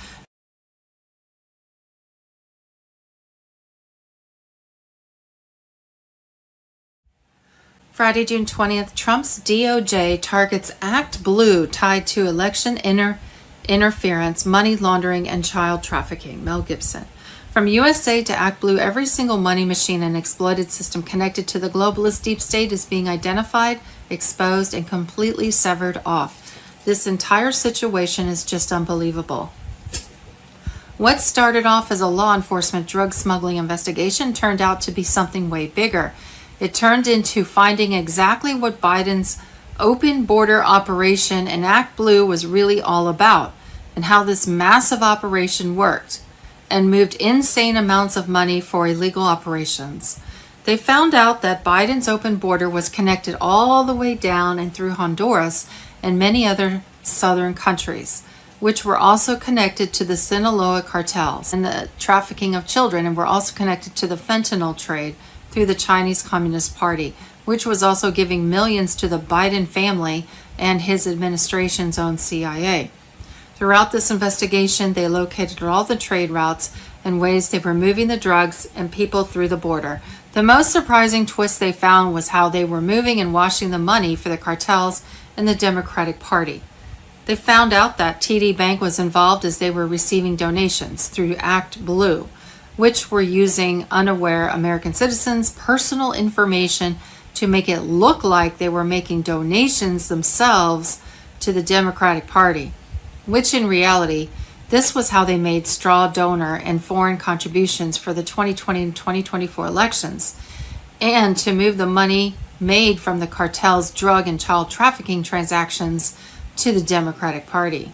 Then they would buy houses and commit mortgage fraud, getting massive loans through TD Bank, who was well aware of what they were involved with and are still going through investigations and fines in order to wash the money made from all the illegal activities, including foreign contributions to influence elections, which went right to the Democratic Party, all while using unaware and unauthorized Americans' personal information directly through Act Blue in an attempt to cover it all up. Saturday, June 21st, Pelosi's $10 million stock scam exposed. Congress is not investing. They are looting the system. QFS on Telegram. While most Americans were counting down the final seconds of the year with family, Nancy Pelosi was quietly executing a $10 million Apple stock sale right at the top, not a week before, not a day late, the exact peak. That's not possible. The same day you were watching fireworks and sipping champagne, she was exiting the trade of the year with perfect timing. Then the tech market dipped. You lost money. She didn't. Because this isn't public investing, it's private exploitation of a system they built for themselves. This is not an isolated move. It's a pattern, and it's systematic. According to a former JP Morgan VP, Ross Given, Congress is not just participating in the stock market, they're outperforming it by margins that defy logic, mathematics, and probability. They are not investors, they are insiders. They don't speculate, they legislate, then trade. It's not a market, it's a rigged machine. And the blueprints are locked in the halls of Congress. Given exposed it all, timing, returns, timing, patterns, and the numbers don't lie. No hedge fund in the world can compete with people who vote on the future then profit off the chaos they help create. Take Susie Lee. No prior trading activity. Then out of nowhere, she buys into a German weapons company right before geopolitical tensions explode in the region. She walks away with a 161% return. Not because she read the tea leaves, but because she read the briefings you'll never see. War was coming, not on CNN, but in closed-door sessions. And Lee, like the rest of them, saw dollar signs. They are not strategists, they are opportunists, profiting on war, suffering, and secrets. Warren Buffett spent 60 years building a legacy of ethical, patient investing. Congress members with zero financial background outperformed him last year. Think about that. People with no experience, no track record, and no risk tolerance somehow walk away with 90%, 140% annual returns. It's not brilliance, it's not luck, it's access. Privileged access to classified economic forecasts, regulatory changes, and defense deals before they hit the press. They don't have that. They do, and they're using it to drain the system dry while you fight to cover groceries and rent. This isn't governance. This isn't representative leadership. It's a full-blown criminal syndicate operating under the guise of democracy. They trade while you sleep. They manipulate while you trust. They write laws to benefit portfolios, then report trades months later in paperwork nobody reads. And when the curtain slips, nothing happens. No jail time, no investigations. Just more sound bites and silence. They get richer. You get angrier. The system gets colder. We don't have a Congress anymore. We have a cartel, a legalized taxpayer-funded cartel cloaked in tradition and soaked in insider knowledge. They gamble with your future, profit on your losses, and call it public service. But this isn't service. It's theft at the highest level with no consequences. It's time to stop pretending this is about politics or parties. It's about control. A network of power brokers exploiting the American people in broad daylight. They know the game is rigged. They designed it. And unless it's dismantled, they'll keep cashing in while the rest of the country collapses into economic slavery. No one should sit in office while holding stock options tied to the decisions they make. That's not oversight, that's ownership. And it's time to decide. Either they stop trading or they stop governing, because we can't afford both. All right, folks, welcome to Nino's Corner.tv, continued from YouTube. And let me just say, I'm with the Ghost again. Thank you, Ghost, for joining me. You got it, buddy. I'm just going to say what I wanted to say on YouTube, and that is this. How I see this playing out is Trump is letting Iran and Israel exhaust their resources while the Iron Dome gets cracked. I think the whole time Netanyahu has been holding that card, that wild card of an attack on American soil. That is why and who would do that would be the Israeli intelligence, Mossad. And I think that is why he came out and said it's Tel Aviv today, New York tomorrow. I think Trump waited to neutralize that threat and let the bombing start so that way they could exhaust each other out. And now Trump neutralized that threat. And that being said, now that he neutralized that threat, he's saying, okay, now I'm going to wait 2 weeks. Now Israel is in it. They have no choice but to cooperate with whatever Trump brings in 2 weeks because Trump neutralized the Mossad threat on our soil, and I think he always planned on doing this. I just want to get your thoughts on this, Ghost, because what I think is Netanyahu came out with a clear and blatant threat saying Tel Aviv today could be New York tomorrow. You know, American, you don't play along with what we're going to do with Iran, we will take you out. And I think Trump knew that. He waited till the last second, neutralized that threat, and now he's telling Benjamin Netanyahu, guess what? We're waiting. Now, that's all theory. Yeah. I think it sounds beautiful. It sounds great to me, but I think that could be what's happening. And now they don't have the resources to go another 2 weeks in this war. Now that the Iron Dome has been cracked, what's your thoughts, Ghost? Thank you. Well, it fits. And let's not forget comments Netanyahu has made in the past about this country. You remember the comment that basically breaking a country down from the inside. He was talking directly about the U.S., and this is what we do to countries we don't like. And most Americans who've been indoctrinated into support Israel, support the people of Israel all day long. Amen to that. But this particular regime and this man who's been over it for 17 years, the power's gone to his head. There are many factions there, 6 primary ones. They always are arguing amongst each other. Several have got together. He's facing real criminal charges, and like I said in the other broadcast, they don't hesitate to put prime ministers or former prime ministers in jail if they've acted in such a way. I think he's overplayed all the hands he's had, and number one, we're not going to play along with it. We don't have to, because the leverage component is, I think, at its least as it's been in many years, meaning, well, the Lindsey Grahams of the world, I'm sure they're leveraged out the ass, because I think there's things about Lindsey that he doesn't want out there, and other rhinos. That's why they remain rhinos. They are compromised, and compromised by several, but one of them mainly being Mossad. And it's not all Mossad. Again, it's the same thing going on there as everywhere else. The good and the bad kind of struggling for position. Same internal politics, same nonsense. However,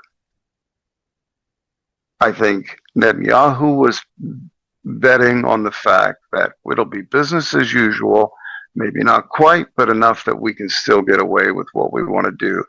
Get the big brute to step in, get the big dumb goy to step in between us and what we're fucking with right now, Iran.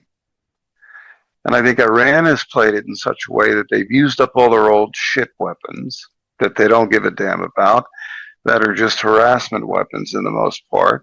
You're getting at that rate, you're having an unbalanced response, but the only response available in the Iron Dome is to fire very expensive ordnance up each time that may be even being interfered with by, say, Chinese provided services, like we've provided intel and reconnaissance services to Israel for this. Well, I've heard that's why I've heard that's why they're able to crack the Iron Dome, is because they're using Chinese technology.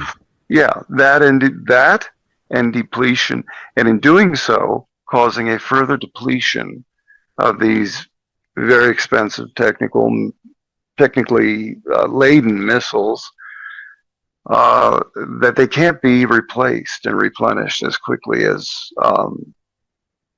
this scenario being drug out would allow. And there's your crack in the dome. Interference, battlefield type interference, as far as jamming of radar.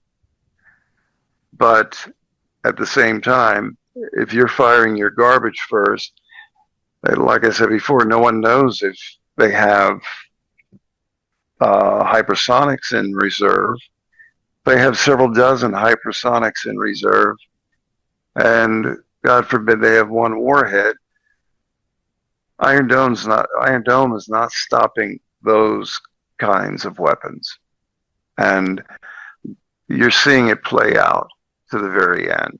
How it ends, I think President Trump and the administration are very wise in saying, well, we'll sit back, we'll wait and see, we'll watch. because we're not going to be used as their go-to to respond to all of this in force. I So think I've they'd been like told nothing that more than American boots on the ground. That's not going to happen. Get past the American parent on they this. really want, and we're also flushing out the warmongers here, like Ted Cruz. I think Tucker Carlson did a Yes. brilliant job of that. We're flushing out all kinds of warmongers. We're seeing exactly who they are. They're in the spotlight. The people that want this war, they want to send our American troops to war, and Trump is not going to do it, man. I know for a fact he's not going to play that card. He's going to let Israel and Iran exhaust themselves, expose Obama, expose Netanyahu, expose Israel, and Expose get the many. checkmate, right? Yep. And many will be exposed, not just the big names that everybody wants to see fry, but others. And, he's doing it right. But we're not rushing in. We haven't dropped the penetrating ordinance, none of that yet. And still a very wise position to be in. But if he does make that move, if he does hit Iran with a bunker busting bomb, we're in it now. Right? Say that again. I got a little interference. I said if Trump decides to come to Israel's aid and hit Iran with a bunker busting bomb and hit Iran with a strike, that means all systems go, we're in it now, we're guilty. We're in the war, right? If he does that. Which then in return, terrorist attacks here on American soil from, Hezbollah, Hamas. Yeah, I think all of those across the border that out of the 21 to 30 million that crossed the border like a waterfall in the last 4 years, prior to that and during that, is an estimated over 100,000 trained insurgents from various Middle Eastern countries, Iran, Yemen, Afghanistan, Jordan, Syrians. They've all been caught.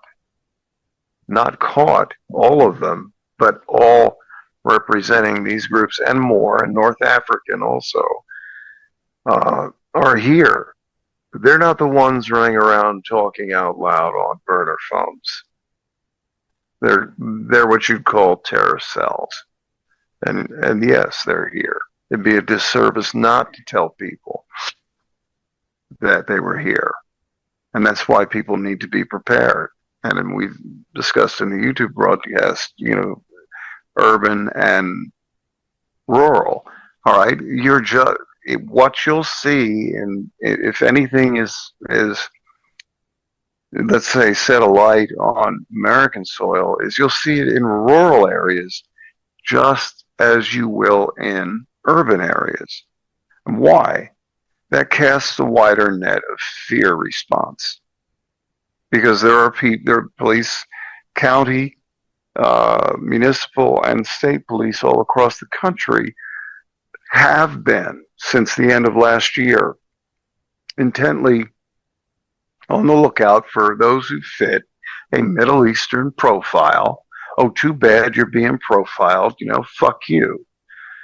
That are casing churches, community centers, city halls of small towns in the middle of rural counties with very little, where the entire county has a population of 500. Everyone needs to keep their head on a swivel and be vigilant, though the president and the administration are playing it right.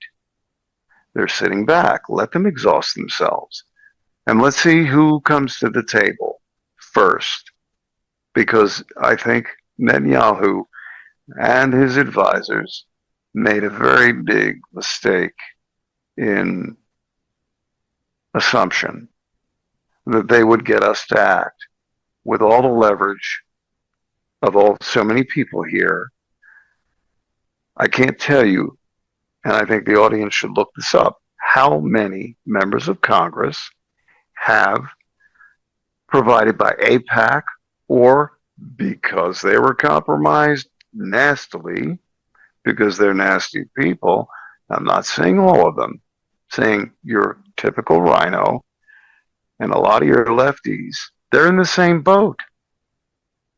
That has nothing to do with the political affiliation at this point. What it has to, that's only on a surface level, a surface observation with the bullshit nonsense that's reported on the 4 a.m. script dump to you about what's going on in D.C. every day. Screw all that. Beneath the surface, you have compromised and uncompromised. Those who can be leveraged and those who can't. And you have the Lindsey Grahams of the world running around acting like little war hawks. Well, Lindsey, why don't you put the bottle down for a day and suit up, throw some class 4 armor on, see if you can make it from there to the bathroom without wheezing. Your big mouth is running. Yeah, let's get out there. And Tucker Cruz pushing Ted Cruz on the issue. Amen. Tucker, you notice the optics, and they're true because Tucker did a service by pushing him to the surface. So you see where I'm going with this. 100%. The networks that they have here of those who are compromised and what they have in place here as far as personnel, it's not working. And it's not going to work in this situation. You're not going to be able to blow that dog whistle and expect the big goy of America to stand up and fight this battle for you. You started it. Remember what I said to you last week? I'm very interested. What's very interesting to me is the timing of all this, why they did it now. And I said that'll become clear in the days to come. Well, he's facing a lot of charges in criminal activities there regarding funding, regarding many things. And again, I said before, they don't hesitate to prosecute a prime minister or a former one and throw them into jail. He's had 17 years total at the helm. And look at what he's trying to do. Force the hand prior to the 6th, 7th announcement of the BRIC nations that will be economically destabilizing. No one is talking about that. They don't want to send the crypto and the stock market into any type of little, childish type of recoil. And it doesn't matter because only 20% of investors in the stock market actually get fucked over. The rest is owned by your less than 1%. So the stock market, I don't give a shit what happens to that either way. But I do see a lot of issues with other, let's say, trading mechanisms and negotiable instruments out there. Yes, that's all well and good. Bottom line is, we could not be pulled into even striking deep nuclear targets until that moment is necessary for our needs. America first doesn't mean we cast aside the people of Israel or other allies. No, not at all. It means we cast aside the undue and unwarranted influence they have over parties and persons in this country. And I say the word parties and persons specifically. I don't have time to break that down. Those who know what I'm referring to. But in the end, they pulled a boner. They wanted to get it in while the money was available and the extra billion in reserve would be available, making it over $4.5 billion that would go to them to finance what they're doing now. The Iranians are expending all the shit weaponry they don't really need or want anymore. God knows what they have in reserve. You hear it back and forth, intelligence saying they don't have any nuclear warheads. Again, as the American spectator, which all of us are in a sense, you can't trust that either because it's been too long. Look how easy it was for North Korea to get a warhead. Do you think they spent half of what Iran has as far as nuclear facilities, let's say breeder type reactors that could create nuclear fuel in the end? No, they didn't. So there is no guarantee in any way, shape, or form that they don't have one or two warheads, and they're not holding hypersonics in reserve. Meanwhile, they've cracked the Iron Dome because the expenditure to replenish those missiles and the time frame and logistics involved in replacing them appears not to be there. So we're looking at, right. I think the president and the administration and the brains are handling it the best way. We've got all the time in the world. And you want to fuck around and find out, you want to, if it traces back to you events in this country, woe be to you, Netanyahu. If it traces back to Iranian-backed trained insurgents in this country, woe be to you, Iran. But I think either way, if we were to step in and start hitting hardened facilities, we need to be doing it with the evidence to show the world we have justification at this point. Not just because Israel blew the dog whistle and the typical usual actors stepped up to scream, we've got to help them now. Because I don't care what it says in the Bible. Supporting or defending the Jew is one thing if they are under undue attack. By all means. No one ever can accuse me of being anti-Semitic.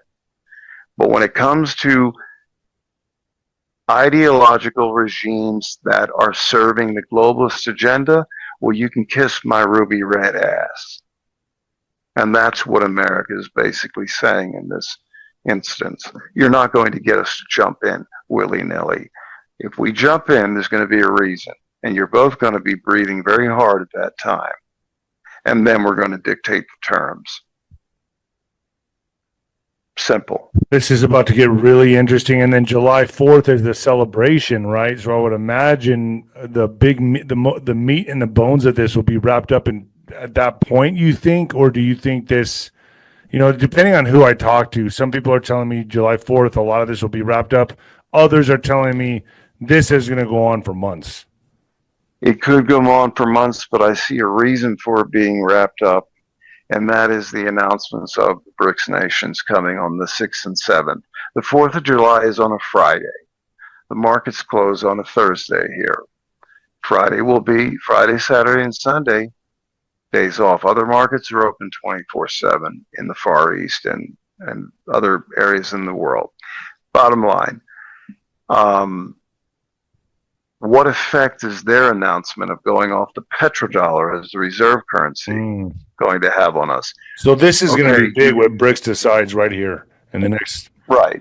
Well, they've already decided. They're just making their announcement on it. But nobody's talking about that. Nobody's looking at that because that means a lot of panic and stupid moves on the in Wall Street. And Wall Street's a joke at this point. Again, 80% of Wall Street is financed by less than 1%. The other 20% is all of you out there who are heavily invested in the stock market. I would secure safe positions today if I could, if I were in your shoes. Just my opinion. I'm not a financial advisor.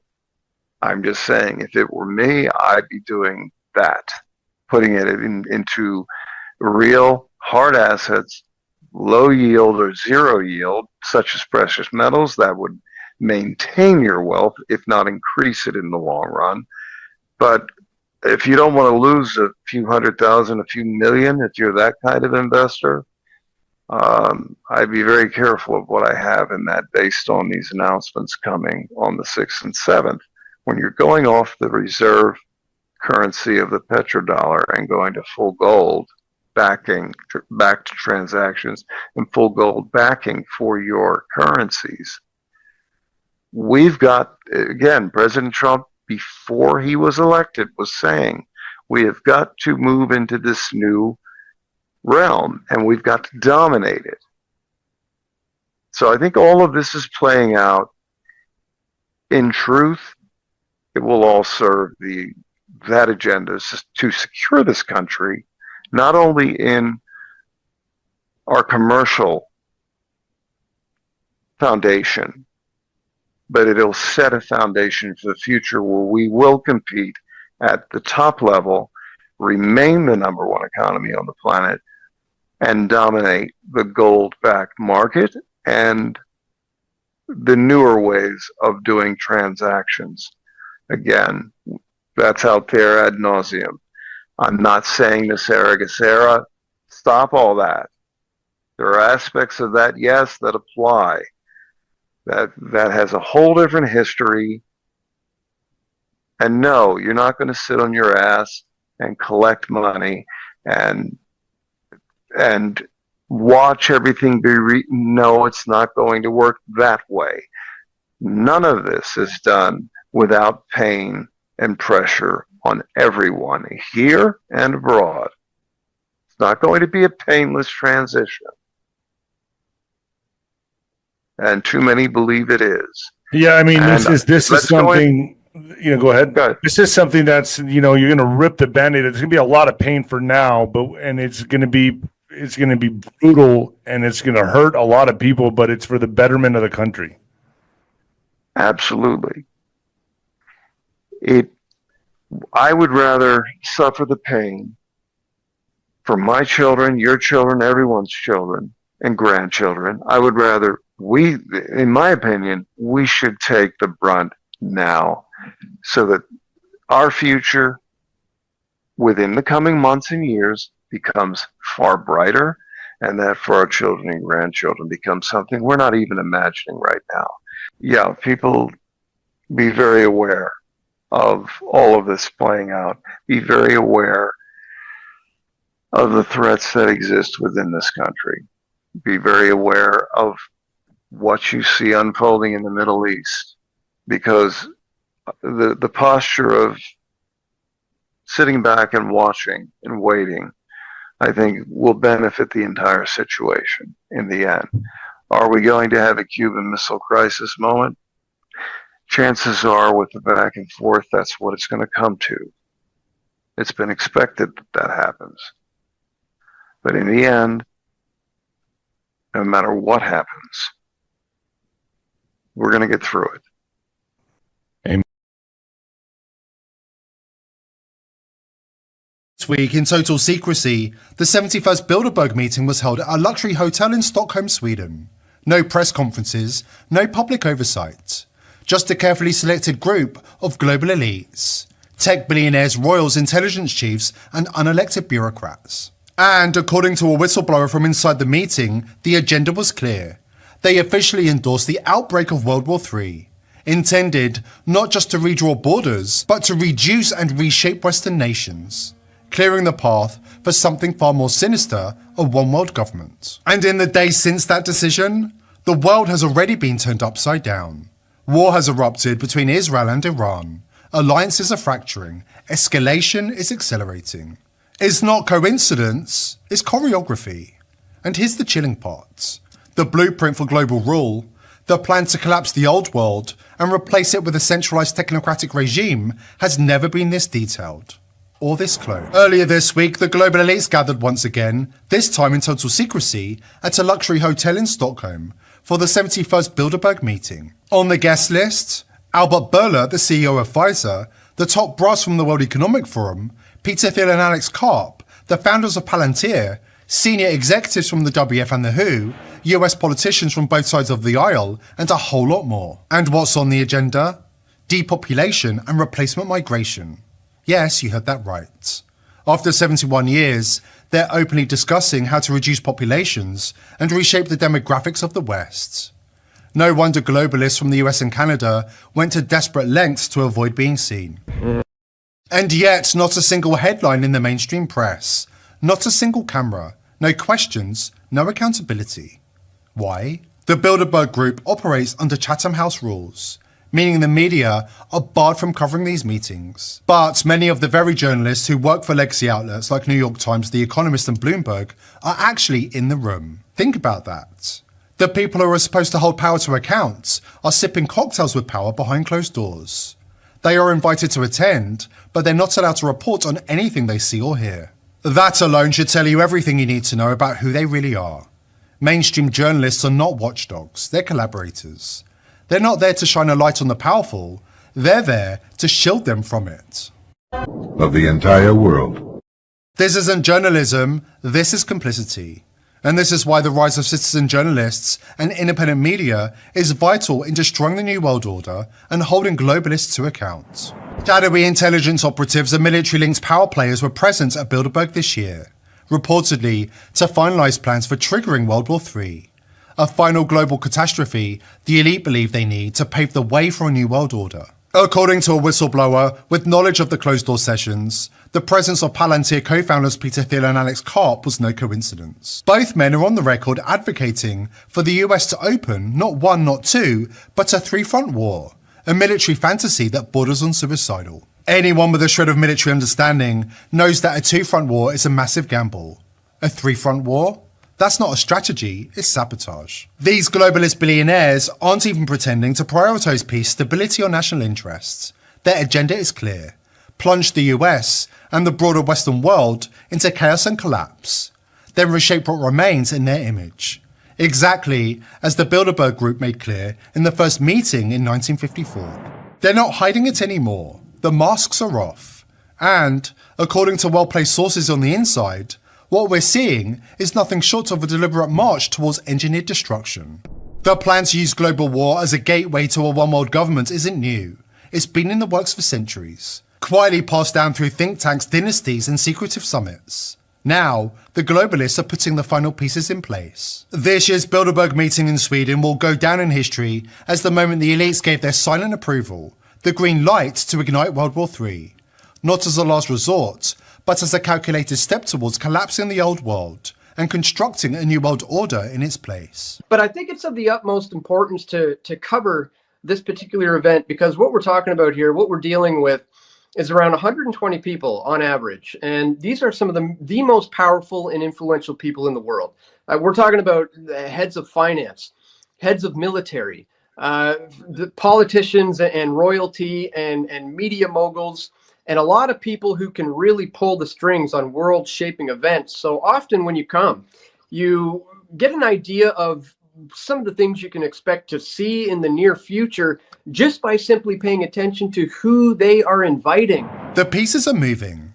The infrastructure of control is being built under the cover of war. According to a source on the inside, the mood behind closed doors wasn't just tense, it was apocalyptic. You want to know their plan? All right. But you need to understand, this isn't just speculation anymore. I was there. And the things they were talking about have already started happening. You've got to understand, these people are on edge. These aren't the smug, untouchable elites you see on magazine covers. Not anymore. They're jittery and paranoid, afraid the trap they set for the world is about to snap shut on them instead. Klaus Schwab has already been pushed aside. He failed to deliver the outcomes they needed fast enough. And now, the others are panicking. There's real fear among them. They know 2025 is the year the world must change dramatically. Or no more slow burn strategies, no more half measures. They're limited proxy wars. This time, it's all or nothing. On the first day of the summit, before the cocktails were even finished, they gave the green light for Israel to escalate.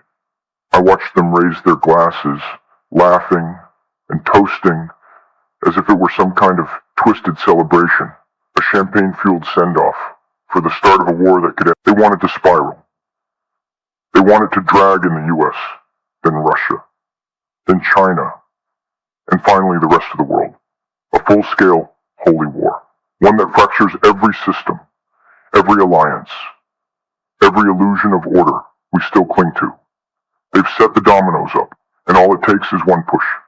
They even spoke openly, gleefully, about the use of next-generation weapons, the kind that don't just wipe out cities, they wipe out continents. If the US takes the bait, we're looking at wastelands where nations once stood. The only No Kings protest we need right now should be aimed directly at the people behind those Bilderberg doors. Strip away the secrecy, end the Chatham House rules. Shine a light on the unelected, unaccountable elites who pretend to rule with benevolence while eroding every cornerstone of free society. They don't speak for us, they weren't chosen by us, and they have no right to shape the future for us. They are illegitimate kings of the modern age. And the irony is, while they cloak themselves in secrecy to protect their power, it's the very secrecy that reveals the truth of who they are. And the tide is beginning to turn. More and more people are waking up, and they're not staying silent. On his way to Israel after authorizing the war, Peter Thiel was confronted by a member of the public, called out face to face for his meetings with Jeffrey Epstein and his role in the unfolding chaos. The era of quiet complicity is coming to an end. The 1% of the 1% and their loyal foot soldiers in the media and political classes are marching in lockstep. To them, the Great Reset isn't a theory, it's a mission. And the faster they can dissolve national borders, reduce the Western population, and usher in a global government, the better. The fact that ordinary people reject their twisted, almost fantastical vision doesn't faze them in the slightest. Their detachment from humanity is so complete, they see public resistance not as a warning, but as an obstacle to crush. But the future isn't theirs to claim, and no matter how fiercely they tighten their grip, the world is stirring. People are waking up. And we're not just demanding answers anymore, we want justice, real justice.